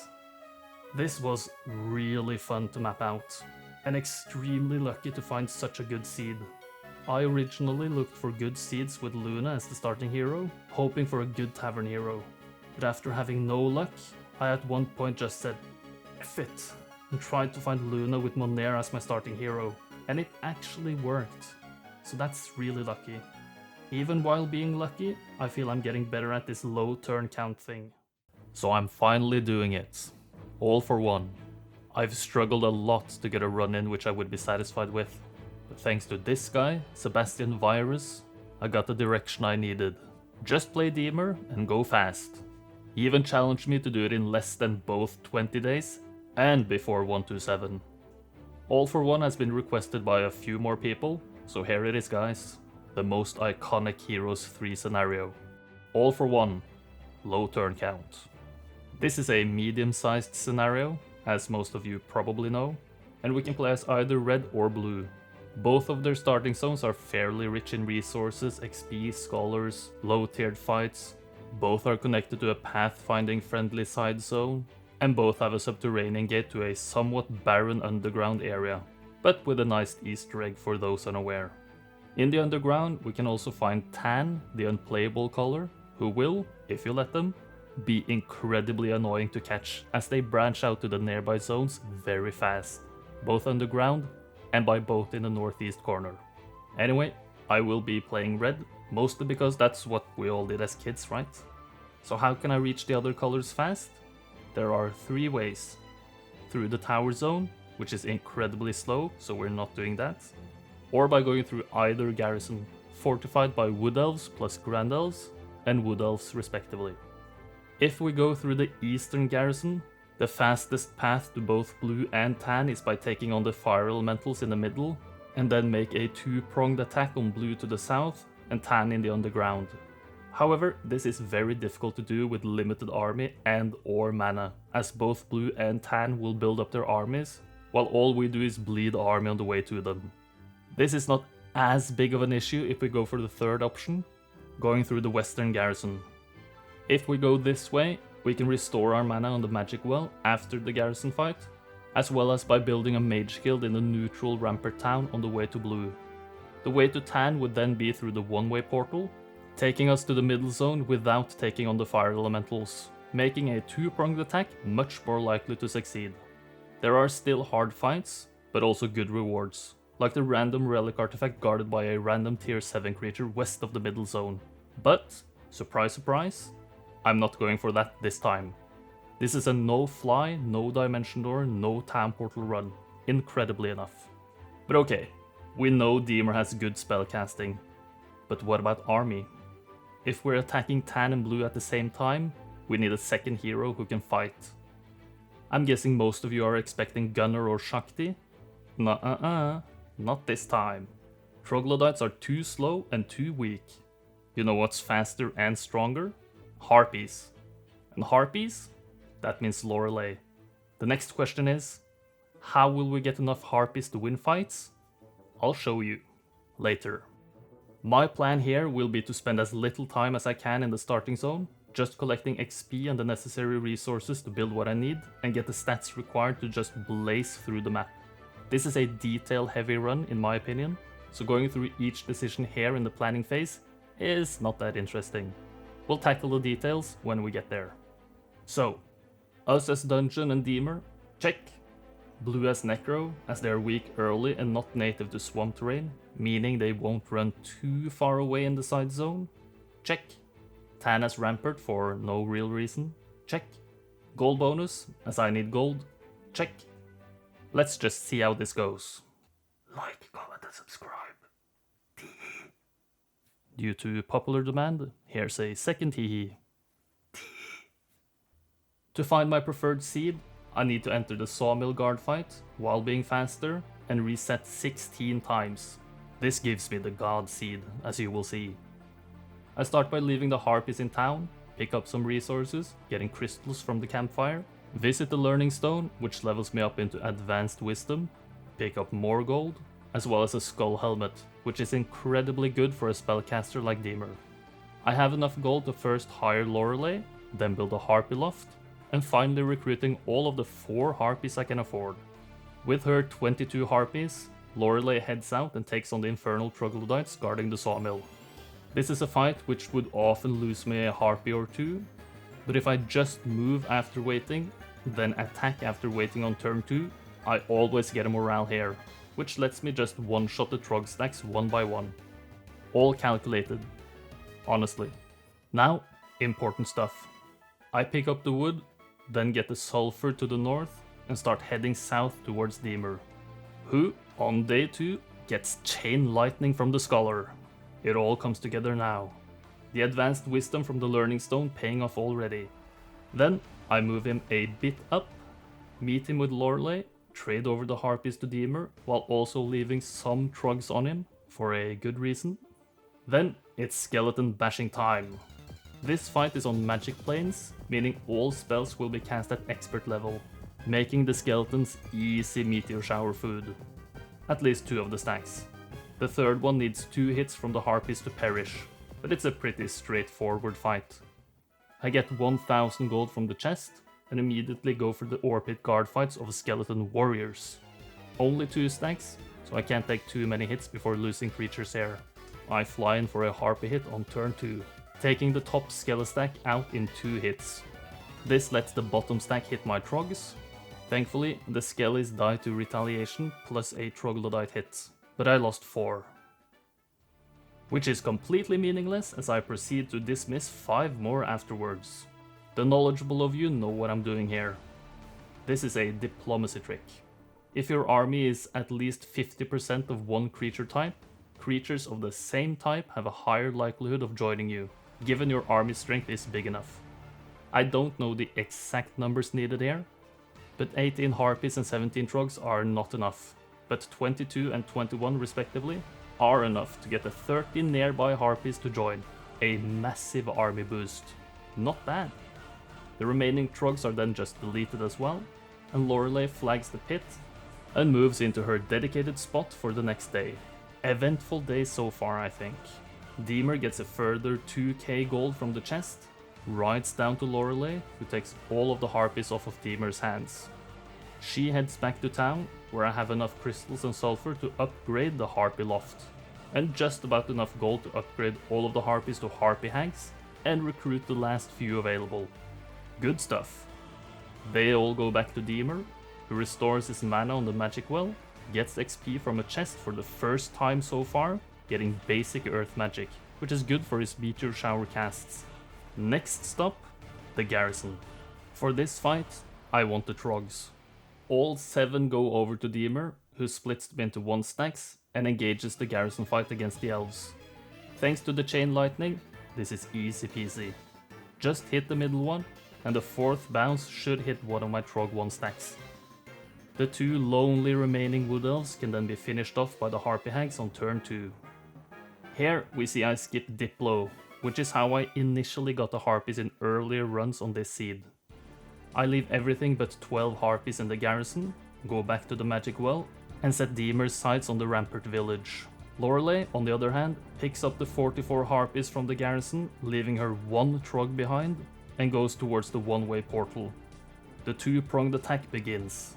She gets some XP from a chest as well, leveling up her leadership, which is always good with harpy hags, and makes her way towards the underground. Deemer swings by the Garden of Revelation for a quick +1 knowledge, then takes on the trees blocking the path. Otto is smashed, but he doesn't know how to use Meteor Shower.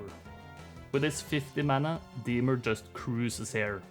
1 shower equals 3 kills, move a bit around, 2 showers equals 3 more kills, and the final 3 could be taken out in 3 hits, but I wanna shower it instead. In meteors. Classic Deemer fight. I get gold from the chest, then take the Rampart town by showering some centaurs as well. In meteors. Before I just head inside and build a mage guild to restore my mana. On to day 6. Lorelei is first up. To farm some XP, she takes on some fire elementals on the way to Tan. Oh, an upgraded stack. Not in my plans. I wait, let them move, and fly in for a hit, getting a nice morale after killing 4 out of 5. Obviously killing the last one afterwards. Now, for a bit of kiting. Since the fire elementals are such weak creatures, I can safely take a hit from a 2-stack before the classic harpy kiting begins. Fire elementals can't morale, as they are elementals, but my harpies can, especially so due to my advanced leadership. So I just fly around, waiting for morales. Not the most interesting stuff, but after 17 rounds, I get the final hit in, lossless. Very nice. In Deemer's part of the world, I recruit the 8 dwarves from the Rampart town, swing by a star axis for a +1 spell power, Tokyo drift by the centaur stables for 40 free horsemen, and go for the unicorns blocking the way, completely ignoring the earth tome guarded by few giants. What missed opportunities. The unicorns are a nightmare to fight. Get it? God, I'm so funny. These horned horses blind, often, which is very annoying. They have 90 HP, so I can't one-shot the 2 stacks with my 175 damage meteor showers, which is also annoying. So chain lightning it is. Then I start boxing in my harpy hags while baiting the bottom stacks with my hot dwarves. After calculating I can take out the top stacks with my harpies, I meteor shower 3 stacks at the bottom, but one of them resists, which is also annoying. The harpies then don't even finish off the top stack, which goes on to blind my centaurs. This is going well so far. Thankfully, my huge dwarf stack takes it out. I could just finish both the 1 stacks off with a meteor shower, but I want to save some mana, so I hit with the harpies instead. The unicorns finish off my dwarf 1 stacks, then one of them gets a morale of course, so I gotta make a decision here. The decision ends up being going for a magic arrow for the kill. Then magic arrow plus harpy hit on the final stack for the fight finish. Too much mana used, but a win is a win. Advanced earth and +1 spell power picked up, dwarves and centaurs dismissed to not slow me down, and only enough mana for a single meteor shower cast left. Could get ugly this. I pass Blue's open garrison on day 7, getting some vision from the Redwood Observatory, seeing 2 heroes in the side zone, before heading for their unguarded town.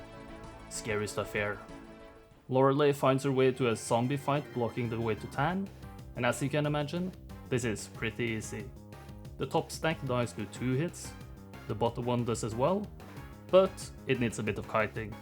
Very simple stuff. On Blue's turn, they send their strongest hero to take on Deemer, Septiena. This is a really cool fight, which I win lossless by casting a single magic arrow. Can you see how? I'll give you 5 seconds to think. 1, 2, 3, 4, and 5. I magic arrow the liches for 90 damage, then fly into this secluded area of the battlefield. The harpies can freely hit all of the enemy stacks from this spot, and Septiena has no mana for counterplay. Quick combat for a finish, and it's a good fight. With their biggest threat out of the way, I take on their town, which is now guarded by Gondola and 1 Wolf Rider. I don't want to spend more mana, just in case, so I just accept the one Harpy Hag loss result before going for the Subterranean Gate, where they always seem to have a hero hiding. Afterwards, I trade some ore to afford a third hero in the blue Necro Town, Cult. But first, Lorelei goes for Tan's Town, which is barely guarded. Very unusual for this seed. I accept the auto results, as the losses are probably from Arrow Towers, which has no real counterplay. Since there are no heroes nearby, I guess they are in the overworld to the northeast, maybe? Which they definitely were. 2 of them. Thankfully not reached the ocean yet. I conclude I can keep both of them here, or get them to attack me by just staying on the Subterranean Gate. So I do. Cult then bolts for the blue tower hero after getting one whole lich from the Necro Town. Not quite reaching. A blue hero appears in the underground, and Tan's Yulin attacks Lorelei. Otto's losses were a bit too much, so I do it manually. I wait, lose 2 harpies to a magic arrow, then take out his 5 Pegasi in 2 hits. His centaurs then move into range, and I hit. They hit, and die to retaliation. Very nice. Here I pick up tactics, and Tan's final hero tries to get away by boat. Not gonna let that happen. So at first opportunity, Lorelei attacks. Ivor is taken out by Otto, which is probably due to tactics letting the harpies reach the wood elves easily. Good stuff, and I accept, which means Tan is vanquished. Lorelei goes back underground to pick up a chest to the south, getting 1500 gold. Deemer then goes for Nagash underground. Otto wins again, and there's no way there are more blue heroes down here, right? So I can just accept the results again, before going back up to the overworld, taking on some skeletons. These are easily disposed of with a few magic arrows and a couple of harpy hits. I just about reached the campfire, giving some wood and a little bit of gold, of course. Cult then takes the unoccupied blue fortress village, and I build a tavern with the now 6 wood, recruit Ajit, ignoring Christian, my beloved, as he has no army. Can I get a #justice for Christian in the chat, guys? What a sad day. I even get the first 8 tent from the blacksmith blue build, as it probably means they have one as well. All but 1 Trog goes to Ajit, and takes on Serena. As I believe this is the last fight, and as Otto won, I just let him finish the scenario off. In this fight, I think the first aid tent is actually the difference maker, because it heals up the chip damage from the lizardmen every turn. If I didn't buy that, I would probably bleed some army every turn and then slowly just lose the fight. Anyway, it's always nice to see Otto finish off a scenario, and this is no exception. Overall, this was an absolute blast to do, after a lot of frustration trying to find a satisfactory way to do it. It took quite a few tries to get it right, and a lot of small details with resources to pick up, movement to reach certain parts at certain times, and so on. But when it clicked, can't replicate that feeling. And with that, Serena is defeated. Blue is vanquished, All for One is beaten, in 9 days. 448 score and Archangel rank? That's not bad. If you could mind control the AI to attack you on day 8, this is probably doable in 8 days with this strat, but I'm very happy with this still. Excellent challenge, Sebastian, and I hope this was as fun to watch as it was to play. Hatchet, Axe and Saw. Probably not the most played scenario out there, but, like many of my low turn count runs, it has an optional win condition. This time, I have to flag every creature dwelling on the map, which all are, the clever of you have probably already pieced it together, Dendroid Arches. This is a medium-sized map with only 2 colors, red as Inferno in the north and green as Rampart in the south, split up into 2 fairly sizable and rich zones each, and in the middle there are 14 Dendroid Arches. All need 9 Dendroid guards defeated in order to be flagged, which, while not being the most difficult creatures to defeat, is not necessarily a cakewalk to do, at least early. To reach this middle zone, you have 2 options. The first, immediately obvious way, is to pass a quest guard. This requires your hero to be level 10. The second option is to go by boat, but there are no shipyards, so to get a boat you need the spell Summon Boat, as well as at least advanced water magic to conjure a boat from nothing. Or, well, there is a third option, mobility spells, but they take way too long to reach due to the resource costs of high-level mage guilds. The first two options are way more suited for Rampart in this scenario.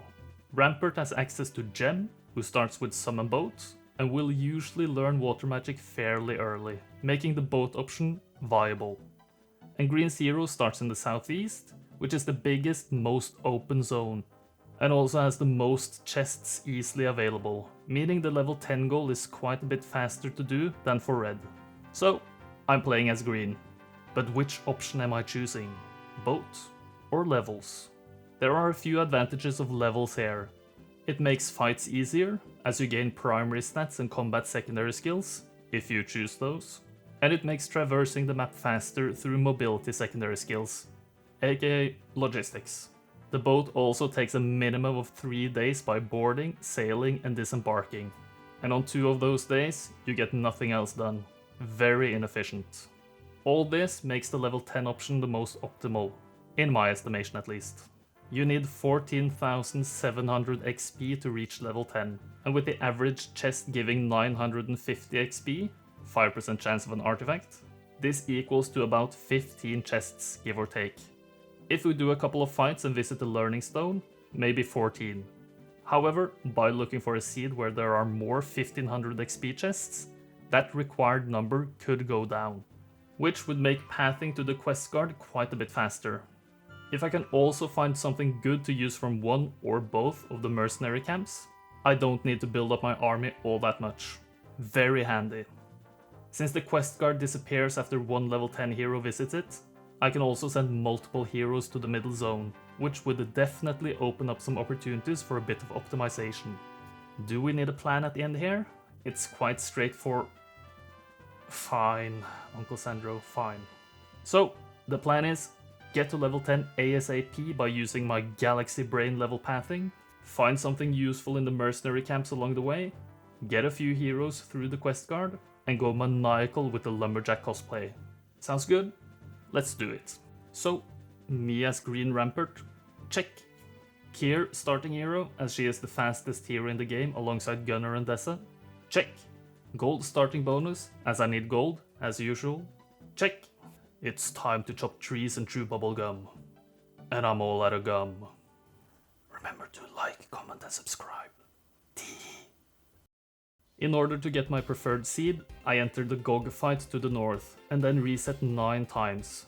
This gives me a seed with a crappy starting army, and I also leave 3 dwarves in town to not slow me down. Going through the 2-way portal takes me to 2 chests, where I get enough XP to get to level 3, giving me advanced logistics. Going back through the portal, I swing by the Fountain of Youth for some movement points, get more XP from a chest, and then get 1,000 gold from another chest. Pick up the Boots of Speed, which gives me a massive movement boost, and now I have enough gold to recruit a second hero, Clancy. His dwarves are also left in town, and he heads out to collect some resources, which he does by picking up some wood, visiting the windmill, and getting some more stuff from the nearby campfire. Kier then takes on an infernal troglodyte fight. Otto wins, and just as a side note, this run was optimized enough for me to just let Otto take every single fight, which I thought was pretty cool. Otto, as usual, just brainlessly storms into the fight, getting the centaurs surrounded by the trogs. But that's not a big deal, as I have both the numbers and the power to win anyway. Well done, Otto. This gives me access to more chests, netting me expert logistics, among other things. After visiting the Learning Stone, Kier is already level 7. It's going fast. I also build a marketplace and trade away all the wood, as day 4 has an event which takes a bunch of your wood away. A very tiny optimization. Clancy continues his collecting, getting some mercury, gold and crystal, before heading north towards the quest guard. Kier then finds a mercenary camp, which, conveniently, has an archdevil up for recruitment. How very handy that I have the mercury and gold necessary for this. Bye bye centaurs, as they will now slow Kier down. Hello infinite movement points. Kier has to take a small detour to the east for a couple of chests, but she's quickly closing in on level 10. I then trade away the remaining resources I have, just for the gold really. A triplet of chests is then discovered by Kier, which first takes her to level 9, and then to level 10 already on day 5. Really not bad. Clancy then gets 500 gold from the water wheel, which gets me enough gold to hire a third hero, Gerwolf.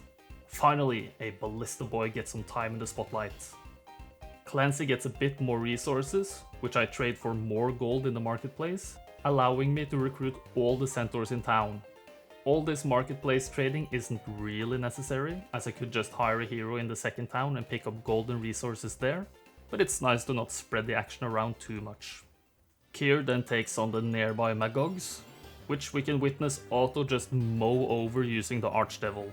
In between hits, I notice I have the hero thing hidden, so I stop Otto, press I, and let Otto finish. Now, it's Quest Guard passing time.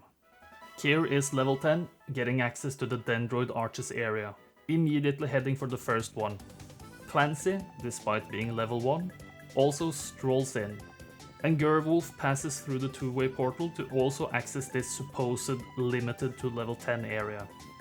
Day 6, Kier takes on the first of many Dendroids, or, well, Otto does. As you can see, this is extremely straightforward. Just teleport in, and 1v9 the trees. The devils severely outstat the trees, so it's easy peasy. I misplay here, as I should have picked up the trees and had any of the other two heroes trade for them to avoid having Gerwolf visit the off-piste dwelling later, but it is what it is. Kier takes on the next dwelling, but I'm not gonna show the exact same fight again.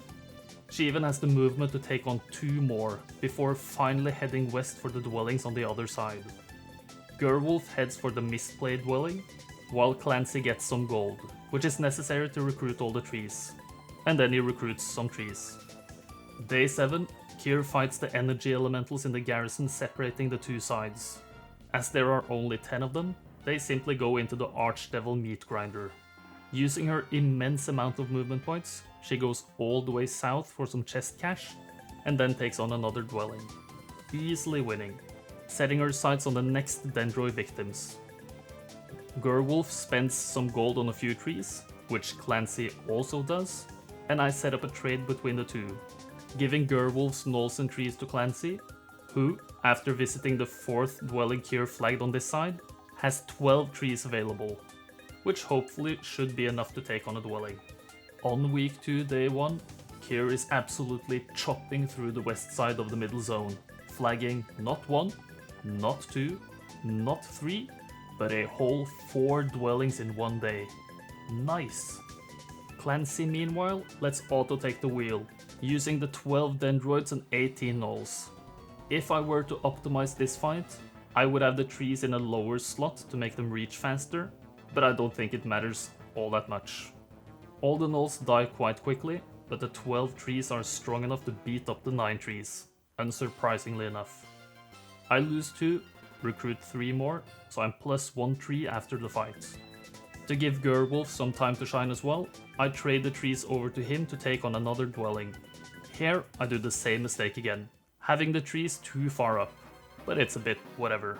If it doesn't impact the end result, I don't really care. At least we get the ballista to shoot some extra shots. What a wonderful day, am I right, lads? My trees absolutely demolish the poor opposing trees, losing only a single one after all is said and done. I recruit 3 more, netting me 15 in total.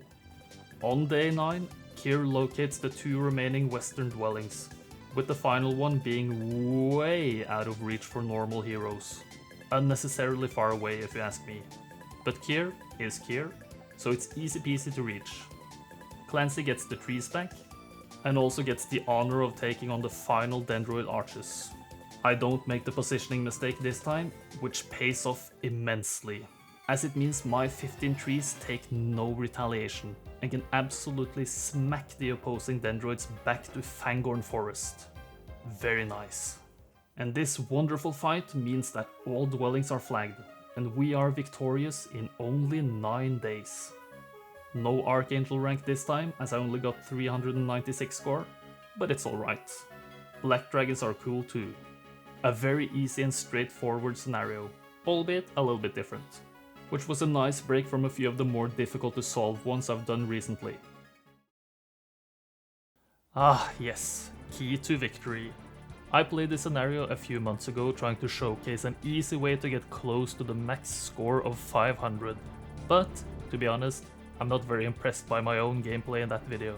So I want to do it faster than previously, much faster. 8 days last time, let's improve upon that. This is a small sized map with not too much going on. We can only play as red, who starts off in the southeast. Our opponent, blue, is kept in check by border guards. To pass the red border guard in the overworld, we need to visit the red keymaster's tent in the underground, while the dark blue border guard in the underground needs the dark blue keymaster's tent in the overworld to be visited. Very unhandy locations, but we can handle it, right? Right, lads? Looking at the border guard locations, I think we can all agree that it's faster to go through the red one compared to the blue one. Passing these border guards are also the only paths to blue, apart from Dimension Door and Fly of course, which I will not use this time, as it would definitely be slower, even if I somehow found the Grail early while playing Conflux to get all spells. Speaking of the Grail, it is always located in an 8-tile radius of this spot, making it quite easy to find, even without the obelisks. Another major thing of note is the prison. Locked behind these bars is Adela, who starts off at level 7, but more importantly, she has 5 angels on her person. In order to find quick victory on Key to Victory, she is key. All this makes the plan pretty straightforward. I need one hero to reach the red keymaster's tent ASAP, while a second hero goes full Michael Schofield and breaks Adela out of prison. The distance to the keymaster's tent is long enough that I should prioritize a logistics hero, but I still need the army strength to split my army in two in order to take on fights on 2 fronts. This gives me an excellent excuse to finally play some Inferno, as Inferno has the ultimate Ollis hero, Pyre, logistics, and ballista. It truly doesn't get better than this. I telepathically hear you thinking, but Inferno's early army is pretty bad, and you said you need a big early army. What gives? Well, the ballista gives, and familiars aren't all that bad in my opinion. Sure, Conflux would definitely be a stronger choice, but who wants to watch Luna or CL or Monair every single time? Not me. I save them for special occasions. Alright, I think that'll do it. Let's set this bad boy up. Me as Inferno and Pyre, check. Opponent as Castle, as in my mind, Castle is the mortal enemy of Inferno, so it's thematic. Check. Gold bonus as I need the cash early. Check. It's time to wreak some havoc. Remember to like, comment and subscribe. In order to get my preferred seed, I enter the sawmill fight to the north and reset twice. I leave all but one imp in town and collect as much gold as possible before heading further west. All this gold lets me hire a second hero, which in this case is Sarfax. After leaving everything except one hellhound in town, he heads east to pick up some gold. This gold is not used to hire a third hero, but instead I upgrade the Imp Crucible. On day 2, Sarfax goes back into town and upgrades all imps to familiars, and then recruits all available army, leaving me with a whole 10 gold left, and then heads out towards Pyre. Pyre, with her superior amount of movement points, trades Sarfax, taking all of his army before attacking the nearby serpent flies. They respect this awesome army and decide to join, which is good for a couple of reasons. More army is always good, and they are fast, making fights against melee creatures quite a bit easier, as I can lure enemies to attack Pyre's ballista without taking too much damage on the flies. Anyway, Pyre trades with Sarfax again, giving the familiars and Gogs back, keeping the hellhounds, serpent flies, and the ballista. Now she sets her sights on the underground. Sarfax, on the other hand, makes his way towards the prison to set Adela free, hopefully. On day 3, Pyre finds the underground guards, Whites. I, for some reason, split the Hellhounds, then engage the fight. Auto wins, but I want to lose as few creatures as possible, so I do this myself. Whites are actually one of the natural counters to the Ballista, at least before you can upgrade artillery, get archery, or a higher attack stat. This is because the Ballista won't always do the 18 damage required to take out the white, which they would then just regenerate afterwards. Very bad. This makes my strategy a bit odd. I hide the Serpent Flies behind the 1 stacks of Hellhounds, allowing them to get a hit in every other turn, like a Temu version of a Harpy Hag. A much better strategy would be to bait the whites into Ballista range, then fly the flies over to the other side of the battlefield, and then use the every other turn hit strat while the whites attack the Ballista. Does this make sense? Maybe I'll illustrate something here, who knows. Anyway, my actual strategy works well enough, and by well enough, I mean it takes a long time, but I only lose 2 Hellhounds in the end. Not too shabby, and you're not missing out when I skip over this. Afterwards, Pyre goes underground and heads straight for the Keymaster's tent. Sarfax elegantly passes by the Scholar and sees that the prison is guarded by lots of stone golems. This is both good and kinda annoying. This fight is definitely winnable, but it's also gonna be so slow. Here, I make another minor mistake. It would make the fight faster and safer if I had the familiars in the lower slot, in order to make taking retaliations with the 1 stacks easier, but it is what it is. I use the Imp 1 stack and a familiar 1 stack to keep some of the Golem stacks at an arm's length, while the Gogs fire away at the Iron Golem stack. This separates the Golems, allowing the big familiar stack to take out the Iron Golems in 2 hits. Afterwards, this becomes a bit of a kiting exercise. I can use 1 familiar 1 stack to keep the Golem separated, while taking out 1 stack at a time with the Gogs and the big familiar stack. A few rounds of this, and I eventually just go in for a few hits with the familiars to end the fight quicker. 11 turns and -6 familiars and 1 imp later, the Golems are defeated. Sarfax, by the way, and I just have to say this, is one of the absolute worst heroes in the game in my opinion. He starts off with Fireball and 1 knowledge. Fireball costs 15 spell points if you don't have fire magic, and then it would cost 12. So he has to level up to take advantage of his specialty. It's so stupid, but it's also why these old games have so much charm compared to new games. Anyway, he frees Adela, who, with her absolutely disgustingly strong army for day 3, marches straight for the red border guard. And Sarfax moves a bit around. We see a quick glimpse of blue before Pyre encounters the final obstacle on the way to the Keymaster's tent. Lots of harpies. Otto somehow wins, which he never did in practice runs, mostly due to my positioning I think. So I decide I want to see how it went. As always, he goes all in on turn 1, and the harpies, for some reason, decide to focus the 1 stacks of Hellhounds over the much more threatening Serpent Flies. This allows the flies to do quite a bit of damage before being targeted, while the Ballista obviously does major work in the background. Eventually, all we're left with is the Harpy Hag stack, which will never win the 1v1 versus the Serpent Flies, so this ends up being an easy victory. Well done, Otto. Well done. I know I have the movement to pick up gold from a chest on the way, getting a sweet 2k gold, before just about reaching the Keymaster, who happily tells me the passphrase to get past the border guard. This lets Adela pass. After finding out the passphrase stuff, it was just a joke from the Keymasters. They sure are some jokesters, those Keymasters. Before she rides up to the blue hero, Caitlyn, who's definitely gonna get absolutely smashed by the angels. And, as you can see, she was. Never close.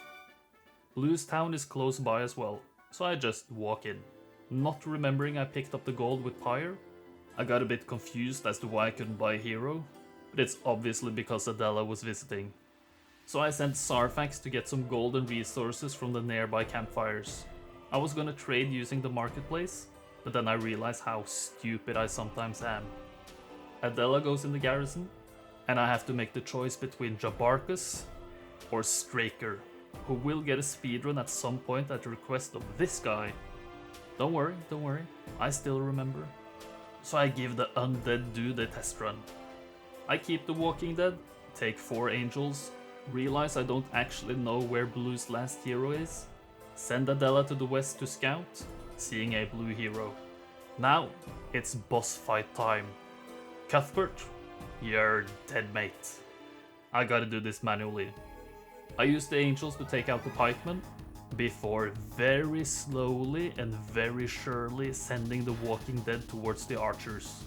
My favorite part of this battle is when Straker says, "It's Strakering time," and straked all over those guys. Absolutely humiliating end to the run for poor Cuthbert, but he's definitely seen worse. Anyway, Blue is vanquished, I'm victorious. In 4 days. I'm pretty sure I'm not the first one to do this, but I'm probably the first to do it with Inferno and Straker. 446 score and Archangel rank, never in doubt. This is absolutely the easiest scenario in the game if you ask me, and I'm absolutely positive it's not possible to do it any faster. Still, even if it was short and easy, I hope it was enjoyable to watch. It was surprisingly fun to do. Rithen Falls. This is one of those scenarios I never even knew existed before I randomly scrolled down the scenario list and saw it had an alternative win condition. Is this a scenario any of you have ever played before? This feels so unknown to me. It is even called something different in the editor, Race for the Town, very inspired title, which I found out when I was looking for any events or hidden treasure I didn't know about after my playthrough, in case there was some better way to play this scenario. Anyway, this is a medium-sized scenario with 5 different colors. We can only play as red, located in the northwest. The only way to beat this scenario is to capture the neutral town in the southwest, probably supposed to be called Rithen, but it always has a faction-specific name. There are a couple of small treasure zones there. The western one has a couple of Pandora's boxes, a dragonfly hive, and some artifacts laying around. Pretty decent, but very far away from our starting zone. The desert one has much of the same. A hive, Pandora's boxes, and strong artifacts, and also a mercenary camp. The rough terrain one shares the same properties, and also has a dragon utopia, which is pretty cool, but almost never doable in these short low turn count runs, unfortunately. The only way into Rithen's zone is through the 2-way portal, which literally couldn't be further away from our starting zone. Or you can access it by dimension door or fly, of course. To reach the 2-way portal, we can either go through the desert zone, past Blue's town, but the desert absolutely destroys your movement points. Or you can go through the green 2-way portal in the starting zone, which takes us to a smaller desert zone, killing our movement slightly less. The big question is, which route is the fastest? From simply looking at the map, I have a feeling that the 2-way portal route is a bit shorter, but I can't say for sure. So, today, I'm gonna do a run of both routes, starting with the big desert zone route. Also, I got a bit hooked on the ballista again last week, which means I'm gonna play some more Pyre. Not for pure speed reasons, as I suspect pathfinders like Korvac, or even logistics specialists like Kier and Gunner would be faster. Monair would probably be faster too, but all Conflicts heroes are actually banned on this scenario. So, it's Pyre. But what's the strategy here? Unfortunately for the Ballista fans here, the best way to do the Desert Zone route strat is to pay a visit to the mercenary camp and get some real army, using whatever starting army I can muster up to get past the 2 fights blocking the entrance to the zone. Afterwards, it's route 1 to the portal, taking on the Rithen zone fights.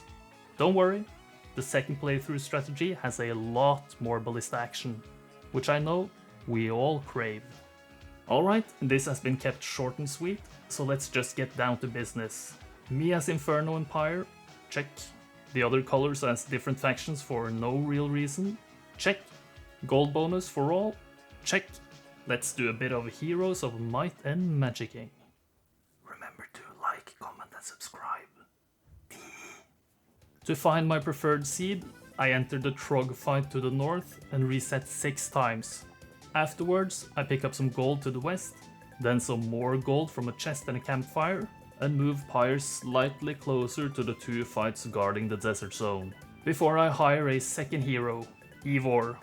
He brings some more imps along and trades his faster elves and centaurs over to Pyre, taking the slower imps for himself, before ending day 1. On day 2, Ivor transfers all but one imp back to Pyre, then picks up some gold, for whatever reason. Pyre, on the other hand, after rearranging her newfound army, takes on the menacingly strong pikemen blocking the path. Auto wins, but I need every imp I can keep. On turn 1, I surround my wood elves and leave one imp at the bottom as bait. After the ballista knocks out one pikeman, the wood elves take out 10 more with 2 nicely placed shots. Now it's a waiting fest, which ends with the ballista finishing off the now 1 stack of pikemen. The rest of the fight is a breeze from here, as my ranged boys make sure the bottom pikeman never reaches my bigger tier 1 stacks. The 32 imps get the honor of finishing off the final pikeman. Easy peasy. Next up, dwarves. 28 of them, even with an upgraded stack. This fight follows the same script. Mostly. As always, when I have ranged creatures, I box them in on turn 1 using my less useful units, before I start chucking whatever projectiles my ranged units use at my preferred targets.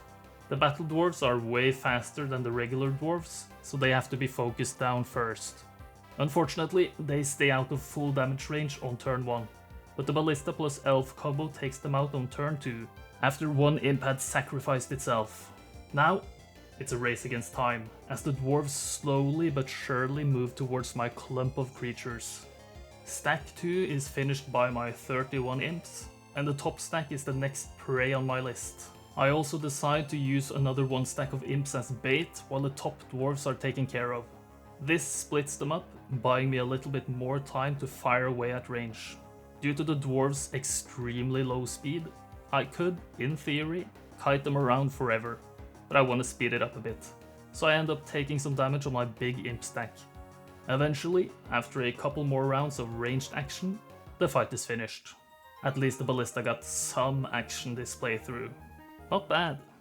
On day 3, Ivor goes looking for more gold, getting close to a couple of chests, while Pyre feels the sand slowing her down immensely. No pathfinding equals no fun. The next day, she picks up a pile of mercury, then visits the mercenary camp, finding the best thing ever: 2 phoenixes.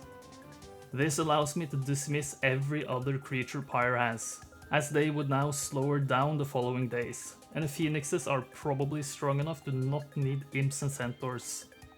Ivor, meanwhile, continues his resource picking for literally no reason now. We get a glimpse of orange, before Pyre finally exits the desert, passing by a blue hero staying suspiciously still. Afterwards, they bolt away at the speed of light, while orange flags my poor unguarded town. Oh no, what am I to do now? I speed through the rough terrain, encountering 2 more blue heroes, but I have no beef with these guys, as long as they don't stand in my way. Ivor then hides, and blue's heroes realize they are at my mercy and don't run away. It's day 7 already, and I pass through the portal, taking me to the Rithen zone. The portal guard of ogres should be fairly doable. Auto wins, but loses 1 phoenix. Unacceptable. I wait on turn 1, letting the ogres approach. The ballista does basically no damage, so the phoenixes have to do the job, hitting the top stack first. The same stack then dies to a retaliation afterwards. The ogres are now split, making my life easier. 2 hits on the upgraded stack, after a lucky morale, leaves 1 alive. It goes after my ballista, so I just leave it there, while I target the second unupgraded stack. 1 hit leaves 2, while a retaliation finishes them off. A quick fire breath on the last ogre ends the fight. Clean and easy. Guarding the town is a pack of pit fiends. Auto wins lossless, so let's see how we did it. Obviously just by flying in and wreaking havoc. The pit boys are relatively weak for a tier 5 unit, so it was never any doubt this would be a straightforward fight, even for Auto. The only thing left is the town. which is guarded by a measly 6 archers. I reflexively accept the results, but I don't think we missed out on a big fight here. I'm victorious in only 7 days. 396 score and Black Dragon rank is pretty good, but I'm definitely curious if the other route is faster. So let's just take a look. The strategy for this is not very complicated. The goal is to amass as big and fast of an army I can before Pyre is out of reach of other heroes who can bring her more army, while also getting XP to level up her secondary skills and maybe find archery if we're lucky. When this is accomplished, I just blast through all the zones, avoiding any opposing heroes and unnecessary fights, hopefully. Alright, so me as Inferno and Fiona? Yes, you'll see why. The same factions for the other colors as last time? Check. Gold bonuses again? Check. Is this a better strategy? Let's find out. I entered the nearby gremlin fight and reset 7 times. This gives me Pyre in the tavern and an overall pretty good seed to work with. I leave everything but 1 Hellhound in town and head out to pick up gold with Fiona, amassing a cool 2,500 from 2 chests, before she rides south. This gives me enough gold to hire Pyre, who takes the 2 Hellhounds in town and sets out towards Rithen. On her way, she gets 1500 XP from a chest, leveling up logistics to advanced, and passes through the 2-way portal, getting a whole 1 tile deep in the small desert zone. On day 2, Fiona gets a couple more chests, but looking back, my pathing here was pretty bad, so I could have gotten the campfire on day 1 as well. Still, I have more than enough gold to hire a 3rd hero, Gretchen, as well as upgrading the Imp Crucible, which nets me a nice 54 familiars in total. The lost campfire gold means I missed out on 4 familiars, but oh well. Gretchen finds Pyre in the desert, trading over the familiars, taking the Hellhounds in return. They have the same speed, but I kinda wanted a nice, clean, familiar-only army. Pyre blazes through the desert, finding some nice grassland, while the other 2 heroes just do whatever in the meanwhile.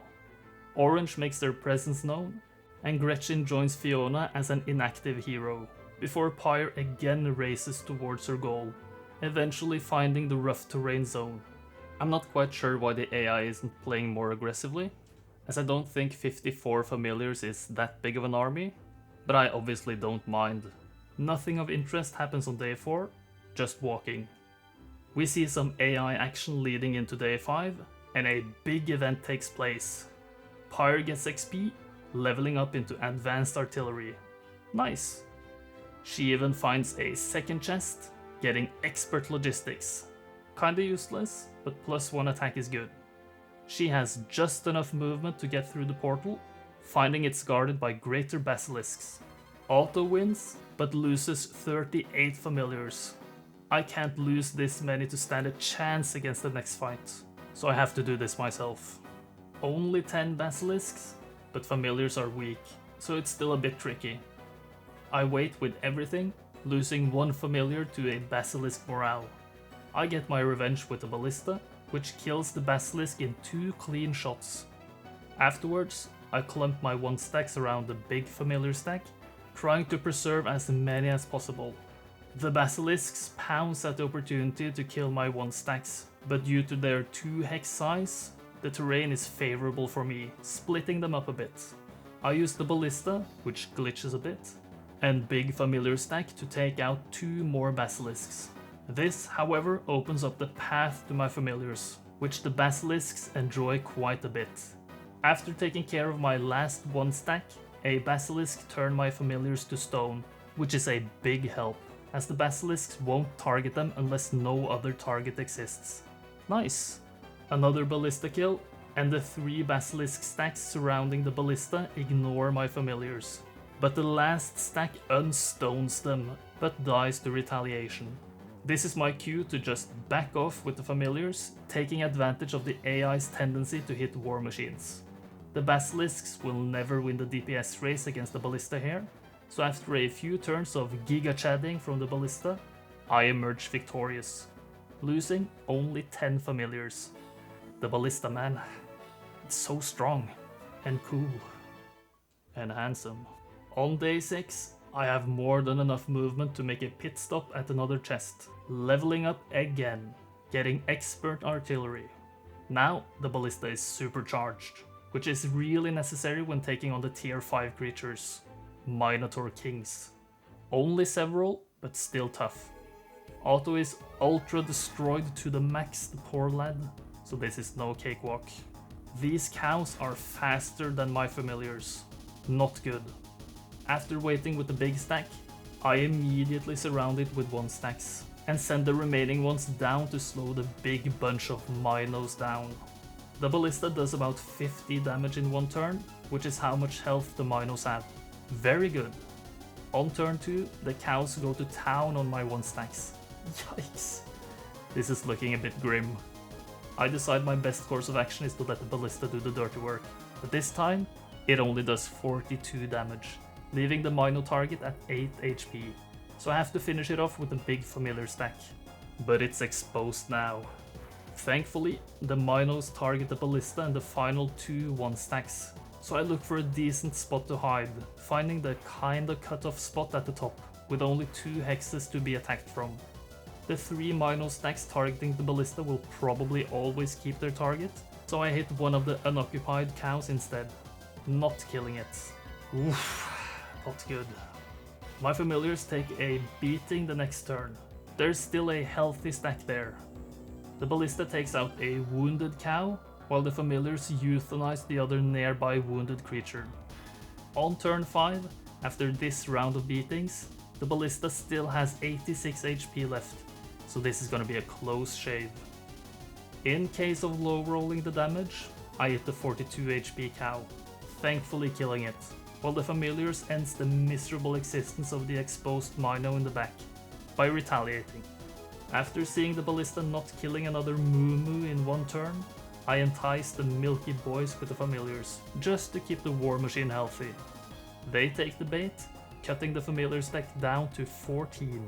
The Minos are both injured, so the top one is taken out by the familiars, while the ballista gets the crowning glory of finally finishing this incredibly awesome fight with a projectile between the cow eyes. What a slog, but also an incredible showing for the ballista. There's no denying the greatness now. Just the town fight left, 14 familiar for this.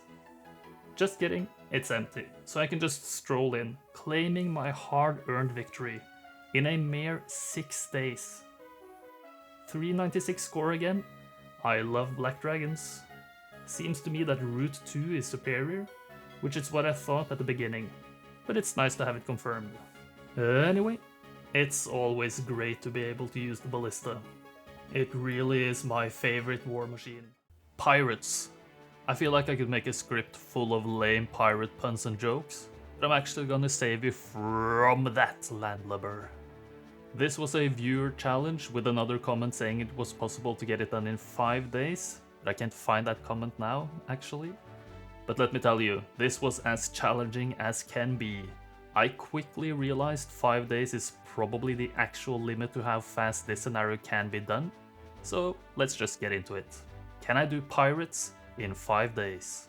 This is a medium-sized map where we are dropped off on the west coast, homeless and cold, taking on 4 different AI colors. Orange, the barbarians in the southwest, purple, tower wizards in the southeast, castle-dwelling teal in the center, and Shrek-loving fortress playing tan in the northeast.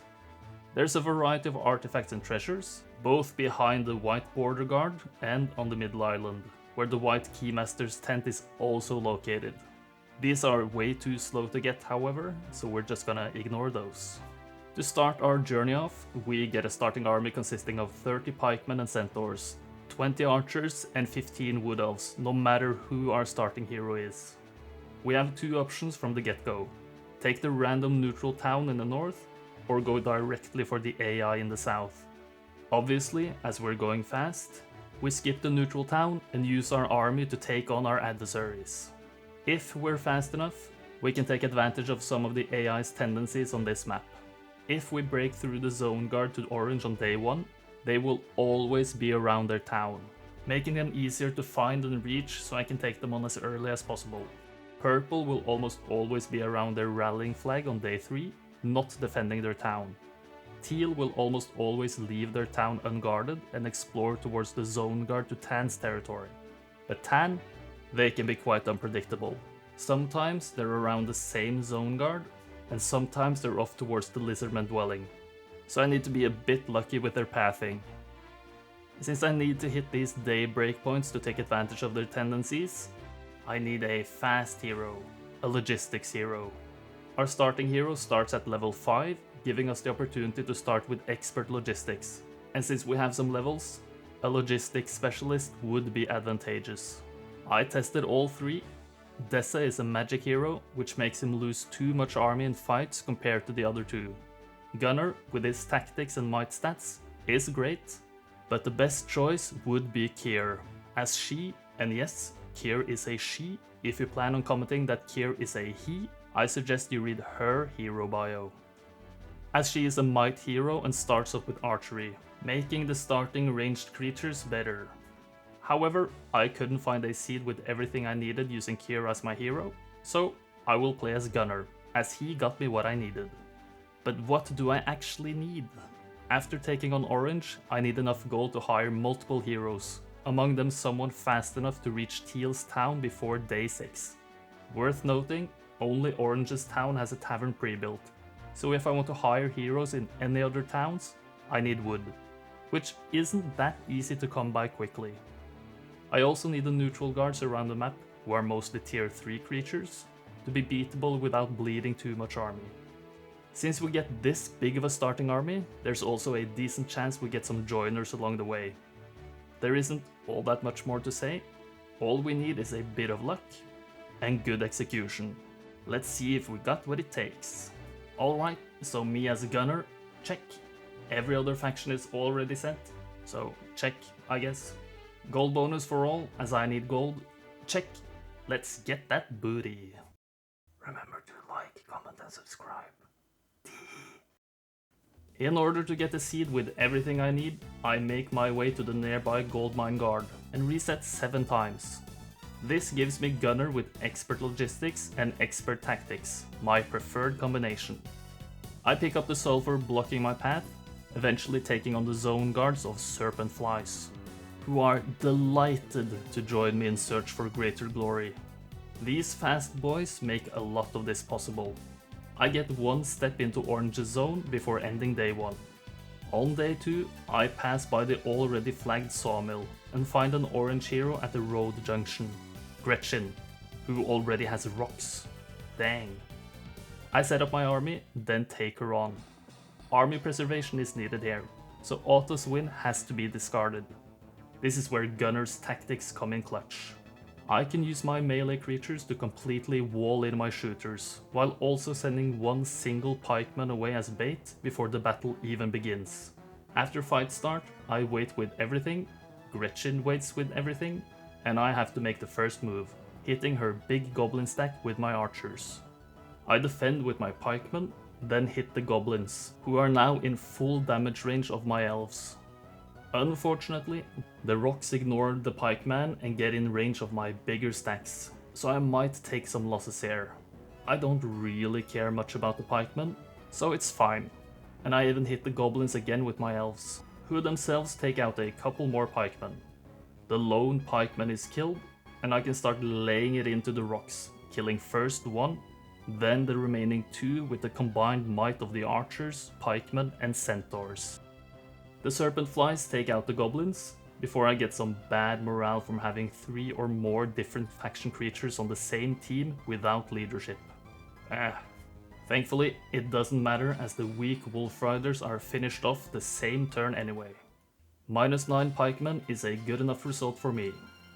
Gunner finds his way to Orange's unguarded town, vanquishing them, and leaves everything but the 18 flies in town, heading straight back out towards Purple.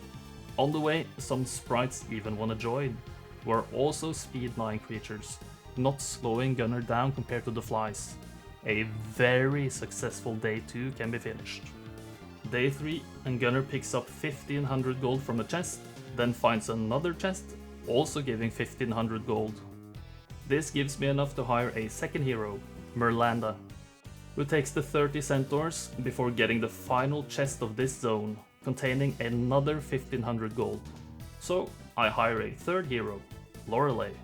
She takes all of the town army and travels over to Gunnar, who trades her, swapping armies entirely.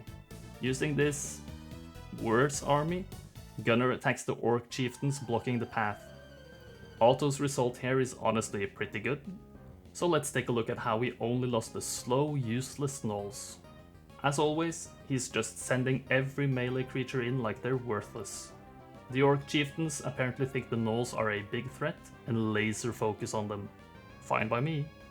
The ranged creatures whittle the orcs down, letting my melee guys throw hands more easily. We can also again see the effect of multiple faction creatures on the morale, as there's low morale across the board. Eventually though, my army comes out victorious. Nice job, Otto. Continuing along the road, some familiars are in the way. Otto wins lossless, and I could just accept, but I feel like I skip too many fights sometimes, so maybe it's better to see the fights? Tell me what you think. This fight is entirely forgettable though, as the familiars are just swept aside like the weaklings they are. Easy peasy. Gunnar continues east, swinging by the rallying flag, finding a purple hero right there. Dermith is looking pretty weak, so with basically no movement left, I take her on. Otto loses harpies, which I can't afford to do, so this one is a manual one. The only creatures I really care about are the harpies and wood elves, so I move the less important creatures forward towards the gargoyles to hopefully bait them in alongside the gremlins. After some waiting, I hit the golems with the archers and gargoyles with the lizardmen, before Dermith takes the bait. I notice that the gargs can reach the archers and hit them with the elves, but underestimate them the next turn, instead shooting the golems. The gargoyles then pounce, killing one archer. Now this fight devolves into an absolute fiesta, so prepare mentally. After a harpy attack, low morale strikes, and the gremlins swipe away 4 lizardmen. Since my elves are blocked, I move them back away from golem reach, but the gargoyles follow, dying to a retaliation. I move back with the harpies, archers and pikemen as well, before the lizardmen are killed off. More low morale happens, so I'm not killing as many creatures as I need. I even risk the harpies by hitting the golems, low rolling the damage enough to leave 3 golems alive, which kill one of my harpies. Not good. Thankfully, the wood elves can shoot next turn, reducing the gremlin stack to half. But the harpies freeze. Great. Archers kill more gremlins, pikemen take out 2 more golems, wood elves finish off the golems, and the harpies end the fight by taking out the gremlins. This was not well played by me, but oh well. Gunnar heads back towards the rallying flag, Lorelei does as well, and Merlanda sets her sights on the purple town. Day 4, Gunnar rallies the flag, as does Lorelei, and they meet up for a trade. Gunnar gets everything but the harpies, which Lorelei keeps for herself.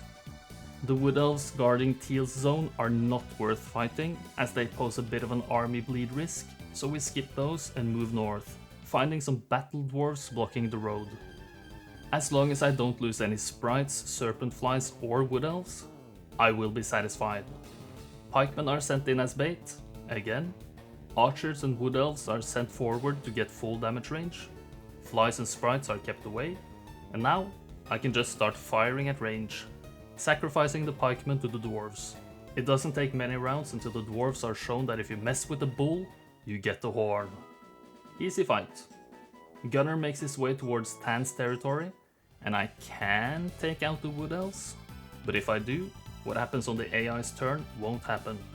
Before ending his day, Gunnar dismisses the slow creatures and hands the reins to Lorelei, who goes directly for Teal's town, and Merlanda travels a bit. We see Teal taking on the wood elf guard for me, probably losing some army, and staying fairly close to the road. Lucky for me. I move a bit north with Gunnar, also finding a Tan hero on the road. Perfect. Teal's handsome man, Christian, is first on the chopping block. No tactics this time, straight to business. I wait with the flyers, hitting the archers with my wood elves before the griffins have flown into range. 3 combined hits from the flies and the sprites kill off the griffins, before the serpent flies immediately fly in for a hit on the archers. The only remaining archer then dies to a retaliation, leaving only the pikemen alive. So it's smooth sailing from this point. A few hits from my overwhelmingly powerful army, and Christian is done. Some minor losses, but overall satisfactory. 2 tiles away is Tiva, with an underwhelming army. Still, Otto loses way too much. I can't risk there being some other stronger tan hero somewhere, so this is manual labor time. I move all my stacks down to bait in Tiva's wyverns while keeping out of lizardman range. After waiting, the wyverns fly in, getting a nice arrow as a welcoming gift. A couple of sprites die to a lizardman shot, but are still strong enough to take out a wyvern afterwards. The 18 flies finish them off, and both the flyers fly in on the lizardmen, making quick work of them. Wood elves just one-shot the gnolls, ending the fight. Tiva down. Gunnar inches forward towards Tan's town, looking for any other heroes. Not finding any, so he walks into their unguarded town, vanquishing them. Tan being the second color down was not how I envisioned this scenario going. Merlanda attacks the hobgoblins blocking the road to Purple's town, and Otto wins convincingly, so let's take a look. The sheer number of centaurs in the stack alongside their relatively decent defense makes this an absolute cakewalk. Purple's town is also unguarded, so Merlanda can just vanquish them as well. Lorelei heads for Teal's town, and by not making any missteps and following the road precisely, she can just barely reach the town, finding it guarded by few swordsmen. Otto wins again, and this is not exactly a tactical fight, so I just let him do it. This is a pure I hit you, you hit me kind of fight, and it gets pretty close. If I had just a couple fewer harpies here, Lorelei would probably lose this fight. So it was really important to not lose any more harpies in the Dermith fight. But 2 whole harpies survive, and there are no more Teal heroes, so Teal, they're vanquished as well. And this means that I'm victorious in 5 days, just like I was hoping for. 448 score and Archangel rank is very good. Gotta say, this was really difficult to map out, so I'm very satisfied. I had a couple of attempts with Kier, being very close to doing this with a different strategy, but I was always some starting gold away from achieving the 5 days. Back in the happy days of April, I played the scenario Freedom at the request of a viewer challenging my abilities. I did quite well, playing purple and finishing in 8 days, not too shabby. But what often happens when I do these low turn count runs is that I discover ways to do it even faster, way later. Often in quite obvious ways. This was the case here as well, so I set out to beat my own time of 8 days. Let's see how low we can go. This is a small sized map, and in the overworld, we find the unplayable green AI, always having 2 castle towns connected by a one-way portal, and always starting with Boots of Levitation on Orin, their starting hero, which can sometimes make him annoyingly hard to catch. In the south are a couple of obelisks and a couple of mines, but who cares about those when going fast? In the northwest, we can find purple, one of the playable colors, who have to go underground to reach green.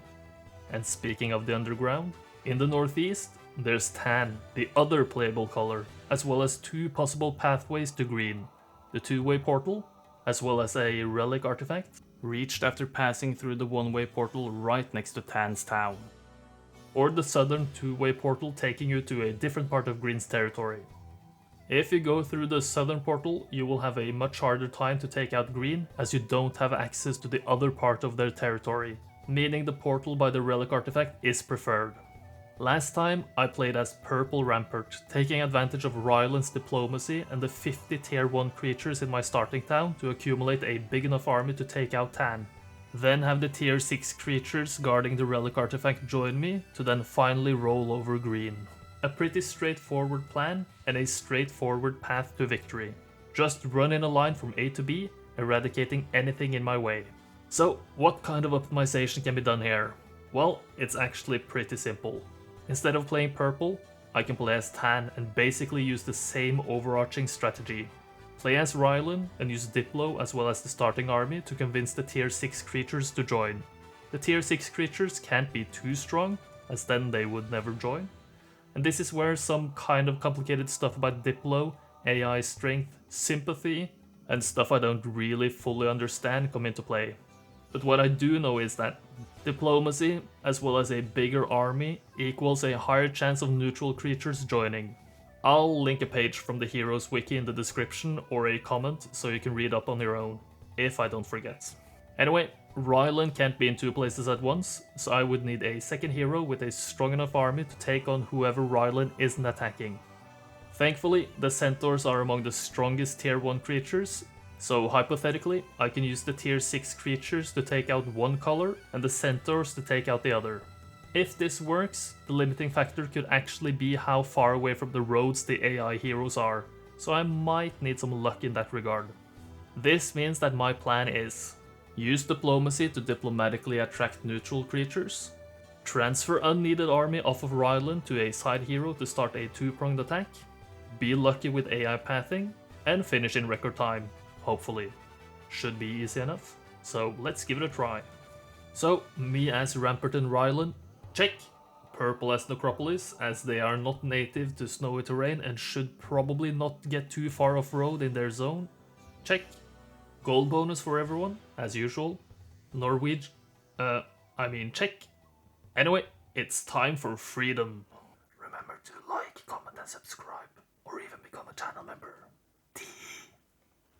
To get the seed I need, I enter the nearby zombie fight and reset 7 times. This gives me what I need, as well as a Rylan without starting dwarves. Nice! I bring the 50 town centaurs along, then pick up some nearby gold as well as getting some XP from a chest, netting me advanced diplomacy. That's an important detail there. This advanced diplomacy makes the harpies join for free instead of costing me about 2500 gold, which is very nice. On day 2, Rylan passes through the portal, picking up the ore in the way and getting gold from both of the chests before taking on the scary Cyclopes, who join for free, thanks to my massive army and boyish looks. Now I use my enormous amount of gold to hire a second hero, Melodia, who leaves her dwarves in town and meets up with Rylan, taking the centaurs off of his hands. Rylan then moves towards the two-way portal, getting even more gold on the way, before Melodia passes through the other one-way portal back to town. I then use my enormous amount of gold to hire a third hero, Zubin, who has nothing to leave in town and meets up with Melodia, taking the centaurs off of her hands, before going back to town, upgrading the centaur stables, and then the centaurs to centaur captains, as well as using the remaining scraps of gold to recruit a few more, leaving me with a massive 101 centaur captains. Not bad. 100 of them go back to Melodia, 1 is left with Zubin, and Melodia sets her sights on purple, taking on the 10 infernal troglodytes on the way. Since Autumn managed to lose 1 centaur, I had to manually trample the trogs myself, but oh well. Zubin then plans on backing up Rylan a bit. Day 3 and Rylan reaches the overworld, autoing the mummies blocking the path, slowly moving forward, looking for a potential Orin somewhere, seeing the green flag pop up south of the road. He's used the boots of levitation to get there, the madman. I have to go through some pixies to reach him, but funnily enough, they join as well. Orin's army is quite strong for an AI on day 3, but nothing I can't handle. Otto wins, but loses a fair bit. I want to do this myself, hopefully also preventing him from fleeing. I kinda want those boots he's wearing. Since I massively out-army and outspeed him, I just wait with the pixies until I can fire a rock directly into the archers, taking out 15 of 20. And then I start surrounding the Cyclopes while Orin desperately tries to reach me. And also send 1 pixie as bait. More of the same on turn 2, lots of waiting, losing the bait pixie to a griffin hit, before launching a rock, basically having the pikemen stack in 1 hit. The pikemen are a bit too close for comfort though. A morale on turn 3 could be devastating, so I consider hitting them with my melee creatures. But ending up not going for it.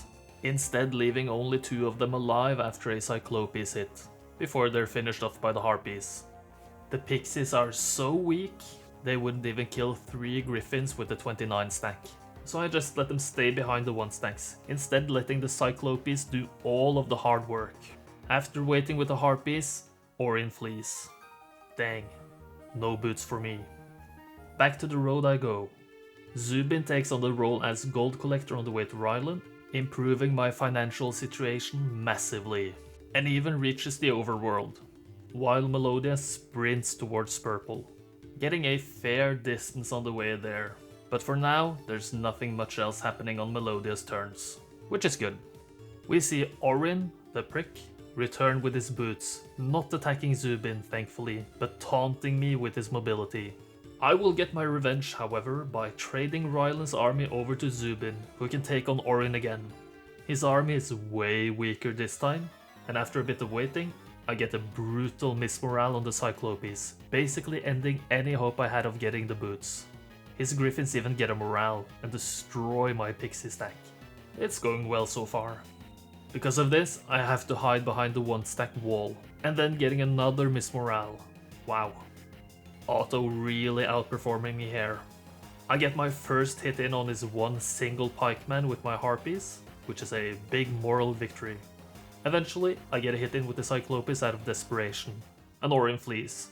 2 tries and still no boots. What a disaster. Anyway, the armies return to Ryland, who follows the road to Green's first town, guarded by 1 pikeman. Nice. I hire a hero in my newly acquired town, Josephine, who, eventually, gets the Cyclopes and Harpies from Ryland, going through the nearby one-way portal, looking for any potential enemies. Seeing the green flag a bit south, who turns out to be CL, the magic arrow specialist. I kinda wanna see if she has any artifacts, so I do the fight myself, immediately losing 5 Harpies to a magic arrow. I take out the air elementals, and then she flees. Cowards, cowards all of them. I have enough gold for a 5th hero, Moandor, who heads for the unguarded other green town, missing it by a single step. Very nice. Very tilting as well. As you can see by my perfectly calm clicking on the town. I just hope they don't spawn in Orin again, going somewhere unreachable. Melodia continues with some horrible pathing towards purple, rejecting some skeletons blocking the path, instead accepting the auto results, and finds Clavius, who has quite a decent army. I have no clue how Otto managed this result, so I have to take a look. After eating a magic arrow, the centaurs get good luck on the first hit on Clavius' skeletons, then get it again the next turn. How insanely fortunate. Wow. Obviously this scares Clavius off. I could not have done this better myself. Fittingly, Melodia levels up into advanced luck afterwards.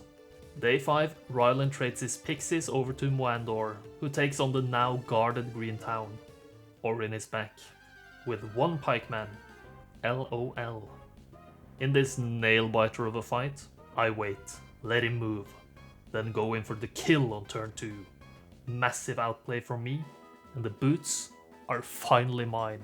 Oh, the dopamine rush of Heroes of Might and Magic 3. And green is vanquished as well, as a minor side note. Melodia enters purple's zone, narrowly reaching their town, which is barely guarded. Another incredibly difficult fight. I just let the skeletons and Walking Dead reach the outside of the castle gates, then pounce, first getting a lucky hit on the Walking Dead, then burying the skeleton. Easy. But purple isn't vanquished, so I have to go looking. I have enough gold for 1 more hero, and as a major stroke of luck, Monair is in the tavern. Using his immense speed, he takes the centaurs and ventures into the unknown, finding Nagash. With no movement left, he takes Nagash on, who only has 1 white. It is quickly disposed of, and with that, purple is vanquished as well. I'm victorious in a mere 5 days. I'm pretty sure any Conflux hero would have done the trick at the end there, but getting Monair was just extra lucky. 448 score and Archangel rank is quite good. This was a whole 3 days shaved off from my purple playthrough, which is pretty decent in my book. I try to avoid playing conflicts these days, as they are almost always the optimal choice, so it's nice to get another good non-conflicts run in. Before ending up doing Dragon Orb, I put up a poll asking you guys whether I should make a video for this or Faeries first. And honestly, I was expecting Dragon Orb to blow Faeries out of the water, but it was incredibly close. At the time of writing, it's a 52-48 split with 643 votes. Very close, very cool, and a surprising number of people who voted. So, thanks guys. Let's give Dragon Orb a go. This is a medium-sized map, and in my opinion, one of the most aesthetically pleasing maps in the game. Gorgeous. Well done, developers. This map has a lot of things going on. We can play as either red in the northwest or blue in the southeast, while in the underground we find the two unplayable colors, tan and green. We're not gonna concern ourselves with those, as we won't venture into the underground at all in this playthrough.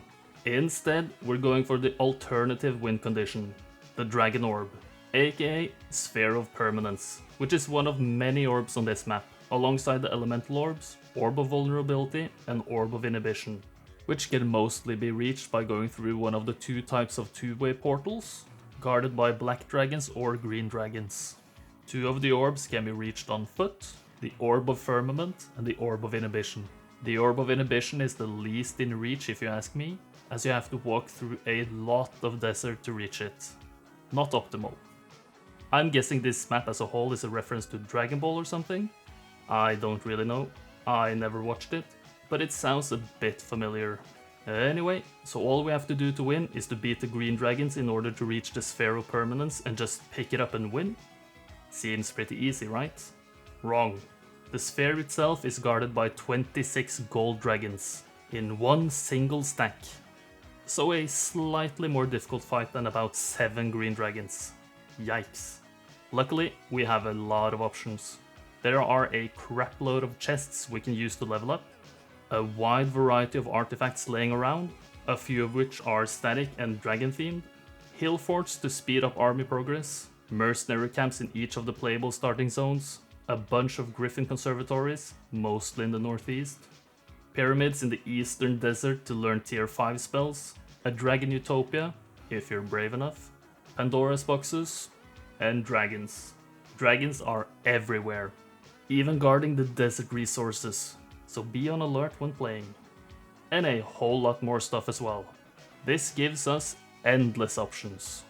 I'm gonna run you through a couple of the strategies I tried before landing on the one I eventually went for. Originally, I was gonna play as blue, get a couple of levels of mage skill to get slow and blind, build a cloud temple and use the nearby hill fort to upgrade giants to titans, take out the black dragons to get the orb of vulnerability, then head for the Sphere of Permanence and use slow plus blind to continuously keep the gold dragons blinded and slowly whittle them down. The downside? It takes way too long to get enough army plus spell points, and the pathing becomes very suboptimal. So, this strategy had to be scrapped. Next up was a Diplo strat, playing as Rylan and diploing as much as possible on the way to the gold dragons, as well as flagging the rampart dwellings near the neutral town in the middle. The problem? I didn't have nearly enough of an army to take out the gold dragons, as well as pretty bad stats, since I didn't really do any real fights, which made me underleveled.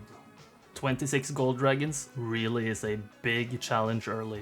So, what did I end up doing? A bit of a combination. But for once, I think I'm actually gonna just go into the gameplay without spoiling too much. This is a really cool run in my opinion, as I combine a bunch of previously used strategies. This means we're playing as Red and Kier. Check. Gold bonus for all, as I need gold, as usual. Check. For the first time in history, probably, you viewers are going into this blind. Good luck to us all. Remember to like, comment and subscribe, or even become a channel member. To reach the seed I want, I enter the southeast Witch Hut guard fight and reset a massive 18 times. Now I leave the dwarves in town and collect gold from 2 chests to the south. This gives me enough gold to hire a second hero, Elishar, who takes the remaining dwarves and buys out all the available centaurs, before heading directly for the mercenary camp. Day 2, Kier gets gold from the third nearby chest and heads further south for the water wheel gold, as well as the gem pile next to it. Using this, Elishar can recruit the giant in the mercenary camp, which will end up in Kier's hands soon. Not bad.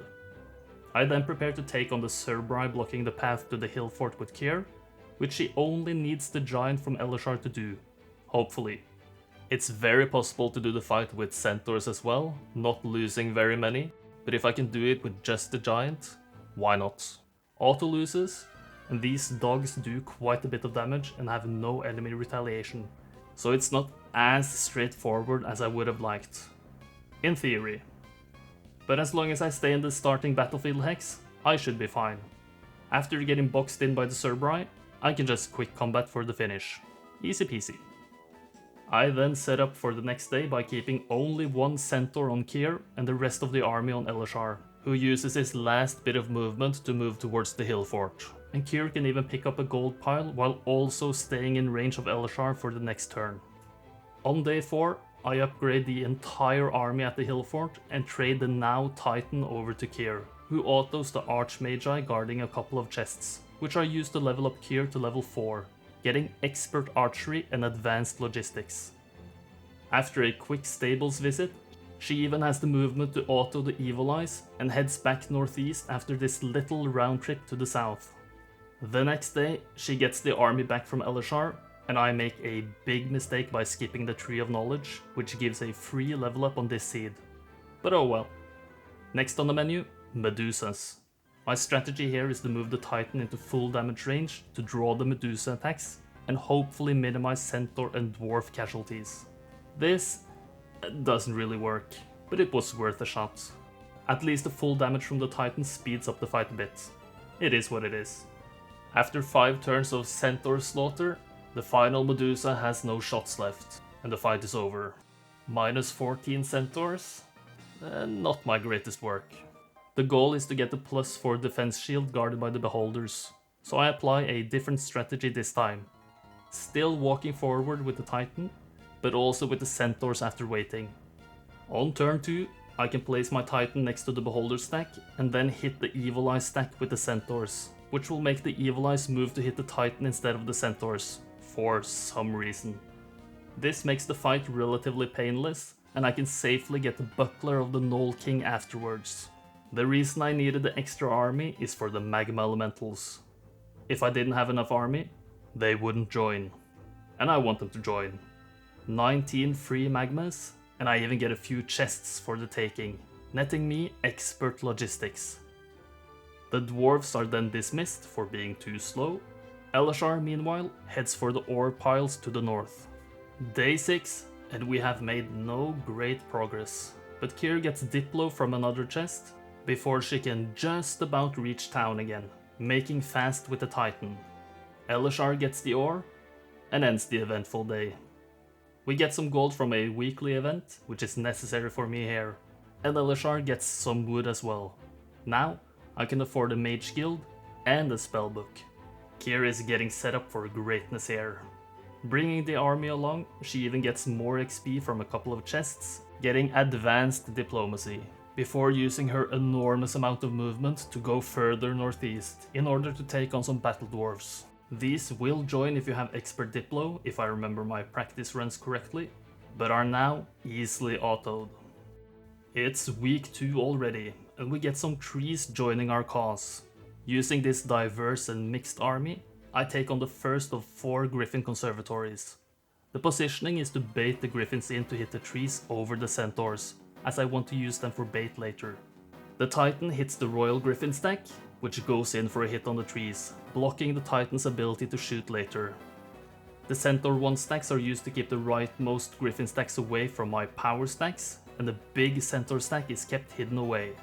From here, the strategy is simply to hit a lot with the Magmas, Titan and Dendroid soldiers, slowly whittling the Griffins down. Due to Kier's 11 defense, my beefy boys are extra beefy and can tank quite a few hits. Unfortunately, I have 3 different factions in my army and no morale boost, so I do miss morale sometimes, but that's a price I'm willing to pay. I can never really go in for hits with the Centaurs due to the Griffins' 2 retaliation ability, but I don't really mind. After a few turns of hard hits from my big boys, I secured the victory, losing only a few creatures, but getting 2 angels in return, as well as leveling into expert Diplo and basic air magic. I can then immediately go for the next conservatory, which auto wins in great fashion, so I just accept, getting advanced air and 2 more angels. On the 3rd conservatory, auto loses an angel, so I have to do it myself. A bigger conservatory this time, 150 griffins. The strategy this time is to not lose angels or the titan. The trees and magma elementals can be sacrificed, no big deal. So I just go in for hits with basically every stack, not caring too much about retaliation due to Kyr's high defense stat. Luckily, the griffins are mostly drawn to the trees, and to a lesser degree, the magmas, which makes this fight quite safe for my valuable stacks. In the end, I lose nothing of value, level up into expert air, and get 3 more angels. Nice! I head for the 4th conservatory and dismiss the magmas, which would have been the fate of the trees too, if they survived. The next day, auto just demolishes the conservatory, which nets me basic wisdom as well as 10 angels in total. Very nice. Now it's time to head south. On the way, some more griffins are disposed of, and some nomads are in my sights. But I need some spell points first, so I make a quick visit to the magic well before expert Diplo does its job and recruits the nomads, and I also get the Greater Null's Flail. Not too shabby. If I had about 1,000 more gold, the vampires could join as well, but it is what it is. I want the XP, so I fight them anyway. 2 quick angel hits and the vamps are down. Easy. I see a green hero, but just ignore them. Side note, the nomads remove sand terrain movement penalty as long as you have at least 1 in your army. Very handy here. The green hero smartly runs away, and I prepare to take on the Dragon Utopia. Very scary. Auto wins, as this is a small Utopia size, but loses every nomad, so I have to do this manually to keep the Sandwalker ability in my army. 3 dragon stacks go for the big nomad stack, while the green dragons go for a 1 stack. I then take retaliation on the greens with a nomad, defend with the other nomads, retreat with the titan, and then get a massive angel hit in on the green boys, killing 4. The upgraded dragons go for the titan, and the angel finishes off the green dragons. The reds then lose 4 in retaliation after attacking my angels, and the upgraded dragons again go for the nomads after I defend with everything. The gold dragons are then disposed of, and the final red dragon dies to a retaliation as well. The black dragon could take out an angel, as they would probably do more than 14 damage, but they instead go for a nomad, which lets me finish off the fight without losing any angels, any titans, and still having 2 nomads left. Perfect. Kyr levels up into advanced wisdom, and the rewards are great for this Utopia size. Mostly. The Helm of Heavenly Enlightenment is amazing, the Equestrian's Gloves are okay, but the 2 other, they're kinda useless. 20,000 gold is amazing as well. I then immediately head for the nearby pyramid, checking my XP to make sure I haven't messed up. This fight is very quick with the tanky angels. Blink and you'll miss it. Okay, it wasn't that fast, but it was still very quick. And the victory secures me Expert Wisdom, which allows Kyr to learn the pyramid spell, which of course is Dimension Door. Using the 20 spell points I got from the magic well, I can Dimension Door back to the well, and then to the Greater Basilisk to the south, which all join for a modest fee. And then I can do the second pyramid. As you can imagine, this fight is equally easy. This time, the pyramid teaches Kyr Implosion. Very handy for the gold dragons. On week 2, day 5, Kyr DDs south directly next to another magic well, getting up to 90 spell points. Now she has the Sphere of Permanence in her sights. In her way are the green dragons, but due to Expert Diplo and a good amount of gold, all 6 join. With our extremely diverse army, we head into the portal. I make sure to stop by the Sandals of the Saint for some extra stats before heading for the goldies. Some chest XP also nets me Tactics, which is the final piece of the puzzle. The 2 other chests are completely unnecessary to get XP from, but I had the extra movement, so why not? I get rid of the nomads as I don't want even worse morale. After splitting up the basilisks into 1 stacks, it's final fight time. Auto is absolutely demolished. Yikes. Am I in trouble here? Let's give it a real go.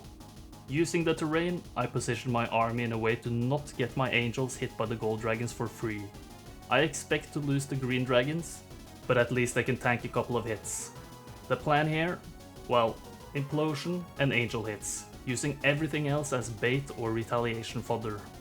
4 greens are dead immediately, but I respond with a 3-kill implosion and another kill by the Titan. Everything else defends. A bit more of the same the next turn, but all of my green dragons are down already. Not great. I implosion the gold dragons for 850 damage, and the Titan fires off another lightning bolt. The difference this turn? I take retaliation with the basilisk and eventually get a nice swing in with the angels, leaving 15 goldies alive.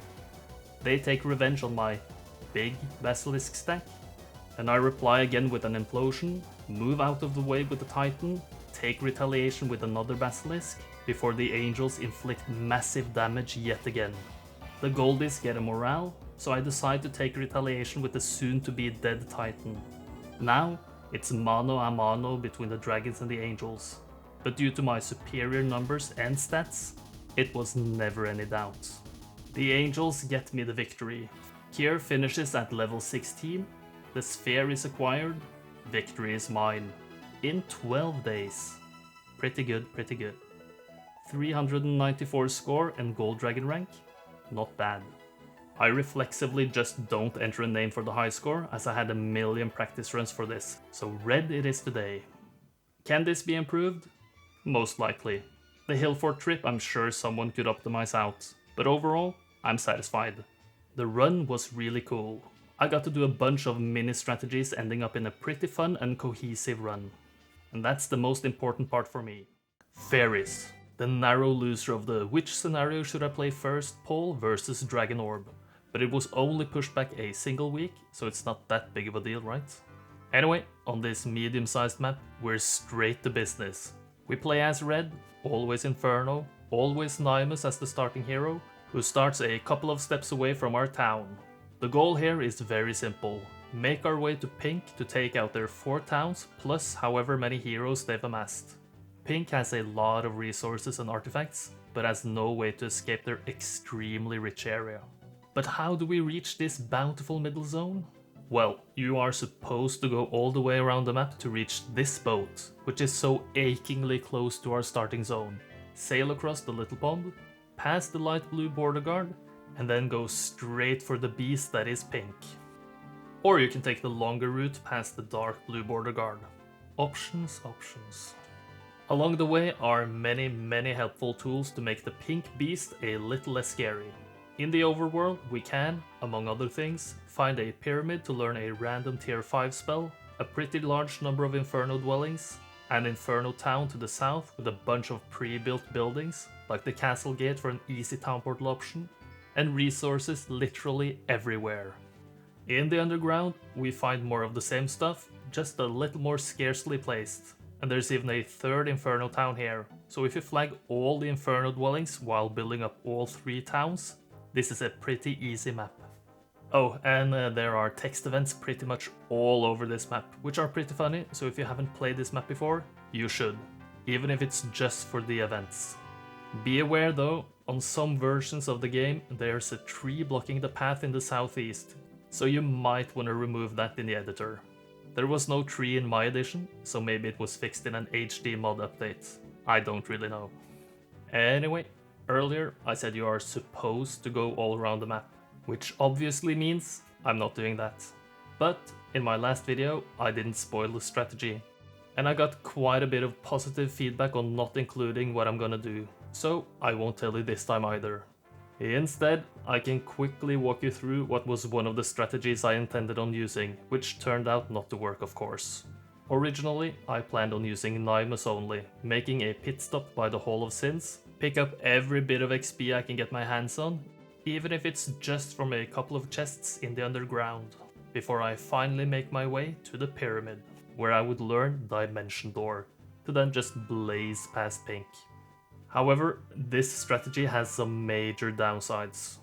First of all, pyramids are guarded by way too many high-level golems for a meek early Inferno army to take on. Secondly, I would need expert wisdom and at least basic air magic to even take advantage of DD.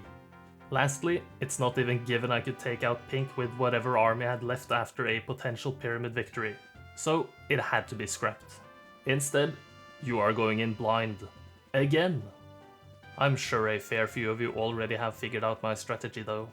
Anyway, I would love to hear your opinions on this approach. Do you prefer the non-spoiling way, or to get the strategy before the gameplay begins? Tell me in the comments please. I don't think much more needs to be said. I think we should just see how it goes. So the only thing I can choose here is the starting bonus, which will be gold as usual. Check! Let's just get down to business. Remember to like, comment and subscribe, or even become a channel member. To reach my preferred seed, I enter the Ore Guard fight, which, like every other starting zone fight, is against centaurs or centaur captains that always fight back, and then reset 7 times. Now I dismiss Nymus's Gogs, get taught learning by the Witch Hut, and move towards the subterranean gate. On day 2, Nymus reaches the underground and picks up enough gold to put me at a neat 5,300. This is enough to buy 2 more heroes. First, I hire Pyre, who is probably the best Inferno hero I could have gotten. Swing by the Learning Stone just for the hell of it, and head towards the nearest shore in sight, not risking losing army against the centaurs, even with the advanced artillery. With my remaining gold, I also hire Gem, who, for those of you who don't know, is the only hero in the game who has summoned both as their starting spell. She follows in Pyre's footsteps, picks up a pretty useless artifact, and needs 2 tries to summon the boat. Lucky.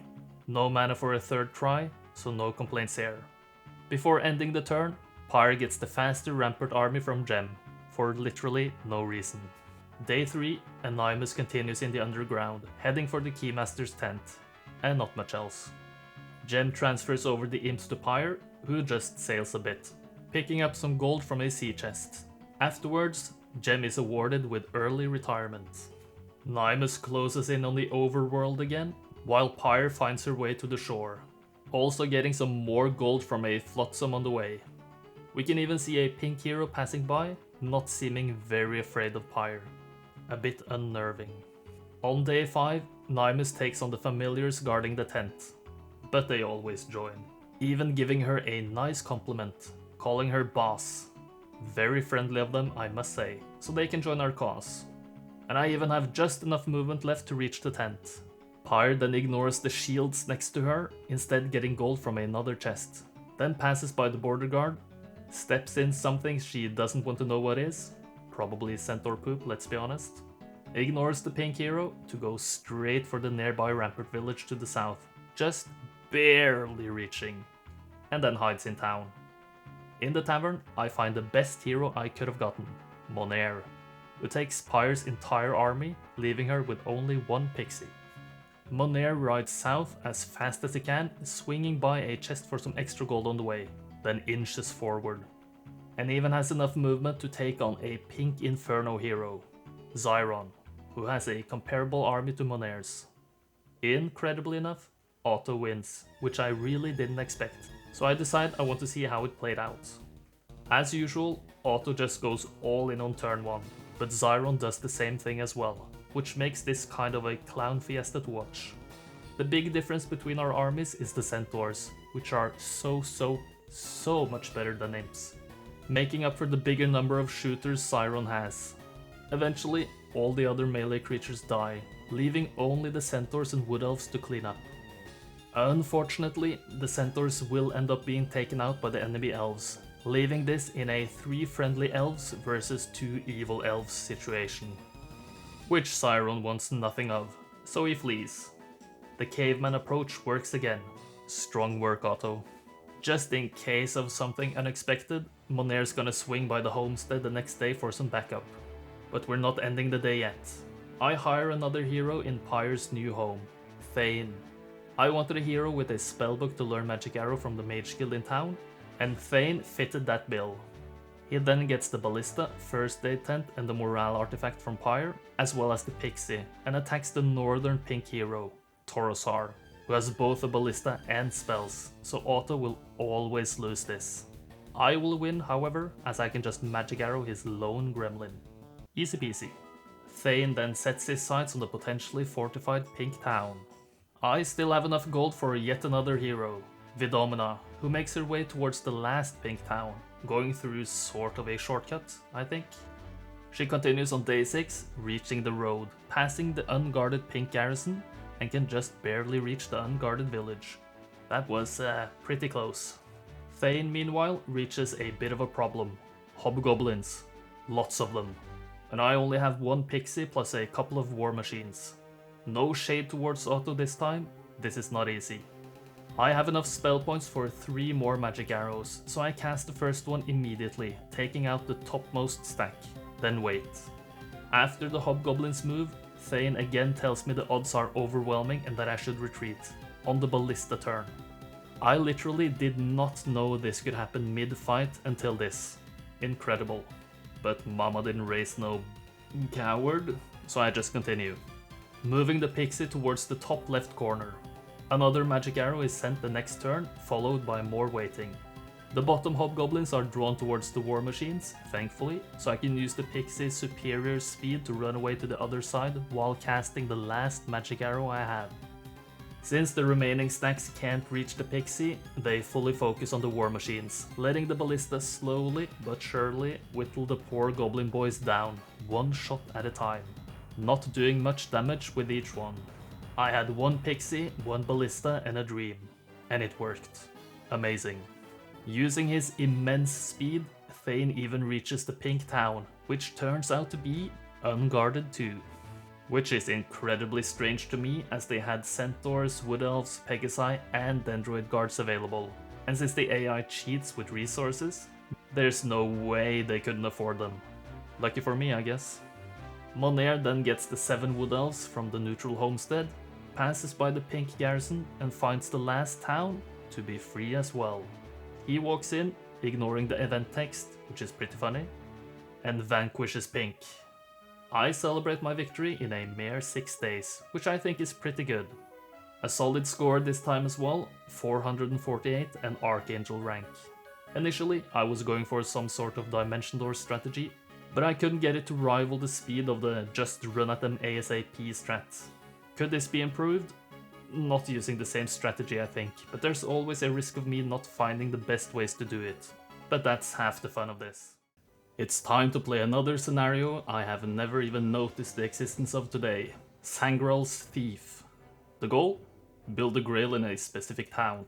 Normally, I avoid the build a grail scenarios as the grail is always buried in the same place on a given seed. So, why do I play this one? Well, because the grail isn't actually buried. It's in a prison hero's backpack. Suddenly, this is way more interesting to me. Sangraal's Thief is a medium-sized scenario with an absolute truckload of stuff going on. So I'm not gonna go through everything. In the overworld, there are 4 colors: red, tan, orange, and purple. Orange and purple share a pretty large grassland zone, tan has a smaller swamp zone, and red is in a similarly small rough terrain zone.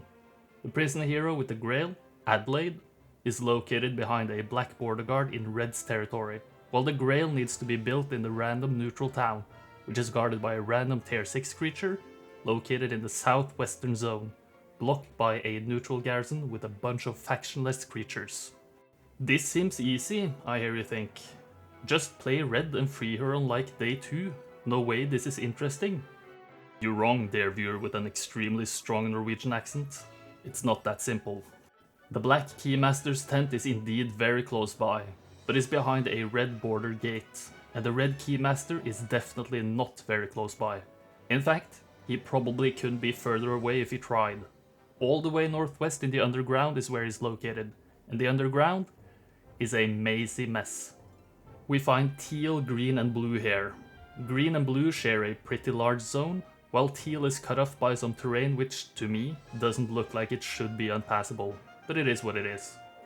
This means that the Red Keymaster is only reached if you don't play as teal, by either the western middle subterranean gate or the northwestern one, which are both in the shared orange-purple overworld zone. Now, if you don't play as red, how do you reach the red zone to free Adelaide? You can either go through the green or the other two-way portal, both in the shared green-blue zone, which take you to either red zone or the neutral towns zone.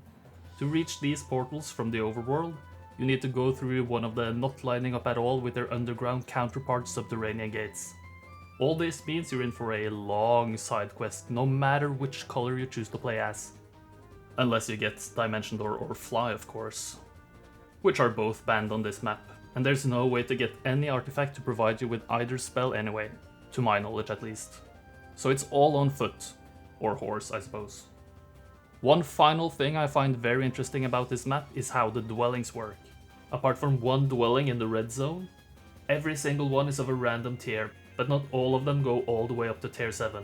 Most of them stay in between tier 1 and tier 4.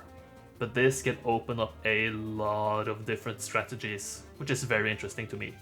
Walking you through my strategy from this point would take away a bit of the mystery, I think. All I'm gonna tell you is that I'm absolutely not certain my strategy is the best, but that's usually how it is when there are a lot of moving parts in a scenario like this. Anyway, I'm playing as Orange, Rampart, Kier, check. All the other colors are just set to non-overlapping factions to not make seeds more unpredictable, check. Gold bonus for all, as I need gold, check. Let's do this. Remember to like, comment and subscribe.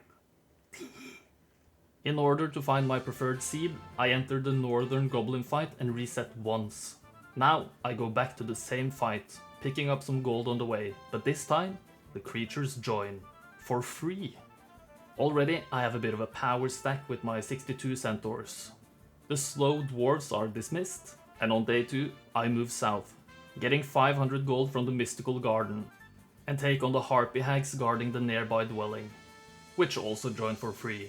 This is the dream seed, I tell you. After getting 2000 more gold from the chest, I move Kier towards the enchanted spring. I have more than enough gold for a second hero, Ivor, who recruits the 14 town centaurs, picks up some gold, and moves a bit north. The next day, Kier recruits the dwelling Pegasi, rides up next to Ivor, who trades Kier, and the two heroes split the 100 centaur stack in half, taking 50 each, before Ivor gets more gold from a chest, swing by the homestead close by, getting up to 10 wood elves, and enters the first fight of the scenario, lots of archers. I should probably have split the centaurs to 1 stacks, but I didn't, so I take the consequences. A fairly simple strategy, shoot the marksman with the elves, and use the centaurs to take out the archers. After 3 quick rounds, I claim my victory. -8 centaurs, not great. Day 4, Kier picks up 5 more Pegasi from the other enchanted spring and has quite a nice army for day 4. She then makes her way towards the northeastern subterranean gate, getting XP along the way, leveling into advanced archery and advanced logistics. Ivor gets a bunch of XP as well, as he heads towards the northwestern subterranean gate, maxing out his archery and getting advanced offense. Good stuff. Day 5 already, and we're still in the starting zone. Kier lets Otto take the wheel against some Null Marauders, before she gets XP from 3 more chests. The last one is probably not necessary, but what's done is done. And she gets expert logistics, so no complaints. The subterranean gate guard of Harpy Hags do not join, so I'm forced to take some losses here. Normally I lose a few centaurs, but I probably positioned differently to how I usually did. So instead, my own Harpy Hags take a beating. This is a straightforward just hit them fight, and I end up losing 2 of my hags. Good enough. Ivor, meanwhile, continues northwest, not doing anything particularly exciting this day. Just picking up a chest, which only nets him a neat 500 XP. Purple is already invading my territory, but that doesn't really bother me since I have no plans on returning. In the underground, Kier scares away some lizardmen warriors. And some goblins. But she decides to take on the goblins anyway. Otto loses a bunch of harpies, so I do this myself. After waiting, both of the enemy stacks move forward, which lets me hit them hard with my Pegasi on subsequent turns. Stack 1 is finished off by the harpies, while stack 2 dies after a retaliation. Easy peasy. Next up, Gogs. I make a bunch of Centaur 1 stacks and take them on. Auto loses too much, this is up to me. Simple strategy again, just move the 1 stacks forward to both block the Gogs and to take retaliation. The Gogs take out a few Centaurs from the big stack on round 1, but on round 2 and 3 they are absolutely demolished by my strong stacks in 4 hits. 2 from my Pegasi, 1 from the Harpy Hags, and 1 from the big Centaur stack. Clean and simple. Afterwards, some Wolf Raiders guard the 2-way to the neutral zone. Auto, again, loses too much, and this time I have to use my 1 stacks as bait. The Wolf Raiders, unfortunately, get a couple of morals, which end up trimming my big Centaur stack a bit. Sucks, but it is what it is. Thankfully, they don't do enough damage to take out a single Pegasi, but it's still quite an unlucky fight, I think.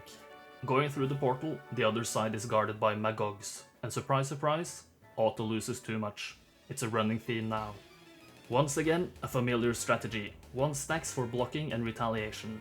Big Centaur stack taking a hit, but I move the Harpies a bit too far forward this time, which means that on turn 2, after I hit with the Hags, wait with the 2 other big stacks and use the 1 stacks for their intended purposes, the Magogs can walk in and melee the Harpies, so I lose 1 for literally no reason. Dang. Thankfully, I can just mow them down afterwards, limiting the losses a bit. Eventful day for Kier. Ivor, on the other hand, just rides a bit and picks up resources in his way. Contrasts. Final day of week 1 and Kier levels up into basic luck from a chest, takes on some Walking Dead, which is a very easy lossless fight. It's essentially just a long kiting fight, so I'm just gonna skip it. You're not losing out on much on this one. Continuing towards the red zone, she scares away some wolf riders and prepares for the garrison fight. Ivor keeps trucking on, narrowly not reaching the subterranean gate he's looking for. Good progress. Before taking on the garrison, Kier gets 2000 gold from a chest, moves her army around a bit and heads into the fight, which Auto loses quite hard. There are 2 main problems here, the trolls and the sharpshooters. After baiting everything else down, I send a Centaur 1 stack to take the troll retaliation, before sending everything else up and start hitting the troll with my Pegasi and Harpies. 1 hit from the Harpies and the Pegasi each, and 5 trolls remain on turn 1. The next turn, another round of hits from the Harpies and the Pegasi leave only 2 trolls, which then go to defend the sharpshooters. My goal now is to keep the enemy stacks reasonably split, which I can achieve by keeping the big Centaur stack down as bait, even taking out a large amount of rogues in a hit, which is further helped by the Harpies. After taking retaliation on the trolls again, the nomads defend the sharpshooters as well, while the centaurs take out the final rogue and the peasant stack. A Pegasus hit leaves 3 HP on the last troll, and from here on out, it's basically a slog. A lot of kiting the mummies while the rightmost stacks are finished off. In the end, I get away with losing a lot of centaurs, several harpy hags, and a few Pegasi. It's good enough. Afterwards, it's straight for the red town, but a red hero, Sanya, blocks the way, so I have to deal with her. I deem Auto's losses as acceptable, and then just walk into Red's castle town. As it's day 1, I can just replenish my army here, but I need some extra gold first, so Ivor gets 2000 gold from a chest and takes on the subterranean gate guards of battle dwarves. These do not pose much of a threat. 1 stack is deleted in 2 wood elf shots, before the centaurs erase another stack on turn 2. If I were a smarter man, I could avoid all losses by moving my centaurs a bit better, but I don't really mind the -1 I get from the 4 stack of dwarves hitting, so we can just continue on. In the underground, I just hope Teal won't attack. Kier then recruits all the Royal Griffins, Swordsmen and Archers, and heads out towards Adelaide. Ivor makes some progress the next day, thankfully not encountering any Teal heroes, which is quite rare on this seed as there's usually a Teal hero near the subterranean gate. They would never attack however, so not much of a difference. And Kier takes her 3-faction army towards the red border gate, which Ivor needs to unlock. Very soon. But first, he needs to take out some zombies. This fight is a lot like the Battle Dwarf one, except this time I don't allow the centaurs to take any hits. The Wood Elves do a lot of damage due to expert archery, while the centaurs do their damage due to expert offense. 4 turns, and it's a good fight. The Crusaders guarding the Keymaster's tent are a different beast. This time, I need 1 stacks. Auto loses, unsurprisingly, but this is definitely doable. After waiting with 5 stacks, I send the 2 last down to bait the Crusaders away from my elves. Barring a morale, my elves should be safe, and they can send 2 nicely placed shots into the 4 stack, leaving 1. I then use 1 stack to take retaliation, hit with a big centaur stack, killing 2 out of 3 of another stack, and send the last 1 stack down as bait. The next turn, the elves only kill 1 crusader, and I let the top crusader stack die to a centaur retaliation. I move the centaurs next to the elves in order to just leave 1 hex open to the crusaders to hit the elves. This works, but the crusaders then just lay it into the centaurs while blocking the elves as well. I can then just wait with the elves, hit the 2 crusader stack with the centaurs, killing them, and let 1 of the 3 stacks attack the centaurs in order to slim the stack down to 1. A wood elf hit and a centaur retaliation kills the penultimate stack, and the final crusader dies at the hands of the mighty centaurs. No elves lost is a great result, but any win would do, as Ivor's job is now basically done. The red keymaster has been visited. Kier can pass the gate and take on the black keymaster's tent guard, Ogre Magi. This is a very long fight, so for once, I think I'm just gonna give you the cliff notes. Swordsmen are used to tank hits and take retaliation, Harpies are used for bait, and Pegasi, Griffins and Archers are used for big-ish hits. Done, that saves you 2.5 minutes of kiting. I lose all swordsmen, but the rest of my army is relatively unscathed. Swinging by the black keymaster, Kier finds another red hero blocking her path, Sorsha. Again, I deem Otto's results good enough, and I'm rewarded with a vampire's cowl. Yay. This, funnily enough, vanquishes red, which was not planned. Nice. After passing the black border guard, Kier takes on another creature guard, water elementals. After not quite making up my mind as to where the harpy hags should be in my army, I eventually find a good spot for them. Thankfully, this is pretty easy, but Otto's results were honestly decent here. I could have accepted, but I do it manually, targeting the bottom stack first with most of my firepower, leaving the top stack to my archers. Already on round 1, I sent everything in, taking retaliation on my Pegasi, eventually steaming the entire stack, leaving only the top stack. On turn 3, I can take retaliation on my completely healthy Griffins, which lets the not so healthy Pegasi get a hit in as well. After a Griffin retaliation, the elementals are down. Good, good, good. Now, a bit of a chaining dance begins. Adelaide takes everything but the Griffins from Kier, and both move towards the castle town, setting up Kier nicely for the next day, even though Kier will not be the protagonist for the remainder of the playthrough. Ivor uses his movement to pick up a gold pile and gold from a chest, giving me enough gold to hire 3 more heroes. First, I hire Melodia, who prepares to meet Kier the next day, while also leaving her slow dwarves in town. I then hire Genova, who rides down to the garrison, patiently awaiting her orders for the next day. And finally I hire Sephinroth, who prepares to take on the nearby Gogs. For reasons which will be very clear in just a second. On week 2, day 5, Adelaide transfers the army back to Kier, as well as giving her the Grail. Kier then rides up to Melodia and transfers everything over to her, who then transfers everything but the Harpy Hags to Sephinroth. Could this have been done with fewer heroes? Probably, but the rough terrain makes it a little bit more safe to do it this way, and I had the gold for it anyway. Sephinroth then takes on the Gogs, which, due to my enormous might, decide to join for free. She then meets up with Genova, who happily takes the massive army, shuffles it around a bit, and takes on the Naga Queens guarding the neutral Conflicts town. Surprisingly enough, Otto wins this, and I'm more than happy to see how we did it. This is on cursed ground, so no magic over level 1 can be used, but Otto can't use magic anyway, so who cares? Are you witnessing what I'm witnessing? Otto is actually using strategy? I'm so proud. He's guarding the shooters. What a day this is. A blessed day, not a cursed one. He even takes retaliation with the weaker stacks, sometimes at least. Purely by luck, of course. But we can still witness this glorious 1999 AI at its absolute peak. The free firing Gogs do most of the work here, and after 7 beautiful rounds of beautiful AI on AI combat, Auto comes out victorious. Amazing. Only thing left is the town fight. I dismiss everything but the Gogs, just for fun, letting the Gogs, deservedly, be the stars of the show. Then I let it rip. Beyblade style. Kinda. We can pretend that it is at least. A well-placed fireball makes quick work of the sprites. The town is now mine. Genova enters after leveling up, making this the permanent home of the Grail. I exit town and am victorious in a mere 12 days. 396 score and Black Dragon rank is alright, no complaints.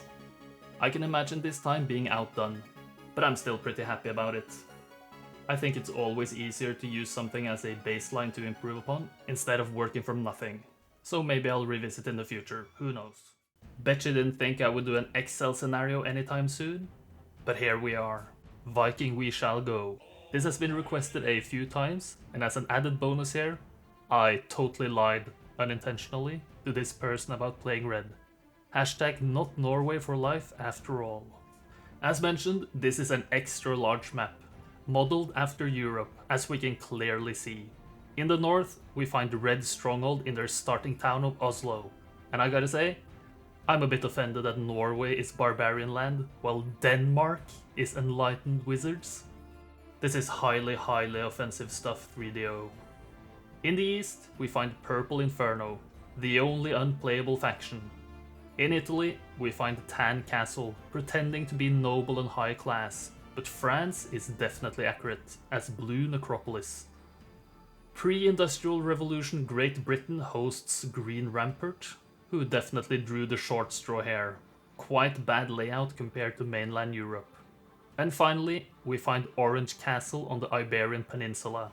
In addition to this, there are a crap ton of neutral towns, most of which are found near the starting towns of the different colors, but also some far out of reach, for example on different islands spread throughout.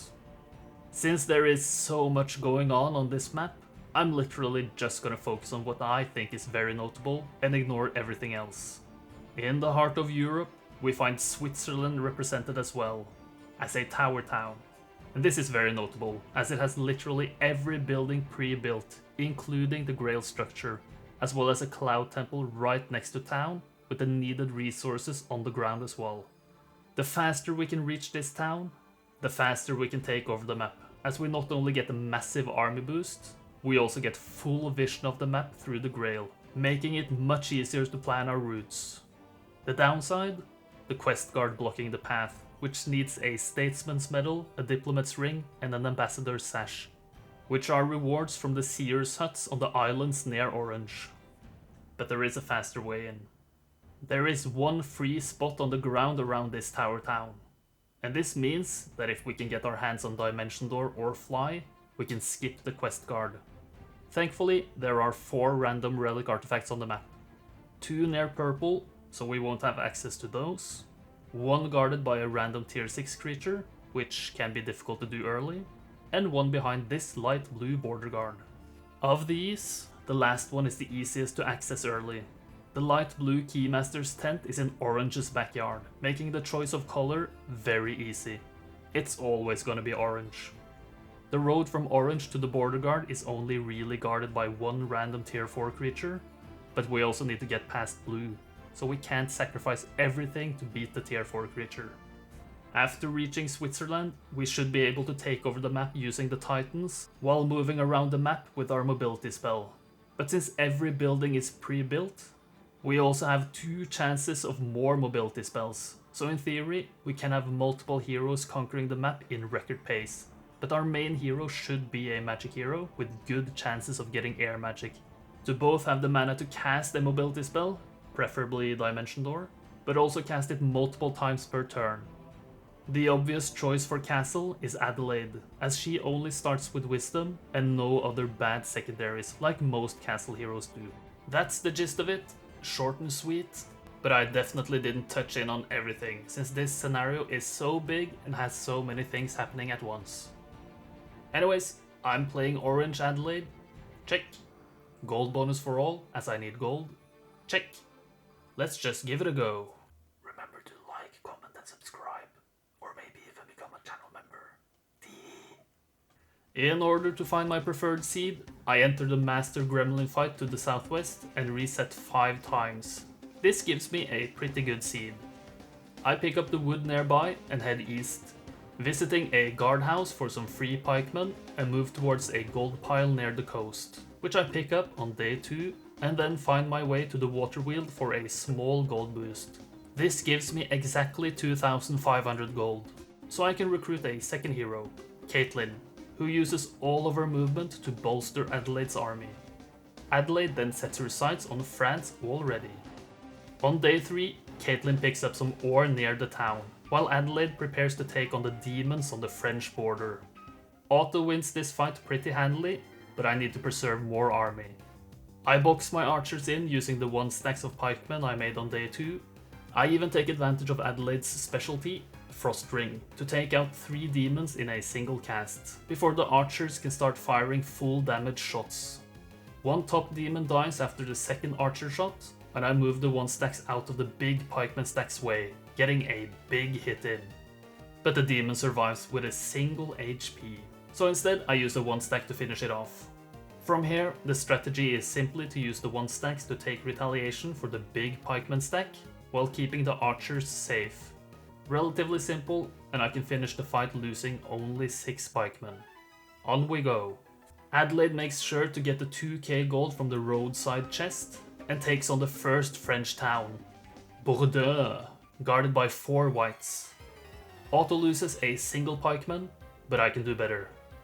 The whites fly out into full damage range of the archers, and get 2 nice hits in after the whites wait on turn 2. The pikemen then get a lucky morale, and I finish the fight lossless. Nice. Adelaide levels up into expert wisdom and +1 knowledge. And in town, I build a mage guild to restore her spell points.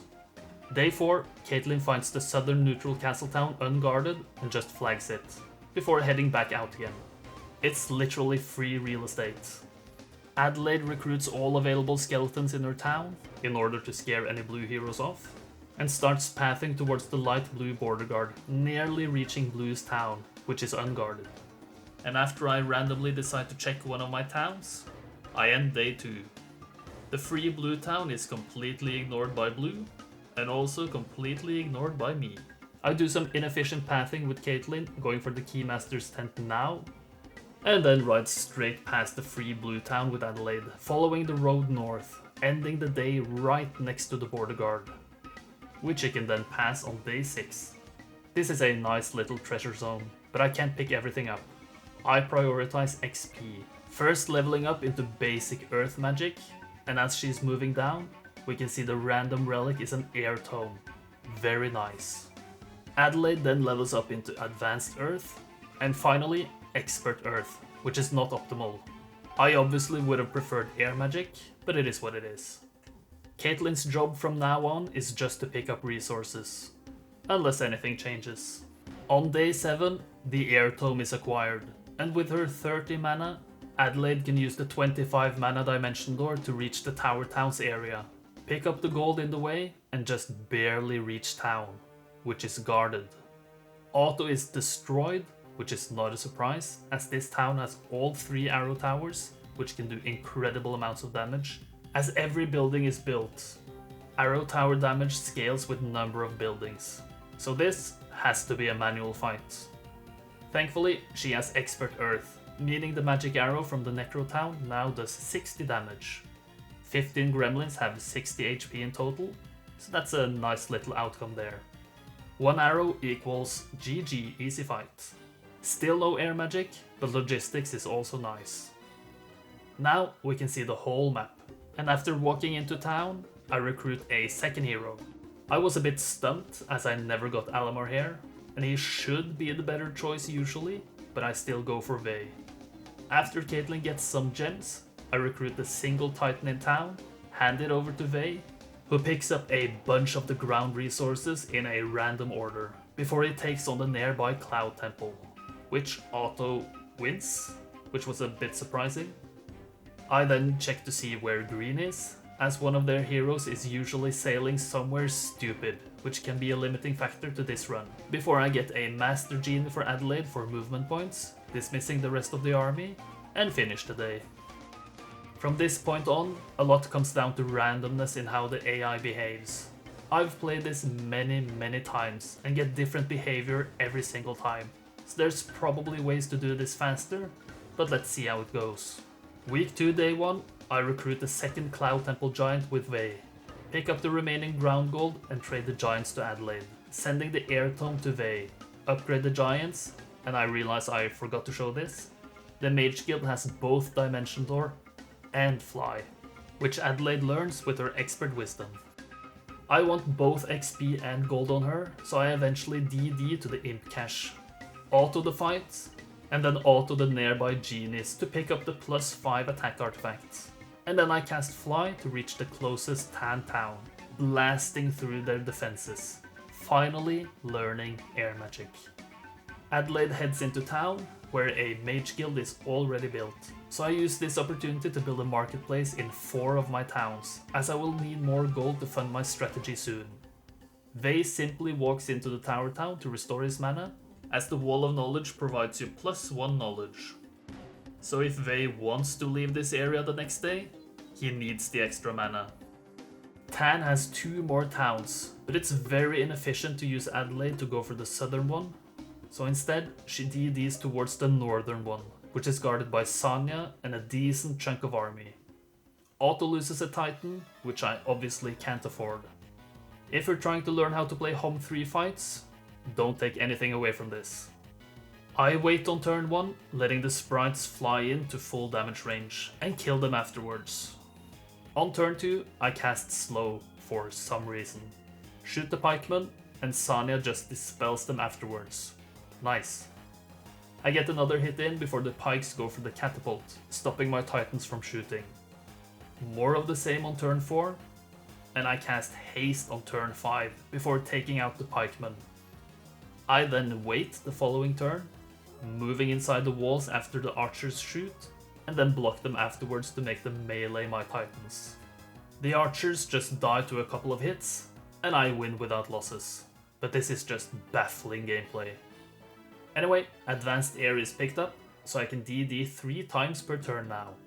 I use this newfound ability to find Loinis hanging around, who auto takes care of, before setting my sights on the first of Purple's towns.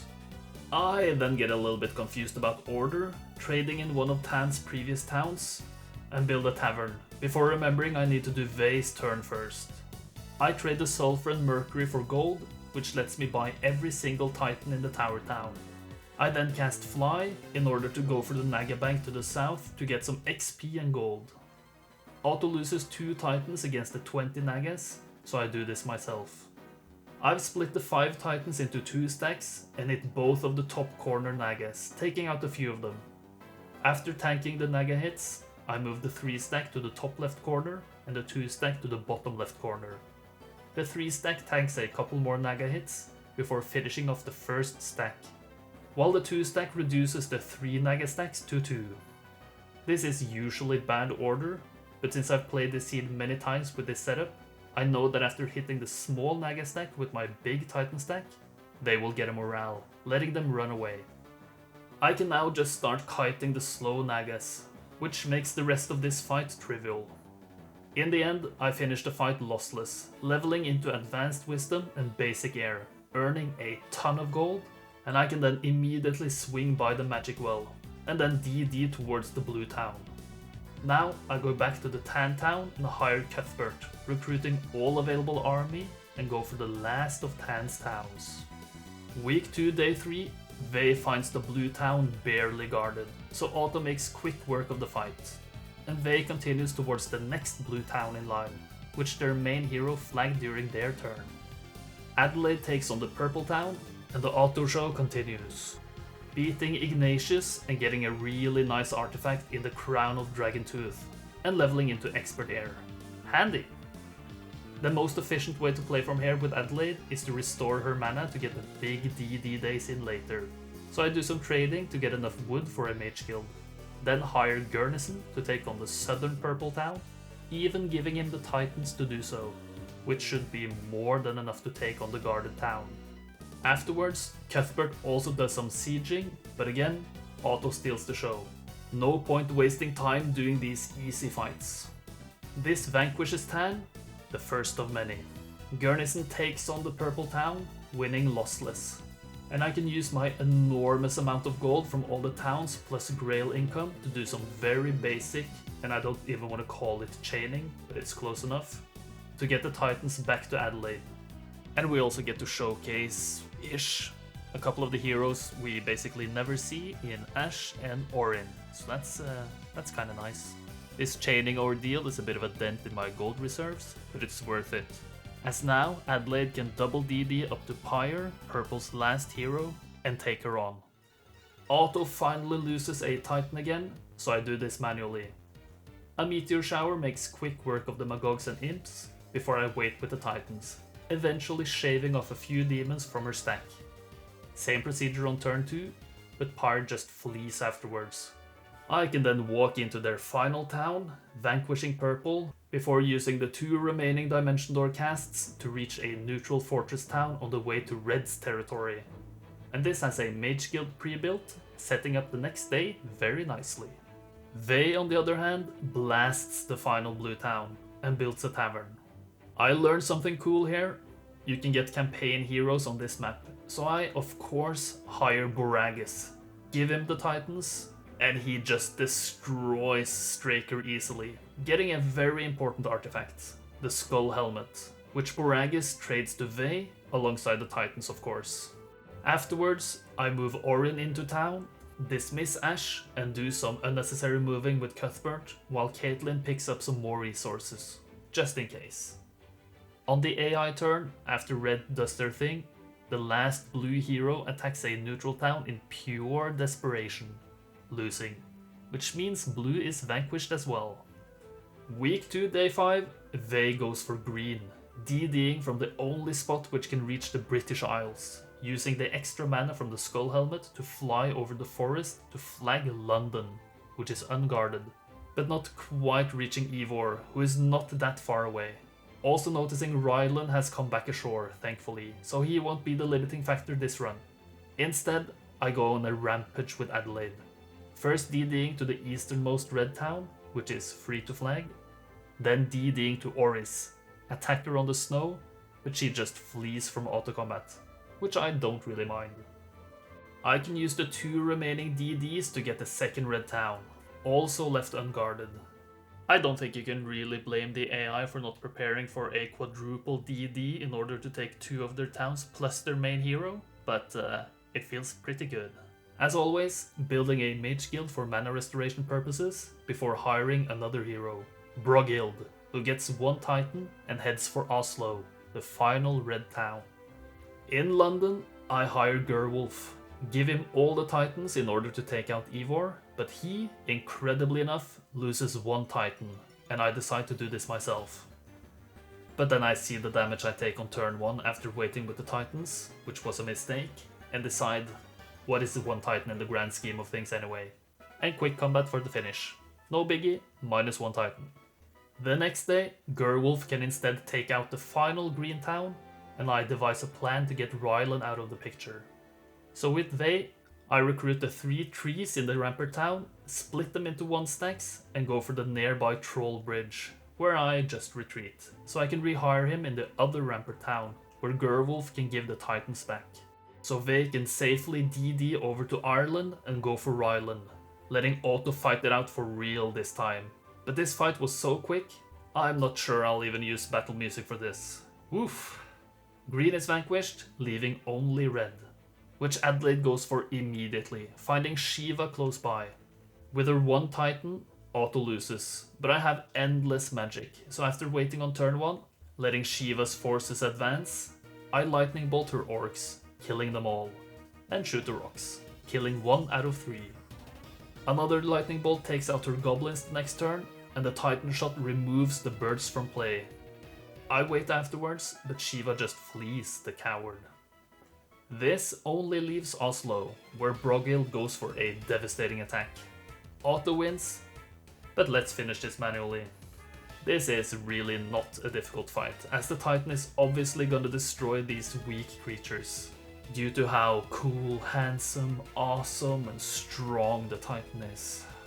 And red even has an arrow tower, so it's clearly not a fair fight. After throwing some lightning their way for a few turns, Brogale wins the fight, which means red is vanquished, which means I'm victorious. In 13 days. Not too shabby for an Excel scenario, I think. 448 score in Archangel rank is pretty good, but I think it's definitely possible to do this faster. I spent a few hours trying to improve, but I couldn't get it quite right. But it wouldn't surprise me if even 11 days is possible. Before I let you go, I want to show you this cool ending of a practice run, which took a few days longer than this, but after finishing the last battle against Ryland, you can see I get a final score of 450. If I found the Grail myself, this would have been a 500 score. I always thought it was impossible to get 500, but after this, maybe not. Maybe I'll try for it someday. Obviously on a different scenario, as you need to dig up the Grail yourself. After a couple of bigger video projects, it's nice to relax a bit with a calmer, more straightforward challenge. King of Pain, which is not some weird sequel to 50 Shades of Grey, but rather a fairly painless scenario, surprisingly enough. This is a medium-sized map with a fairly decent number of things going on. In the northwest, we find Red, who has a relatively large area to explore. All mines are present, but kinda spread out, which is not ideal for build-up play. We can also find several dwellings up to tier 4 and a decent amount of resources spread around as well. But as we can also see, the side zones are blocked by green quest guards, and there is no green keymaster in red zone. In the southwest, we find orange a bit more cramped up. All the same riches can be found here, just in a tighter space, and the only side zone they have access to is blocked by a light blue border guard, with no keymaster present either. In the southeast, we find blue, who has a comparable zone to red, a bit larger and more spread out compared to orange, but no side zone access at all. Instead, the roads only lead to the focal point of this scenario, the middle zone, where most of the magic happens. Here, we find 2 neutral towns with town halls, mage guild level 1s, and dwellings up to level 4 pre-built. Very handy. We find dwellings, mostly tier 1 and 2s, but also 1 tier 7 dwelling native to each of the neutral towns. We find artifacts aplenty, even up to a random relic guarded by a mere tier 5 creature. We find Seer's huts obsessed with the number 12 for some reason, giving out 15k gold if you live up to their expectations. We find creature banks handing out resources like candy. And we also find 3 keymasters tents, a red, light blue and a green one, giving access to the rich side zones. The northeast one is too far out of the way to even be considered, which is a shame, because it has 2 random relics just laying around, among other things. The western side zone is much smaller and much poorer, but still has 1 tier 7 creature dwelling native to red and 1 native to orange. And it also connects the 2 colors should you visit both the green and light blue keymasters. All of this gives this scenario a bunch of different ways to play.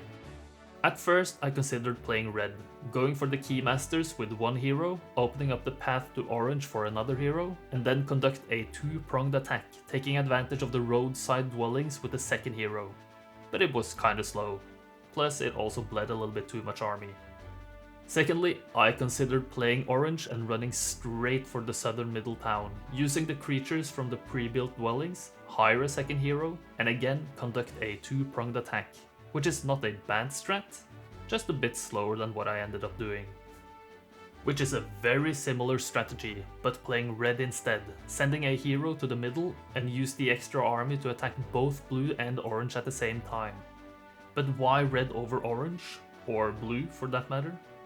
Simply because red's territory is so large, the chance of meeting them on the road is very small, making the probability of me having to chase them around much higher. And I don't really want that. And which faction am I playing? Well, I've said for a long time that if you want the best times, play Conflux. I often avoid conflicts to mix it up a bit, but it's been a while since the last I played them, so I figured, why not?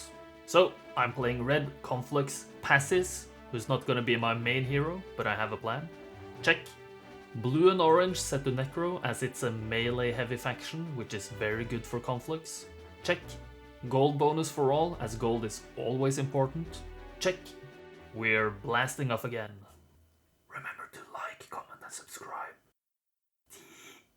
In order to find my preferred seed, I enter the Northeast Sulfur Dune Guard fight and reset 3 times. This gives me the dream Conflicts Tavern, Monair and Luna. Passes leaves all but 1 pixie in town and rides straight down to acquire 3 chests worth of gold, which nets me 6k in total. And a pile of ore, which I really don't care about. I then hire Luna instead of Monair, for reasons you'll see later, upgrade the magic lantern, upgrade all the pixies to sprites, and buy out all sprites available in town, while also leaving the air elementals before Luna swings by the learning stone, getting advanced wisdom and +1 spell power, which is always amazing for her firewall damage. On day 2, Passes heads north to get more resources, while Luna reaches the first fight of the scenario, a pack of iron golems blocking the road to the middle. These lads take 50% reduced magic damage, so Luna's firewall won't be all that great here. Instead, I take advantage of the sprites' speed and no retaliation ability to kite the slow golems around. The main kiting strategy is to capitalize on the golems' right side pathing, as they always move closer to the battlefield edge on the right compared to the left, making creating enough distance to wait with the sprites to get free hits in much easier. But thanks to a lucky morale, all this brilliant planning goes to waste. But no complaints.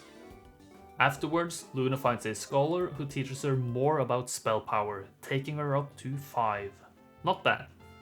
The next day, Passes finds some wood, 2k gold from a chest, and more wood, before riding back south.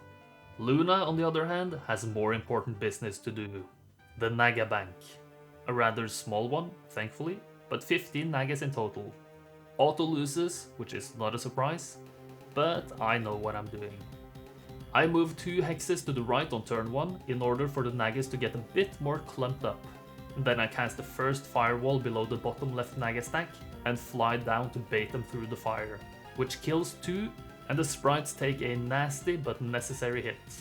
I then create a nice fire line and fly away with the sprites, luring every stack through at least one part of the wall, taking out the first stack. A third wall then kills the second stack, while the 3 remaining stacks are quite small, so I cast another wall and watch 2 stacks cremate themselves, before I use my final cast to make sure the last Naga stack also dies. Luna sure is OP. This nets me 6k gold and 12 gems, but the gold is way more important. And Luna can then just barely reach the southern middle town afterwards, letting Otto beat the Harpy guards. I then use the wood Passes found to build a tavern, which lets me hire Monair, who takes all of the dungeon army in town and heads for Orange. Accepting the somewhat poor auto results in order to save time on the way, swings by the rallying flag before eventually finding the Orange Zone Guard. Wars. Otto wins, only losing Trogs, which is more than acceptable. And Monair enters Orange territory, seeing Nagash nearby having only few walking dead. Pathetic.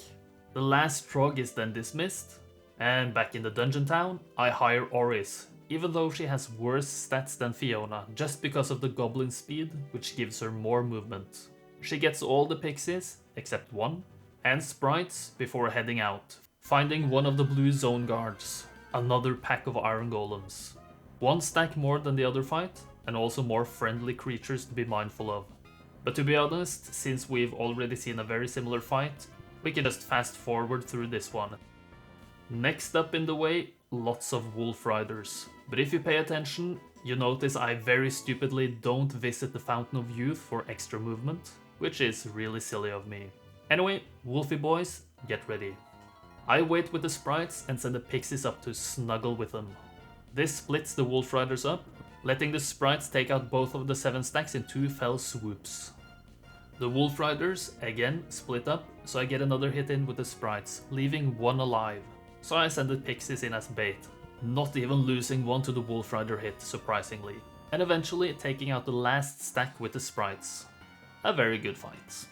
On the AI turn, Nagash blazes by Monair, but another orange hero, Vokial, attacks. Auto loses, but this is a very winnable fight, due to the extremely favorable terrain. Spoiler, this is gonna end up as a kiting session of epic proportions. First victim on my list is the white stack, which takes a fair few hits from all my creatures to take out, eventually falling to a Beholder retaliation. Next up on my hit list are the Walking Dead, even though they are mostly harmless. It's much easier to kite one stack than two, no matter how weak stack 2 is. The Medusas and the Air Elementals focus the Walking Dead, while the Beholders attack the Skeletons. After the Walking Dead are, well, basically even more dead, the real kiting begins. After quite a bit of time, I start sacrificing the Medusas and Air Elementals. Not out of necessity, but because I literally couldn't be bothered kiting with all 3 stacks, as it's a pain in the butt.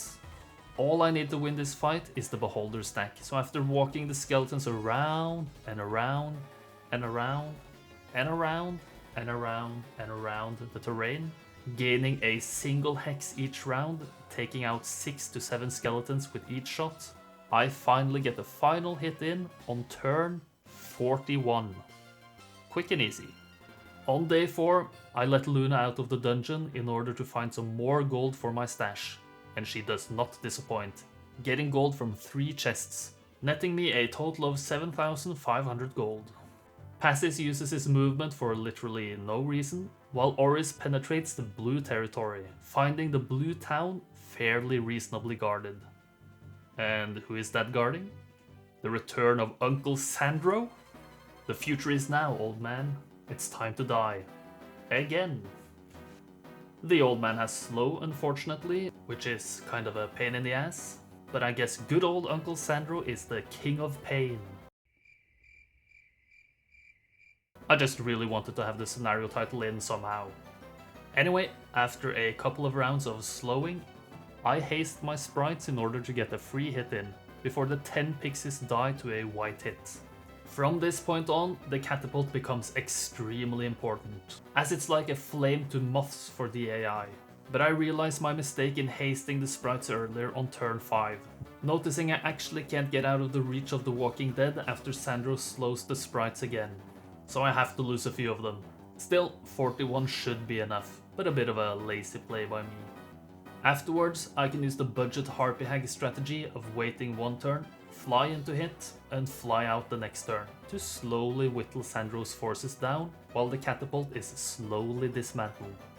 In the end, the catapult capitulates a bit too early, forcing the sprites to take a hit from the severely damaged white stack.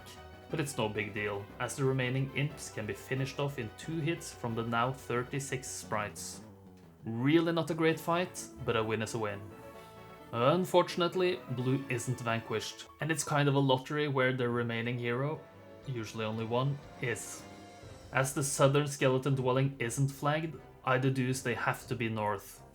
So I hire Theodorus, give him the sprites, and go northeast, crossing my fingers.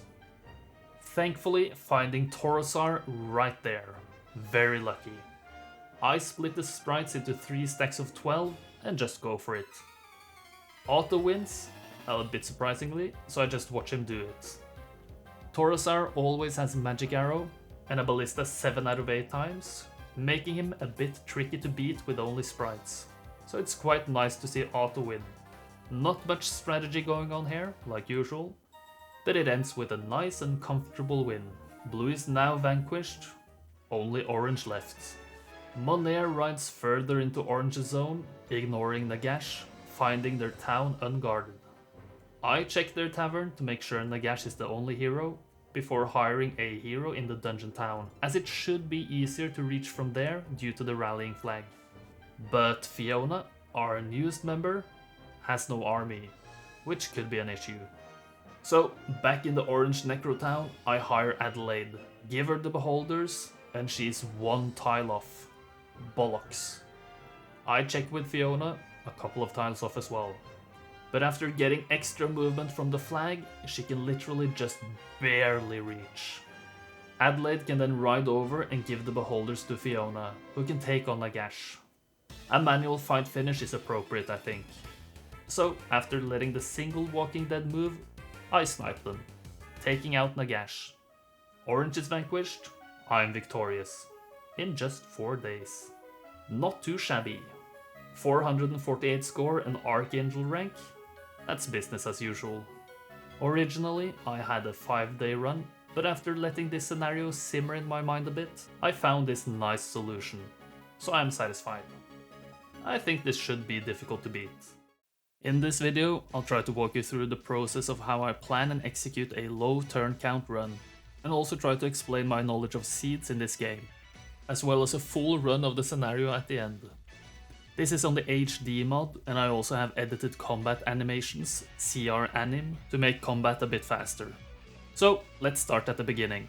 For this run, I'm gonna play the Mandate of Heaven, which is an extra large scenario. I'm usually drawn to scenarios with alternative win conditions, conquering a specific town in this case, so this is right up my alley.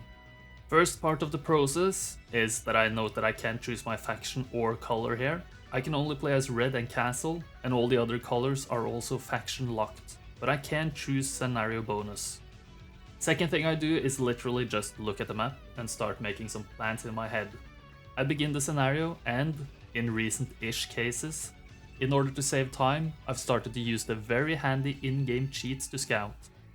Just by plotting in the good old NWC the 1, I get full view of everything. Then I start working backwards.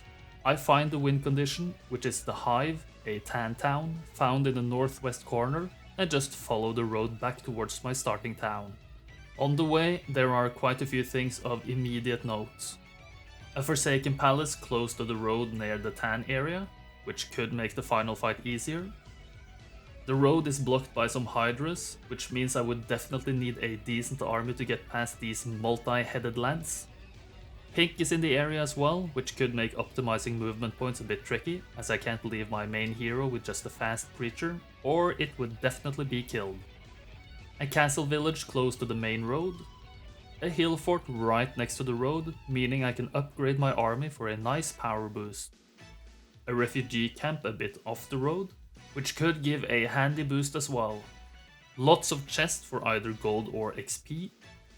And I note that except for the Hydras, there are only ranged creature fights near the starting town. There's also a second castle town, a black market for possible artifacts, a second hill fort near the main road, and a couple of chests in day 1 proximity, as well as a few more chests in day 2 or day 3 proximity. This gives me many options. Usually I would consider whether Dimension Door is worth going for, but as I'm forced to play castle, and the first level 5 mage guild option is the pink dungeon town, which is very close to the end goal, this is probably not worth considering, unless there's some random relic artifact hidden somewhere. So into the editor I go to search for just that, plus look for possible hidden things I can't find by just looking at the scenario map. First thing I do in the editor is just Ctrl F, Random Relic, Tome of Air, Spellbinder set in order to try to find an easy way to get Dimension Door, but to no avail. Then I again just work my way backwards, looking for events or check marks along the road, finding one on the Titans slightly south of the main road. They always join. Okay, this is important stuff. Random quantity, but any number should be enough as long as I get to tan early enough. Other checkmarks are on the castle towns, indicating buildings are pre-built, which means I can get army reinforcements. There's also one on the Magi guarding the second castle town, but only to fix their number to 6. And on the starting town, as it cannot be built up, but there is starting army there. Now to use all this information to devise a plan. Obviously the main objective is to reach the Titans ASAP, and how to achieve this? Mostly road and a few fights mean a logistics hero is necessary. Preferably Gunner or Kier, or Dessa, as they are specialists, but Monair and Pyre could work too. Most likely, I'll play whoever of these I get first, and see how it goes. If a specialist is needed, I'll reset for one, given a seed with them even exists. but that's another story. The black market can sell Equestrian's gloves and or boots of speed, costing 7,500 and 15,000 gold respectively, which I maybe can use the chest gold to afford. Every creature in theory can join, so diplomacy is an option, but some might join without it. I remember playing this as a kid, getting the lizardmen to join, so I prepare for that possibility as well. Since no castle hero is a logistics hero, I need to get at least 2,500 gold from the nearby chests to recruit the hero I need.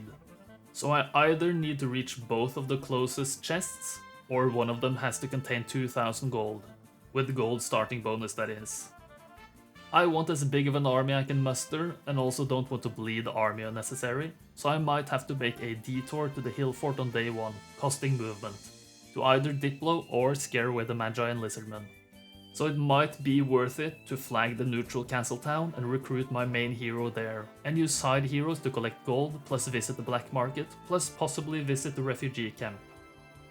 I will also have to sacrifice some starting army to take on the North Goblins in order to reach the campfire plus 2 chests.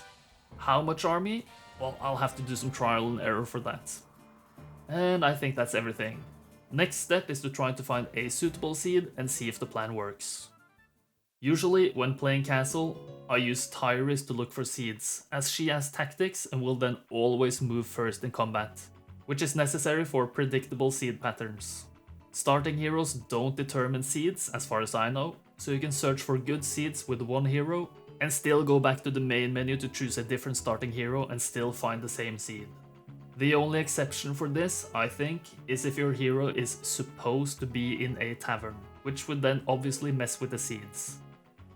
Starting bonus, I usually choose gold bonus for all, but you can choose other resources as they would not impact seeds in any way, but artifact starting bonus could impact the seed. From my understanding, an artifact cannot be generated on a map or in a black market twice, unless every artifact has been generated. So if one of your starting artifacts is supposed to be somewhere else, this would also mess with the seeds a little bit. So I usually just choose a resource starting bonus, usually gold, just to make things easy for me to remember, and also because I like gold. Let's do some seed searching. So what is a seed? It's basically a generated version of something. In this case, I use seed to describe a generated version of a scenario, or in some cases a fight. What is generated on a scenario? All the random elements on the map. This includes number of creatures in the starting army, number of starting stacks for the creature specialists, starting bonus resource amount or artifact, starting primary and secondary skills if your hero is over level 1, how your secondary skill tree will evolve, resource types and amounts, random creatures and number of creatures, random artifacts, if the level 2 creature dwelling is built in your town, if Shadow of Death, and so on and so forth. Everything which is supposed to be random. Here I'll choose a few random elements to illustrate how it works. Starting army, 20 pikemen and 7 archers, the northern resource pile, which is 5 wood, the northern campfire, 600 gold and 6 wood, the 2 western chests, 1k gold in both, and the artifacts in the black market. If I now reset, all these should be different. Starting army now has fewer pikemen and archers, but includes 3 griffins. The 5 wood pile is 6 mercury, the campfire is 500 gold and 5 wood, the chests are the same amount of gold, surprisingly, and the black market has a desirable artifact, the Equestrian's gloves. If I now wanted to play this seed, I would have to find a way to reach it again. If I go back to the main menu and follow the same procedure, aka same starting hero and same starting bonuses, I should be able to reset just once, as I did earlier, to find the same seed. But as you can see, this is not the case. The starting army is different, the resource piles are different, the chests are different, and there are no Equestrian's gloves in the black market. Just resetting does not yield predictable results. Therefore, I need to find a way to make seeds predictable. This is where entering a fight comes into play. If I enter a specific fight and ensure I have the first move, I believe as long as the number of actions in the fight is the same, seeds will be predictable. I just find that if the number of actions is 0, That's the easiest to work with. Now I can reset and check all the same random things as earlier. 15 pikemen and 5 archers, 6 gems, 500 gold and 5 ore, Pendant of Life and 2k gold from the chests, no Equestrian's Gloves in the black market. If I enter the same fight again and reset once, I should now get the same random elements again, the same seed. And as you can see, starting army is the same, resources are the same artifact and gold from the chests, same artifacts in the black market. This works. This is the first seed of what we can call the Lizardman fight seed string. Different fights will start different strings, and these strings are finite, meaning you can't reset forever and expect different seeds every time. Eventually they start repeating, which is what I meant when I earlier said that maybe seeds with logistics specialists don't exist. I reset twice and check for a couple of important things, like the chest gold values and the black market, finding boots of speed.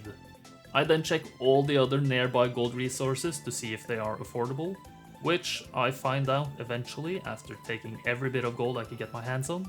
They're not, at least if I want to hire more heroes. So I look for another usable seed. Seed number 3 in this string has Equestrian's Gloves, so I check for gold again, finding a chest with Legs of the Legion. Not optimal. I look for a better seed, resetting 4 times this time. And spoiler alert, this is the usable seed. Gold from the chests is decent. Equestrian's Gloves in the black market, which is great. No artifacts from any chests, and a stack of lizardmen who join. This is a very good seed. Now I begin looking for a good way to play the seed. I enter the same lizardman fight, reset 4 times to reach the same seed again. I don't want to use more army than necessary to take on the goblins in the north, so I leave the archers in town and encounter problem number 1. Tyrus can't reach both chests on day 1. Every castle hero starts with creatures with 4 speed, so we need a creative solution. There is one castle hero who increases creature speed, if we don't count Sir Mulloch, who's not available on this map, and also don't increase starting movement points. That hero is Valeska. She only starts with archers, and her specialty, which is archers, raises their speed to 5. Going back into the main menu and then choosing Valeska as the starting hero, I can enter the same Lizardman fight, reset 4 times, and reach the same seed again, which I check using the same method as earlier. So I can enter the same Lizardman fight again, reset 4 times, again, and then see if Valeska is the solution to problem number 1. And you can now also probably see why I don't really want to stream any of these attempts, as it's basically just a lot of resetting. Leaving her archers in town, she reaches both of the chests on day 1. Problem number 1 solved. I use the gold to hire Ingham, take the army, including the 9 recruited archers, and start making his way up to the Lizardmen and Magi near the second town. But I need to solve the goblin problem first. How few pikemen can I take to beat the goblin boys up? 21 convincingly, so I reload the battle save, remove a few pikemen, and see again. 16 won convincingly, so I repeat the process. Otto loses with 15, so I figure 16 is a good number. But now I have to reset again, as Valeska is dead. Following the same procedure, but leaving with 16 pikemen instead of 20, I now save after Valeska has moved in order to solve a different problem. I need a logistics hero, but that's for a bit later. First, I need to find out if I can scare away the creatures on the road. Using the available army plus the 9 archers, I send Ingham towards the second town. I find out that the lizardmen are not scared off, reload the battle save, and see if the Magi are frightened. Which I also find out they are not.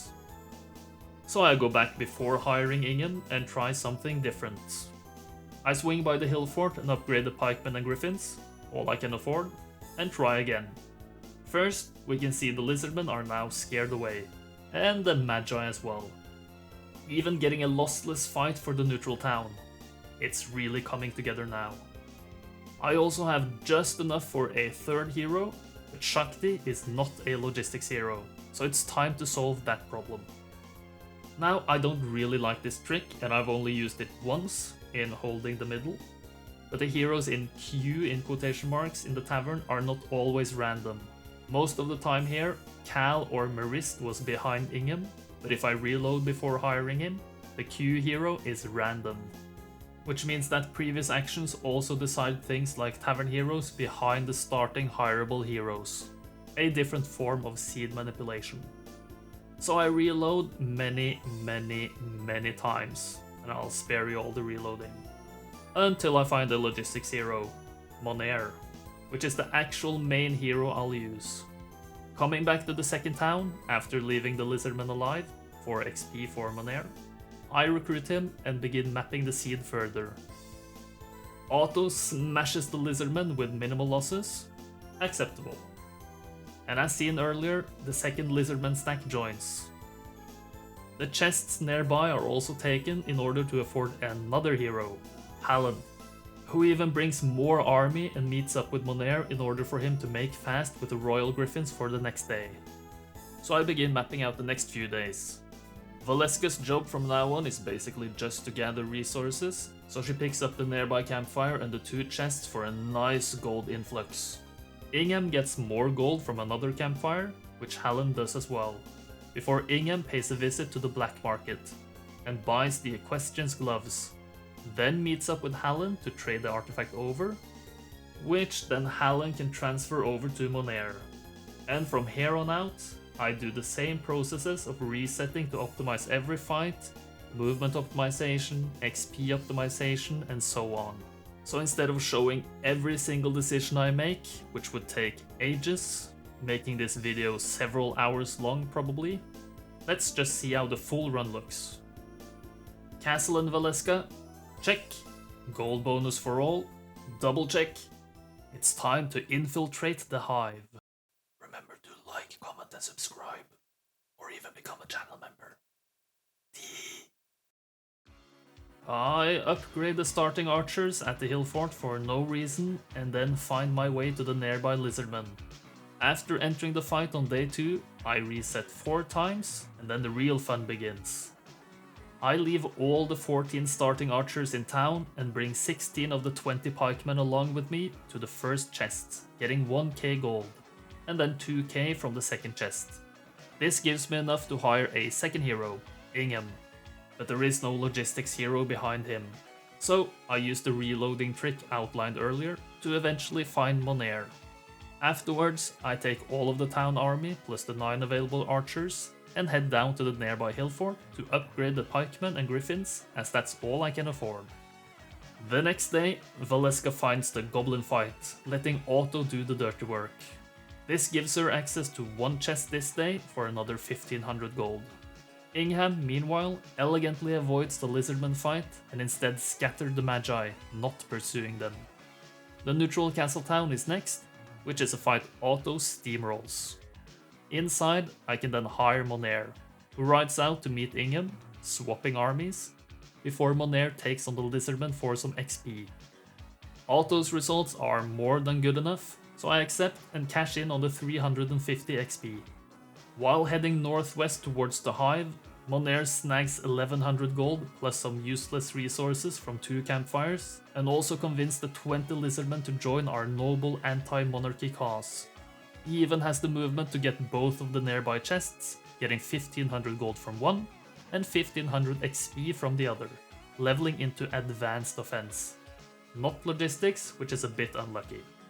But I have enough gold for another hero, Hallen, who recruits the single archer he can afford, meets up with Monair to take his army, except 2 Royal Griffins for movement point optimization, and after using the remaining Ingham movement, I can finally end day 2. On day 3, Valeska vacuums all the gold from the northern starting area, Hallen finds a chest for another plus 1k, and rides back on the road. And Ingham can spend it all on the black market for a smooth pair of Equestrian's gloves.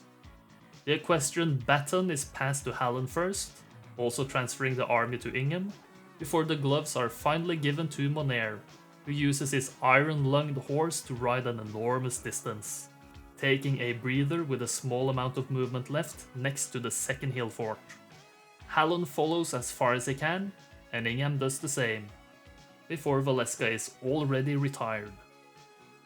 Day 4, Halon gets his army back from Ingham, before he finds his way to the hill fort next to Monair, upgrading everything, and can just barely reach Monair afterwards. Monair gets everything but his upgraded starting pixie, which is a bit funny to me for some reason, and continues northwest. Before taking on the Magi on the road, I shuffle the army around a little bit. From here until after the Hydra fight, I only need a single Royal Griffin to survive it all.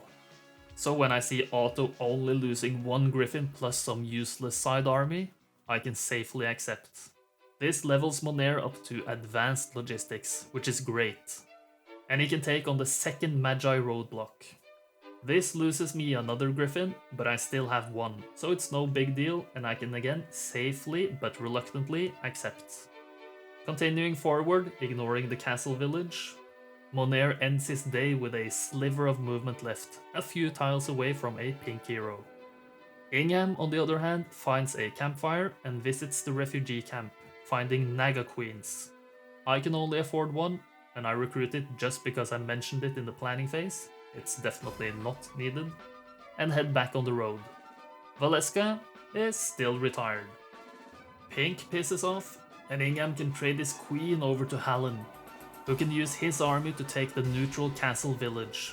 It's a bit of a shame to get the Naga Queen, as I didn't get to showcase Halon's magic capabilities here. I can win this fight with just one sprite and 3 ice bolts. Oh well. In this town, I can hire Adelaide, recruit the available upgraded army, swap armies between the 2 visiting heroes, and send Adelaide to Monair for some reinforcing business. With this now powerful army, Monair can make a beeline towards the bridge troll cosplaying Hydrus.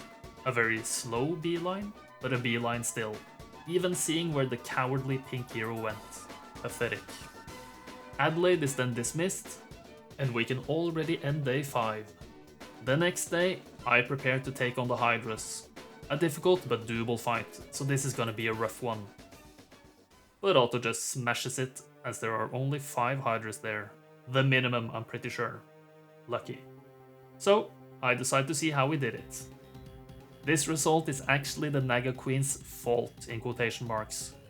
Without it tanking several hits from the top 2 Hydra stacks, Otto usually loses this fight, incredibly enough. It actually isn't that difficult with a bit of baiting and kiting away from my ranged stacks. But I was still surprised to see Otto do this, even having a bunch of army left over afterwards. Monair gets expert logistics, and I have to manually dismiss 4 different stacks. What a slog. We say goodbye to the marksmen, lizard warriors, and halberdiers. A single royal griffin left. Scary stuff. Following the road, I can almost reach my day 7 destination. Am I stupid? Taking on the titans with a single griffin? Well, they always join, so it's a free massive army power boost. 8 of them. And I can now get rid of the Royal Griffin and set my GPS to the hive. Taking a little shortcut by the cracks in the ground to save some movement, passing the Forsaken Palace, I still have quite a bit of distance to cover until we find Pink. Thankfully, there is a lot of road leading up there, and that, plus expert logistics, plus max starting movement from the Titan speed, we reach the hive, which is guarded by Sanya. I let her do her pathetic turn before the Titans zappy zap zap her 2 weak stacks. Easy peasy. Next up, the Queen. A manual finish is in order, I think, so I wait on turn 1, letting her forces move out, before erasing their Freety and familiars.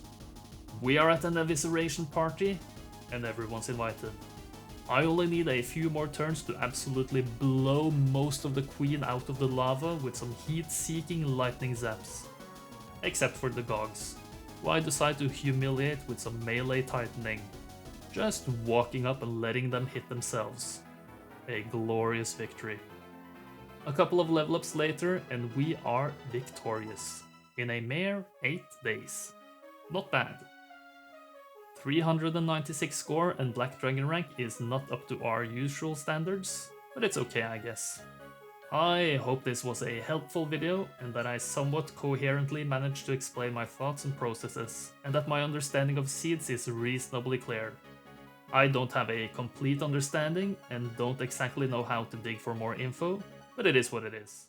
As many of you probably know, I usually prefer scenarios with alternative win conditions. Capture a town, defeat a monster, or whatever else interesting. The Gauntlet, however, is the polar opposite of that. Defeat all enemies in a completely linear fashion. So why on earth would I want to play this? Let's take a look. This is a large-sized map. We play as red in the southwest corner, up against blue on the middle island, tan in the northwest, orange in the northeast, purple in the southeast, and finally green in the underground. As the scenario name suggests, we have to go through these one by one, in a gauntlet, but not in the order just presented. In our starting area there are 7 Keymasters tents, and all but the brown Keymaster are needed to get through the map. We start off with 3 heroes and no ability to build taverns in any town on the map. The only tavern is guarded by a random tier 7 creature near our starting town, not exactly giving us a viable way to get more heroes. In order to take on blue, the first opponent on our list, we need to make our way to the boat, optionally getting navigation from the nearby scholar, and sail over to their island and pass the light blue border guard. As the first boss of the gauntlet, blue is pretty easy, no real threat. Afterwards, it's down past the purple border guard and into the two-way portal, taking us to tan territory. As a nice reward, we are gifted a large army, some resources, and XP after passing each gauntlet obstacle. This makes taking on the next opponent much easier. Tan is a bit more challenging than blue, on paper, but after we eventually, hopefully, take them out, it's down in the underground past the green border guard to face green, who are much stronger than tan, so if you come unprepared here, you will get blasted by their dungeon forces. But if you manage to beat boss number 3 of the gauntlet, you emerge in the orange territory. Here, you need to take the 2 mainland towns, find water walk behind the white border guard, walk on water to their island town, then find a way over to the nearby smaller island in order to walk over to the small walkable area on the north side of the purple territory. On this tile, you are awarded with a massive army, XP plus 5 to all primary stats, resources, and a Spellbinder's hat, which means it's DD o'clock. This is the only way to get Dimension Door in this scenario, so no Mage Guild level 5 shenanigans, unfortunately. Purple is by far the strongest opponent here, but if we're fast enough, we can breeze past them in style. Since there are no taverns for easy use, this will basically be a one-man army. The way to save time on this is to keep as tight of a line as possible and get the correct secondary skills, aka logistics and air magic. This is in order to overwhelm the AI with the army we're awarded. There isn't really much general strategy, but a bit of cool problem solving here and there. It can probably be done faster, but I had fun and that's the most important part. Anyway, we're playing Stronghold and Dessa, as he is a logistics specialist and I wanted to play someone other than Gunnar and Kier. Check. Blue as tower, while tan and orange are castle, for reasons you'll see eventually. Check. Gold bonus for all, as gold is pretty cool. Check. Let's take on the gauntlet. Remember to like, comment and subscribe, or even become a channel member. DE. I entered the nearby infernal troglodyte fight and reset twice. This gives me Jabarcus and Craghack alongside Dessa. Minor side note, sometimes I got a different seed using this procedure. If you're trying to emulate this seed and don't get the same side heroes, simply do a hard reset, which means just go to the main menu and try again. Jabarcus kicks us off by getting resources from the campfire and wood piles, flagging the sawmill, and heading into town. Dessa swings by the Learning Stone, getting advanced logistics, before riding up to meet Craghack, who takes all but Dessa's wolf riders and sends over his own wolfy boys, before Dessa heads north to pick up some gold. Crag then flags the ore pit and picks up the 2 ore piles as well, and I can finally build the goblin barracks in town, ending a reasonably eventful day 1. On day 2, I used the resources to upgrade the barracks, and remember I don't actually path this way when upgrading instead of building the wolf pen. So this run is already kinda sloppy, but here we are. So after sending Crag back, also paying a visit to the windmill, I can upgrade every single goblin into hobgoblins, recruit the town hobgoblins, send Crag away again, before Jabarkus can trade his hobgoblins for Dessa's wolf riders. Who then can pick up some more gold and learn some very basic naval skills in preparation for his newfound love of sailing. How dreadful. Before ending the day, both side heroes move a bit north, towards the Keymasters. On day 3, Jabarkus gets some handy orcs and pays a visit to the nearby Wolf Rider dwelling to get some more Wolf Riders, obviously. And then continues the resource collecting while slowly moving further north. Craghack goes in the opposite direction, also getting more resources, while Dessa diligently makes his way towards Blue's territory. Sailing is so slow. Can't really say I'm a big fan. I also make sure to build a marketplace, for reasons. The very next day, Jabarkus lets Otto take out some skeletons, and I completely forget to visit the tent afterwards.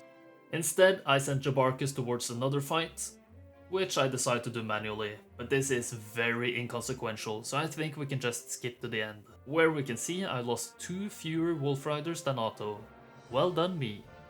Crag meanwhile picks up more gold, and Dessa continues on his boat. Navigation here saves an entire day towards Blue, which makes it a worthwhile pickup, but I really didn't wish I have to waste a secondary skill slot for this. Day 5 and Jabby Boy visits 2 tents. Eventful day. Craggy Boy gets gold and resources from the ground, plus a visit to the water wheel. Eventful day. Desi Boy gets a vial of lifeblood from a shipwreck survivor, which is pretty good, at least when your entire army is tier 1s. And then wrecks some whites on the shipwreck for a nice plus 3000 gold, and gets a pendant of life from another shipwreck survivor, before finally finding land again. But it's sand, and no pathfinding makes it slow. Again. From here on, I think we'll just ignore the side heroes, as all they do is resource collecting and tent visiting. Dessa has more important business. He can reach and pass the light blue border guard, get a massive 1500 XP from a chest, netting him air magic. Nice. And even pick up even more gold. We're rich and just aching to spend the cash. But on day 7, we can just barely not reach the unguarded blue town. What a shame. It's not that big of a deal, however, as after Blue avoids heading home, I can just walk in and enact the first part of my master plan. The Artifact Merchants. Which, after I do a very minor bit of resource picking with the side heroes, I can see sells Equestrian's Gloves for 12k gold. I'm a little bit short, but I can sell the Pendant of Life for 625 and a bunch of my wood and ore to reach the magic number. 86 gold left in the bank, but a massive artifact richer. I leave some hobgoblins in town as defense and set out towards the next part of the gauntlet, letting Otto dispose of some obsidian gargoyles on the way, finally getting expert logistics. Not too shabby. The chest afterwards gives Dessa advanced navigation, which is completely useless now, right? And he can even pass the next border guard. Day 9 greets us with another level up with another useless skill, Advanced Wisdom. But after passing through the portal, we get our first gauntlet rewards. More XP, a nice resource boost, and an absolutely enormous army for this early in the game. 40 mighty Gorgons? Absolutely insane. Unfortunately, this is more pathfinding terrain, and I also make the mistake of not going north of the Griffin dwelling, but it doesn't cost me too much. As Blue's hero is still alive, I also make sure to build a citadel in their town, recruit available gremlins, and pray these tier 1s can win the battle. Which they of course do. Otto to the rescue. First boss actually down now. Dessa trucks on forward, getting a minor XP injection from a nomad fight, and just barely reaches the road to Tan's town. We get a glimpse of one of their heroes, but I just ignore them and send Dessa to town, which I find unguarded. Which I obviously don't mind, and I can take advantage of the barracks built in their town to build my own stables, giving Dessa a crap ton of movement for another 3 days. I leave everything but the dragonflies in town as defense and just head straight back out again. I decide to block off the westernmost hero to force Tan to attack this town instead of going for the former blue town. Which works, as we can see when Edric is obliterated when trying to win his town back, and Sylvia follows suit right afterwards. A very efficient way of taking these suckers out. Tan down. So I can just continue blasting on forwards towards our next victims, taking out some mummies on the road. And on the following level up, we get a massive skill, Scouting. You probably think I'm joking, but I'll show you why later. Afterwards, the sloppiness continues as I do this day in the wrong order, as I was supposed to send Jabarcus to the tent first. But after he finally buries the skeleton guards and visits the Green Keymaster, Dessa can actually continue with a minor dent in his movement points.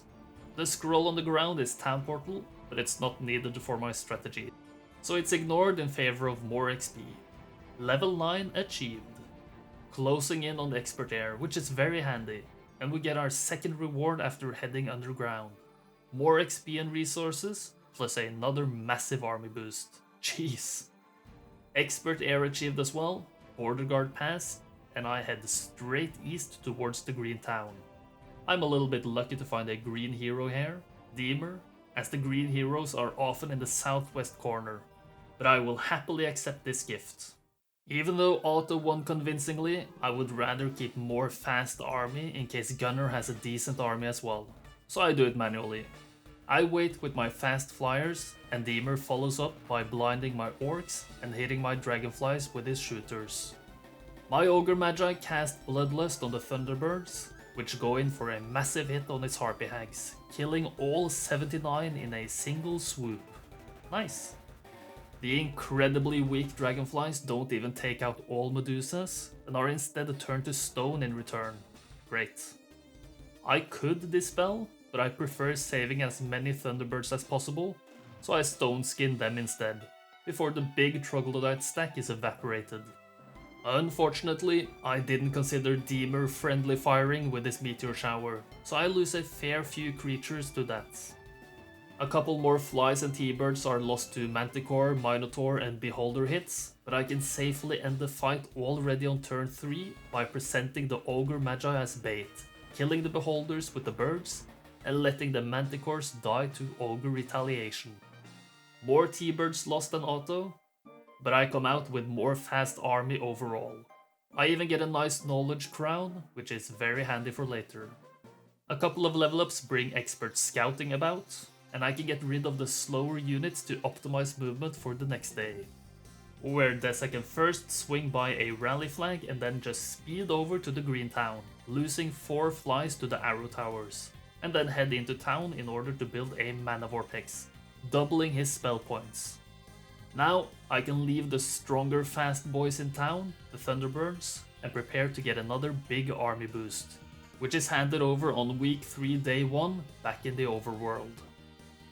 More XP and resources, but also a scintillating army boost. This is incredible stuff. Level 13 reached already, and Orange's first town is reached as well.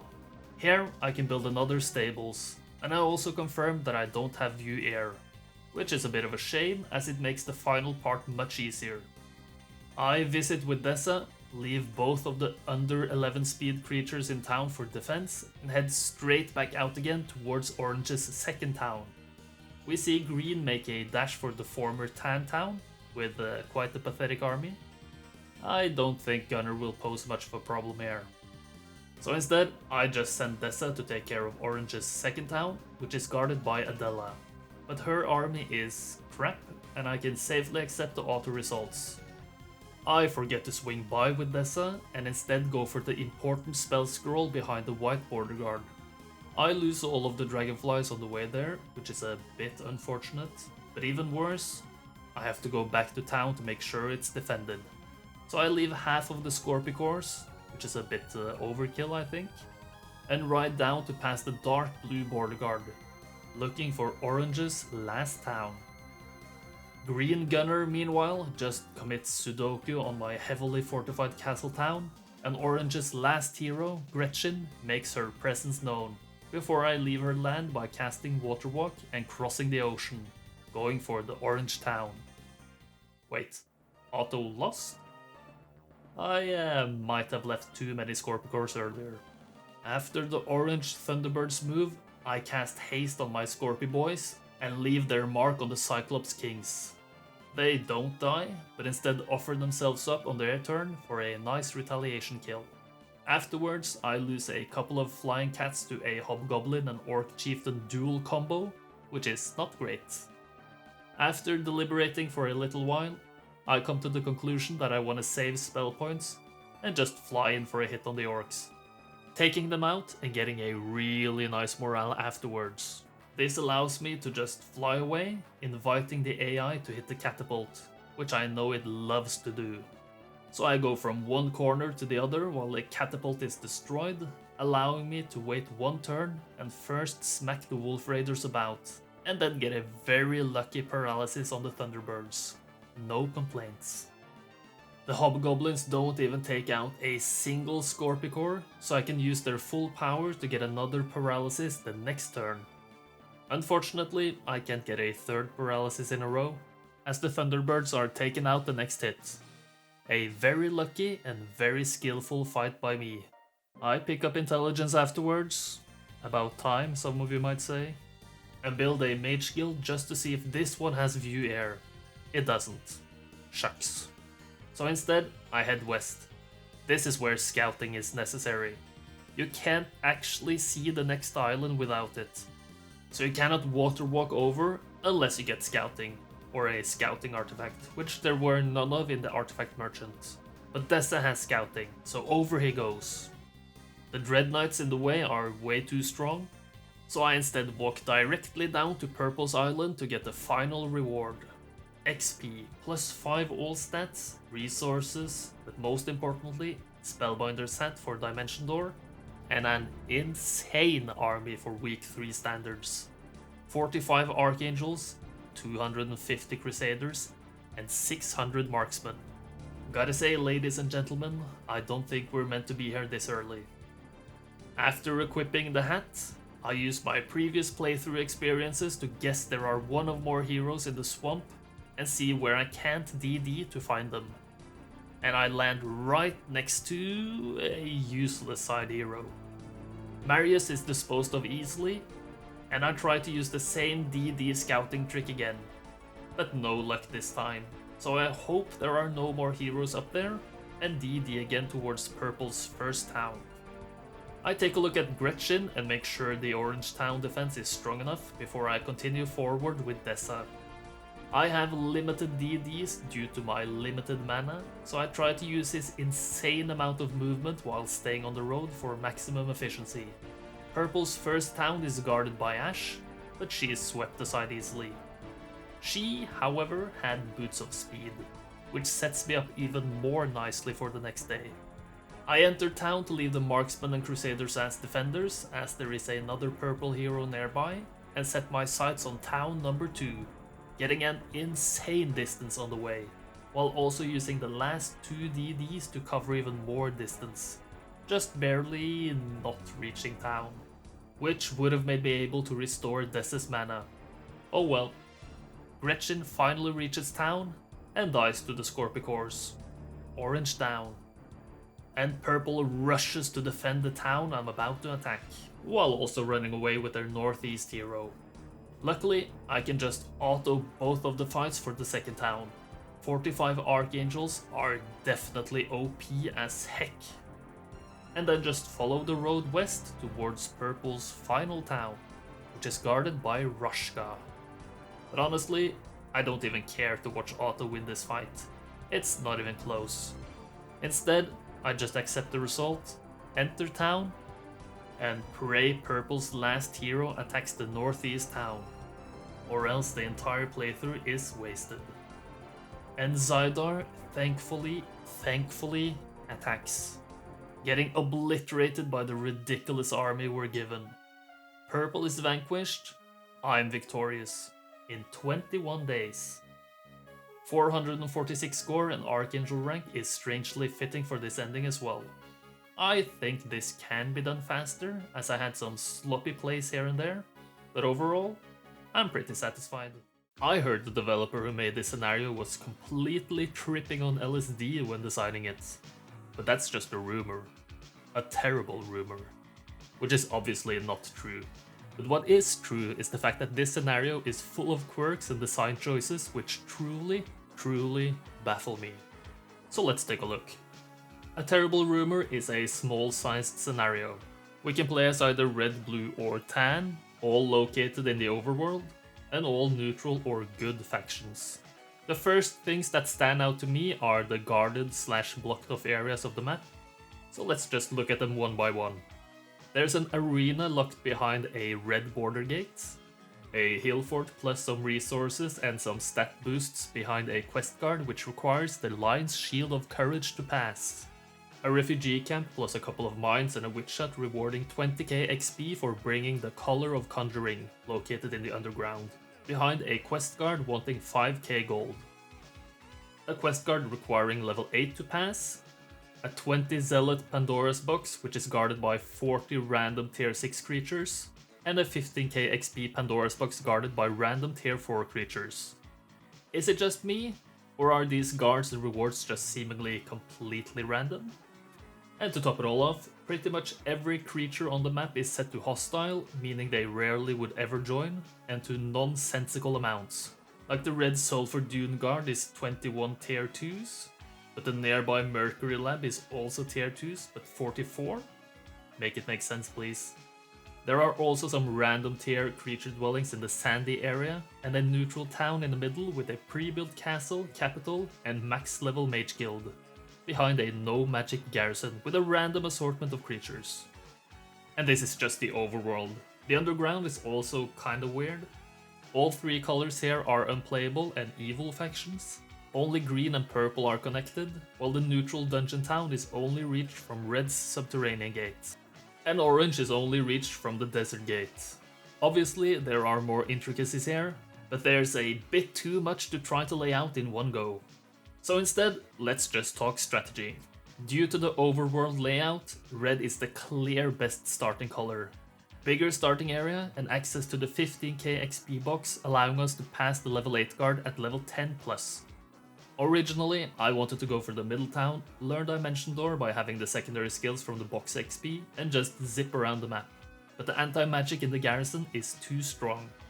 Therefore, I have to go for the AI's throat instead, by still going for the box XP, and then take on blue first, recruit another hero, and then start a two-pronged attack to reach all the opposing colors in a reasonable amount of time. How will I do that? Well, I need a very strong early game hero to beat the box guard, but after that, let's just say the path I ended up using came to me completely by luck. But the execution is still pretty cool, I think. This time, I'm again playing Conflux and Luna. Check. Up against blue Conflux, tan Tower, green Inferno, orange Necropolis, and purple Dungeon. Check, and check. Gold bonus for all. Check again. Let's dispel this terrible rumor. Remember to like, comment, and subscribe, or maybe even become a channel member. DE. In order to find my preferred seed, I enter the Eastern Gem Pond Guard fight and reset 7 times. To take advantage of Luna's firewall, I get the 2k gold from the nearby chest, head into town to leave the 3 air elementals behind, upgrade the magic lantern so I can upgrade the 25 pixies to sprite, recruit the 20 sprites in town, before heading back out again. I then pick up the crystal pile to open up the path to the chest, netting Luna a nice 1500 XP and advanced wisdom.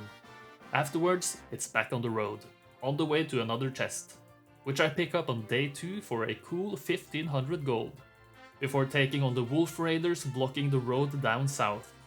This is a fight which would usually lose a few sprites if I don't cast firewall, but after waiting and hitting 2 of the 3 wolfy stacks, I get a nice and lucky morale to finish off the 3rd stack as well. Easy lossless. I make sure to get the gold pile nearby as well, and then find the Pandora's box guarded by several greater basilisks. This is a very easy fight for Luna. Just a simple firewall at the top of the battlefield, hide behind with the sprites, and then watch as the ravenous reptiles burn themselves. A second wall is needed to block the back path, but afterwards, they all walk into their deaths. Nice. A quick level up gets Luna Expert Wisdom, while the Pandora's box contains 15k XP, taking Luna up to level 10, teaching her Expert Fire Magic, Expert Mysticism, and Advanced Logistics. Mysticism is kinda useless, but the other two are very good. This allows her to pass the level 8 quest guard, which she does on day 3, also picking up the gold pile, as well as 2k gold from a chest and a small quantity of gems, before finally ending the least eventful day so far. Blue has other plans, however, and attack poor Luna. Otto loses to Ainane, but I have some fiery tricks up my sleeve. I check the range of pixies and air elementals to find the perfect firewall spot and hide behind with the sprites. A nasty magic arrow takes out a bunch of them, but the pixies and air elementals disregard the fire hazard and just evaporate. Another 13 sprites die to another magic arrow before the firewall finishes the job. Big losses, but a handy win. This also levels Luna into Expert Logistics, just in time for the next day. As Blue also paid the 5k to open the southern quest guard, I can stroll by Intius to see what the refugee camp has to offer. An angel. This was extremely lucky to find when mapping out this seed, as I didn't plan on passing this quest guard initially, but if someone offers you an angel, you take it. So I do, and then just smash Intius afterwards. Also just having barely enough movement to reach the unguarded blue town, which vanquishes them. Good start. I immediately hire a second hero, Ignissa, and give her the angel to take on Tan. On the way, she disposes of some mummies and gets even more gold from a chest. And I make sure to bring Luna out of the garrison and only leave the sprites on her for optimal movement, while also restoring her mana, as Blue had built a mage guild.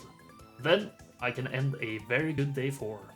A Tan hero passes Ignissa and rests on the nearby magic well, so I naturally just attack and see that Otto takes care of Fafnir easily.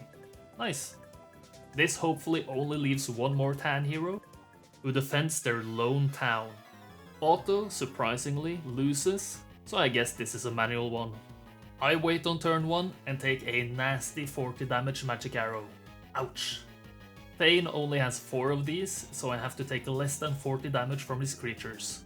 Which is why I employ the strategy of not flying in recklessly, but instead do some hit and run shenanigans. This eventually forces Thane's hand, and he now moves out with his weaker army. I take out his gremlins, check to see the angel HP, which is quite good, and finish off his gargoyles as well. This only leaves his stone golems, but unsurprisingly, they don't stand a chance in a duel against the angel. 3 hits are all it takes. Thane down, Tan down. Just the underground boys left. In town, I hire a third hero, Thorgrim, the absolute hunk of a dwarf. Give him the angel, dismiss his fellow dwarves, and send him underground after casually beating the sprites guarding the subterranean gate. The Walking Dead Down Under suffered the same fate, getting obliterated by Otto, and I can send Ignissa after him. At least a couple of tiles on the way after I remember getting her out of the garrison. Luna, meanwhile, heads for the eastern subterranean gate in the desert. Day 6, Thorgrim attacks demons in his way. Otto loses, so this calls for some delightful dwarven devilry. This is basically a kiting fight. Each angel attack kills 2 demons, so each stack needs 2 hits to die. As long as I can stay out of reach of multiple demon stacks, this should be fairly straightforward. Which is why I fly from corner to corner, just occasionally getting a hit in. In fights like these, I like to take out 1 stack at a time, if possible, to make the kiting easier by having more available safe hexes. After a while, only 3 stacks are left, and I decide to finish with quick combat, as there's no way to lose here. 27 demons exorcised, and armor picked up on Thorgrim. Ideally, I would want to take on the green hero with Ignissa, but she can't reach due to the tan magic wall hero earlier. so Thorgrim has to do it instead. Auto wins easily, so I just accept, getting advanced armor, and then gallop north towards the green town. I make sure to not leave a path through for another green hero, to not get Ignissa assassinated as she makes her way towards the beholders blocking the path to purple. Luna, meanwhile, splits her sprites into 7 stacks in preparation for the Portal of Glory. I want another angel. This is definitely a manual fight. I check the angel range to see where I can get a free firewall hit in, and bait them in with one of the stacks. The angels oblige, taking 220 damage. Not bad. I then move all but one stack to the top left corner, cast a 90 damage magic arrow, and aim for the bottom right corner with the remaining sprite stack. From here, it's just a matter of magic arrowing. It takes 5 arrows plus the firewall damage to kill the 3 angels, and the splitting of the stacks is just to make sure there's enough distance to survive a possible angel morale. Thankfully, nothing egregious happens, and Luna survives with 2 sprites left, and enough gold to recruit the angel. The sprites are dismissed for being too slow, and it's time to greet day 7. Which opens with Luna blasting past some rogues and then standing eye to eye to eye to eye with some evil eyes. Auto loses as this fight needs magic.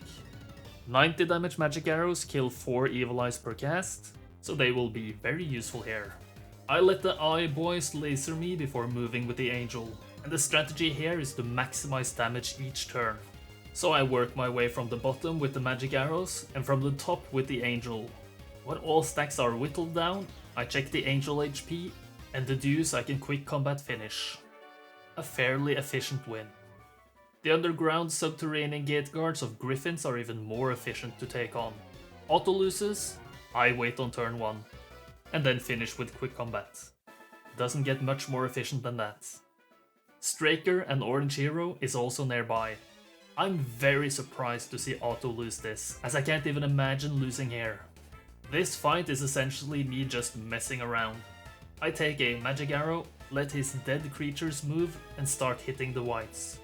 It takes 2 hits to take them out, and after tanking another arrow, I set up a firewall just to watch the walking dead walk through and die. Straker flees after this humiliation. LOL. I was surprised to be this close to reaching their town, and I wondered if I could have gained some movement anywhere. But oh well, it doesn't really matter. As my late game strategy involves a bunch of gold, I sent Thorgrim towards the nearby imp cache guarded by vampire lords. In practice runs, I didn't get advanced armor, so Auto always lost. But with advanced armor, I guess he won. Nice, well done. Not so well done to lose to the imp cache, but I don't mind doing this quick and easy fight. It's simply a matter of not flying in on the right side on turn 1, and then it's basically a piece of cake. I don't think there's any way to lose this fight from this point, so on turn 3, I just let quick combat finish the fight. No point wasting time. But I do waste, I guess, some time to pick up some ore before sieging green. But it's an easy win, so I guess they're vanquished. Well done me, I suppose. Thorgrim immediately heads back south, and Ignissa prepares to take on some unupgraded eye boys the next day. In Green's town, I build a hellhole, and in the Tower town, as well as Blue's Conflicts town, I build marketplaces. And with all this in order, I think it's time to greet week 2 welcome. Luna up first. Straker is back, and the now undead Straker is dead. Again. Which vanquishes Orange. Only purple left. Luna's job now is to pick up more resources, so she's back in the sunny overworld. Thorgrim picks up some crystal and just kills some troglodytes for literally no reason. In the town formerly known as Greenstown, I hire Craghack and recruit the available pit fiends, gogs, and imps. Remember, I actually can't reach Ignissa from the town with Craghack, so I send Thorgrim a couple of steps north, transfer the new recruits over to him, and then transfer some of the new guys over to Ignissa to take on the beholders.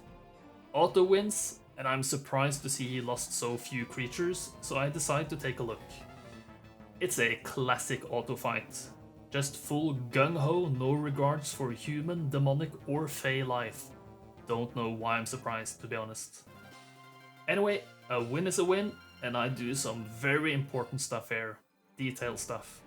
I leave everything but the angel on Ignissa, use upper movement to get more resources, and purposefully don't attack the wood elves. I send Craghack back to town after flagging an ore pit, and move slightly back with Thorgrim.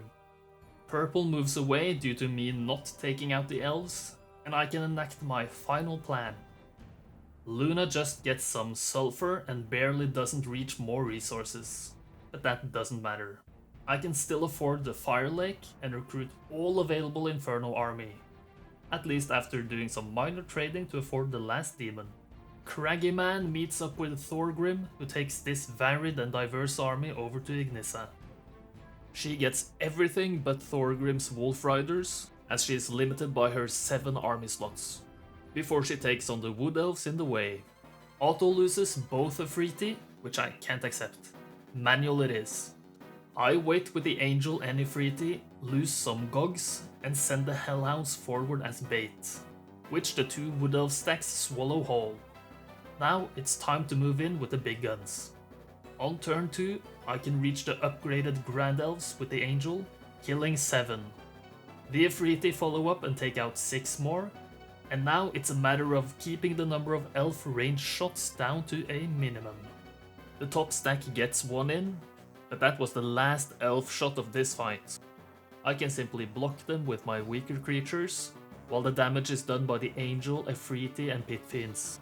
A couple more rounds of this exact strategy, and it's an easy fight in the end. No important creatures lost. Sorry, Hellhounds. Before finding purple, Thorgrim sends over some Wolf Riders, and Ignissa finds Damacon, purple's strongest hero, hopefully. I do some minor positioning switching and attack, and auto wins? I definitely did not expect this. I also don't expect purple to have more army, so I eventually just accept the results. I kinda regret not watching this fight, as I think it would be kinda interesting. Afterwards, I see that purple's town is indeed only guarded by few trogs. On we go. Auto wins, so let's watch this epic finale instead. This nail-biter comes down to whether Gion can magic arrow me down. The Pit Fiends reach after breaching the walls. The lone troglodyte dies. I win. And this means purple is vanquished. I'm victorious. In 9 days. Not bad, not bad. 448 score and Archangel rank is what I like to see. This is one of the strangest scenarios I've ever played. Not just because of all the weird quirks, but also because my final strategy is nothing like what I initially thought it would be. I thought I could just play blue, rush the middle town, and then DD around. But I wasn't even close to be able to do that, at least in a reasonable amount of time. I highly encourage you to check out this map in the editor, just to see all the weird stuff going on. So there you have it. 2025 completed in a mere 365 days.